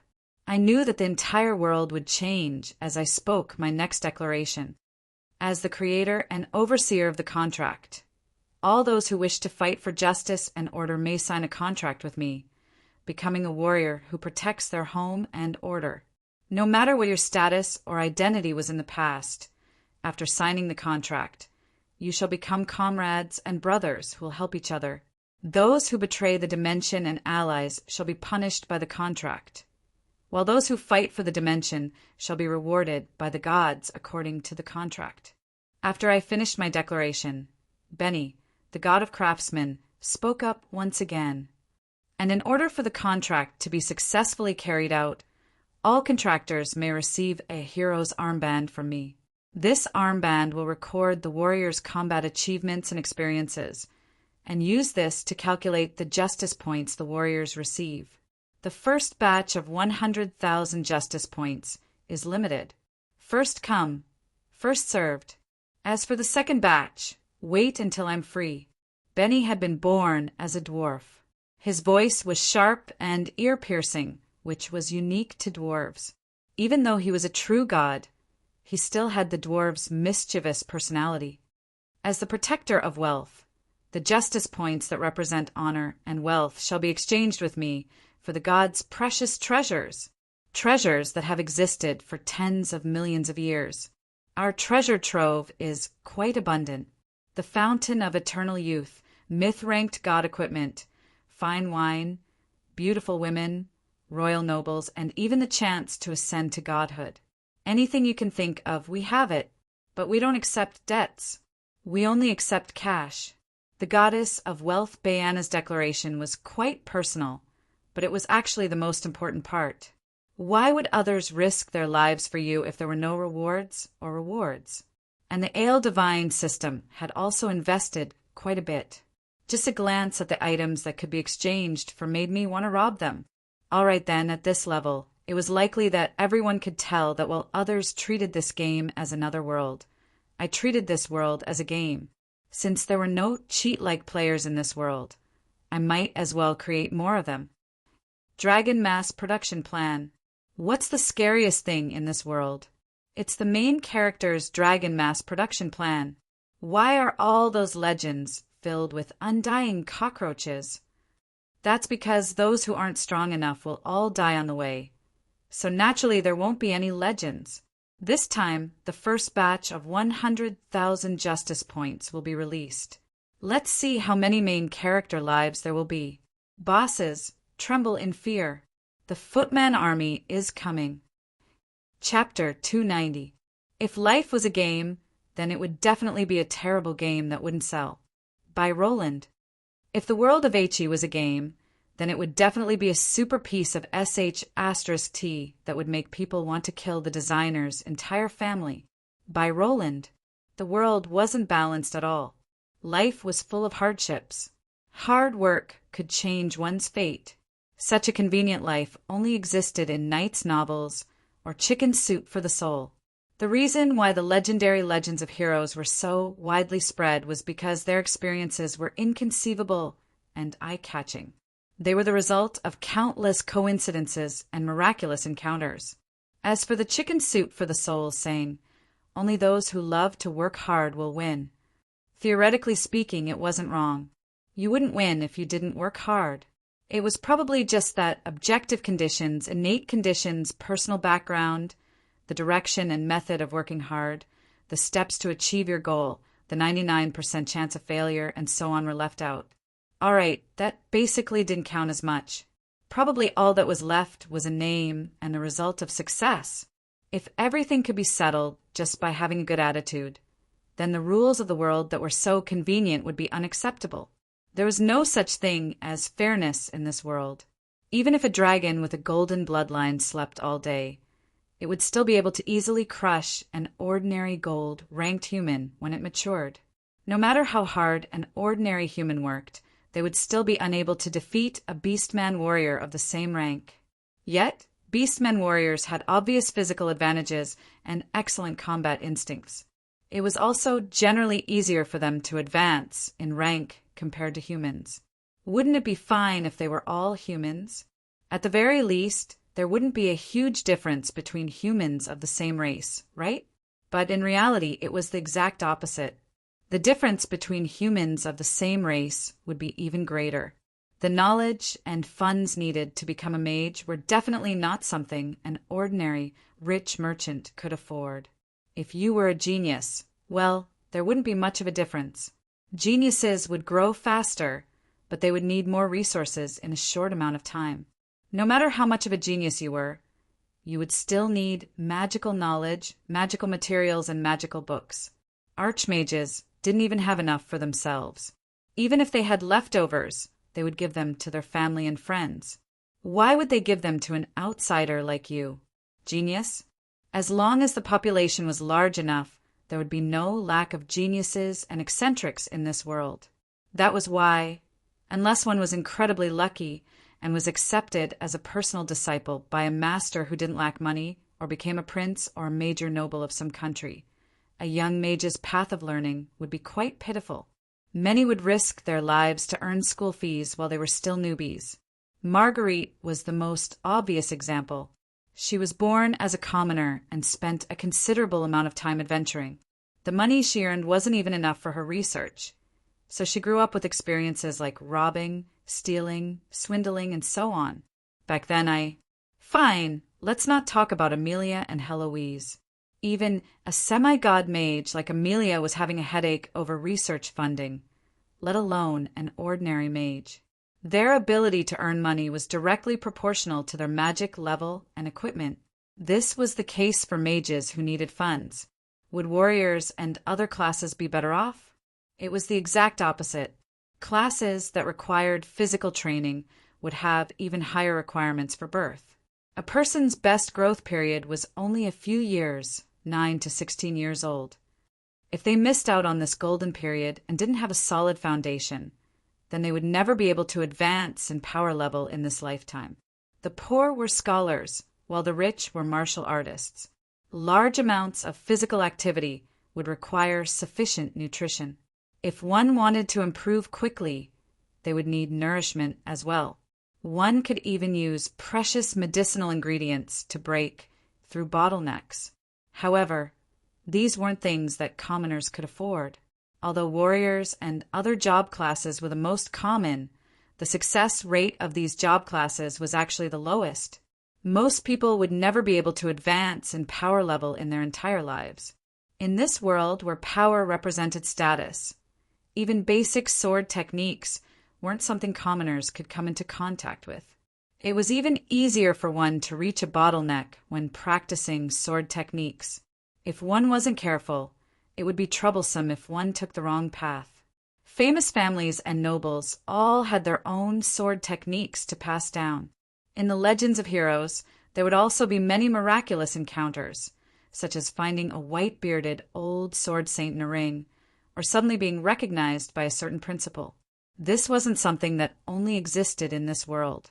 If Adam hadn't met Rollo back in the day, no matter how talented he was or how hard he worked at practicing his sword, he would at most be a city guard who would take an arrow to the knee. Although it was cruel, this was the truth.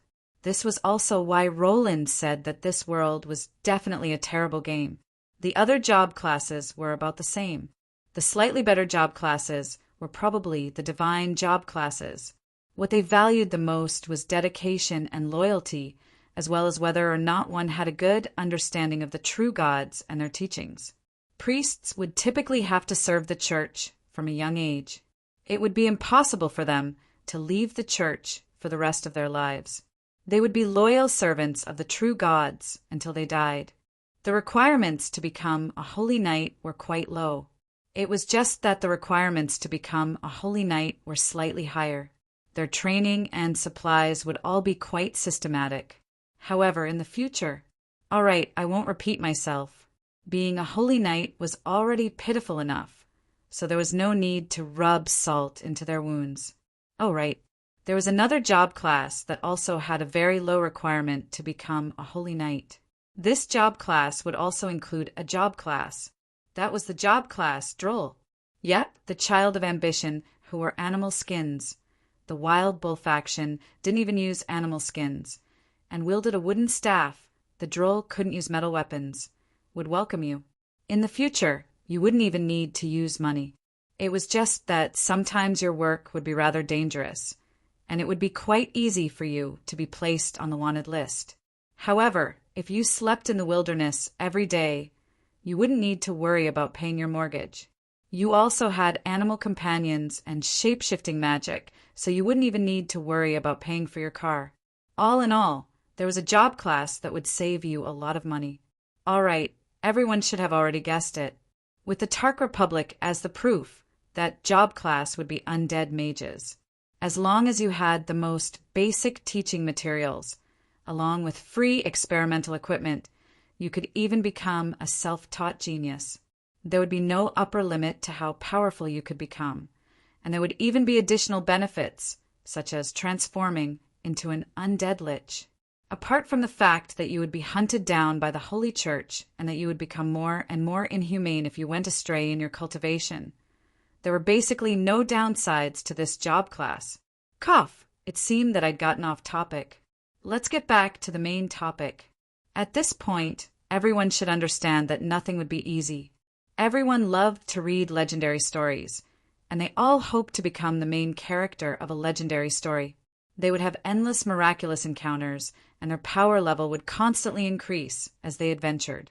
However, the problem was that there were extremely few main characters with such a life, while the vast majority of people would be mediocre for their entire lives.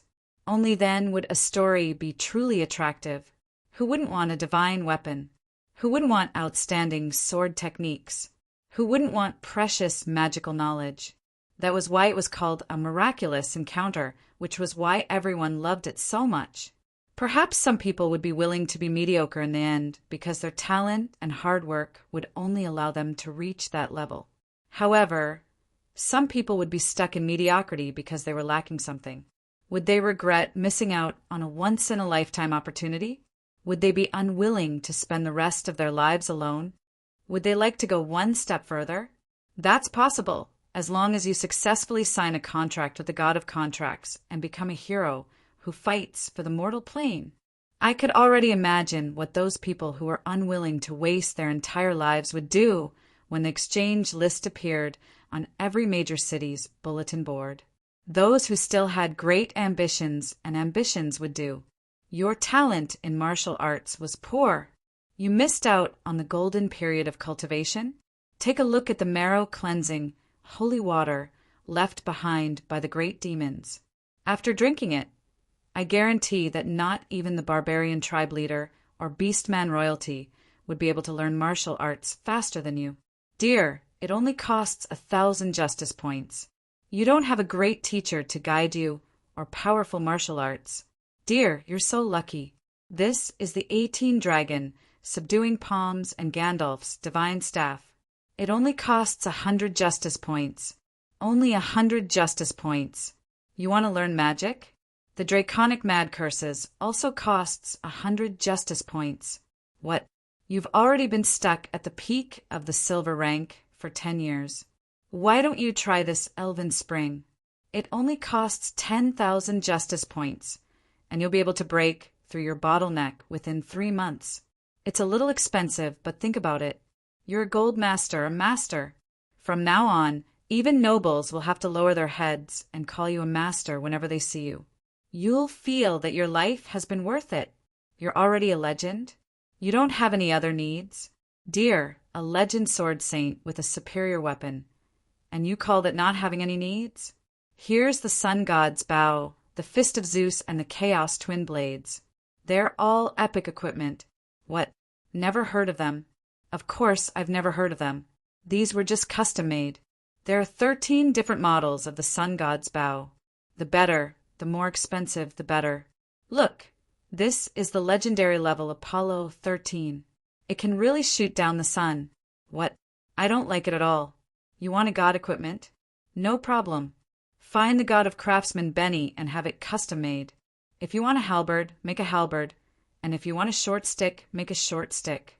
Semi-god equipment costs 100,000 justice points each. Legendary level equipment costs 10,000 each, and superior equipment costs 100. That's cheap. You insist on a god equipment. That's fine too. Bring me a god equipment material. If you kill a semi-god undead emperor, you should be able to obtain 1 or 2 god equipment. Bring it over, and we'll help you refine it for free. If it's not a god equipment, we'll compensate you instead. I can't beat you? Then there's no helping it. How about you leave the 2 million justice points with me for now? I'll see if there are any bosses willing to sell it to me. Anyone passing by, come take a look. A semi-god equipment replica of the Lich King's sword only costs 100,000 justice points. It also comes with a set of ice armor and an evil ice cape. I guarantee that you'll look even more like an evil boss than the Lich King. A 100-year companion contract with an adult dragon only costs 99,000 justice points. That's even cheaper than a semi-god equipment. What? You're asking what this is? Do you know about the Dragon Knight? Just take this and you'll know. Even if you're a semi-god, there's something here that you want. You've already seen god equipment, inheritances, and so on. And if you, a semi-god, want to become a true god, you'll need a divine concept and a divine concept. The only way to obtain these things is to slay a god. Are you certain that you'll be able to accomplish this?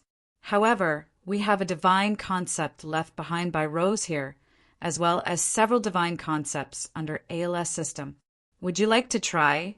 If you don't want to become a god, there are also research notes left behind by powerful semi-gods and dimensional lords.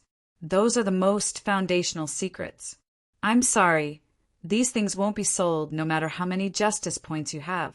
You'll first have to prove your worth and loyalty before we'll consider it. Of course, having a sufficient number of justice points is also a part of the consideration. How about you maintain your position as the number 1 justice point god for a year? Only the god's treasure troves would have more treasures than the dragon's nest. This time, Ale and his companions were going all out. Looking at the dazzling list of treasures, there were all sorts of wondrous treasures that had long since gone extinct in the world of Aichi. Perhaps even semi-gods would voluntarily serve them. Of course, the true gods will also receive a lot of rewards for this. It will be very complicated to explain, but I am afraid that as long as this plan succeeds, at least 2 of our 5 mid-level divine powers will become main gods. This will be the biggest reward. News spread quite quickly. Since mercenaries were quite common in Ike, most ordinary warriors felt that this was nothing more than another long-term employment contract. The only difference was that the rewards were quite high, and the employer was a god. Ordinary warriors weren't sensitive enough to notice that there was something fishy going on between the true gods. So how could they possibly refuse such a miraculous encounter? The 100,000 armlets from the beta testing are gone in a single day.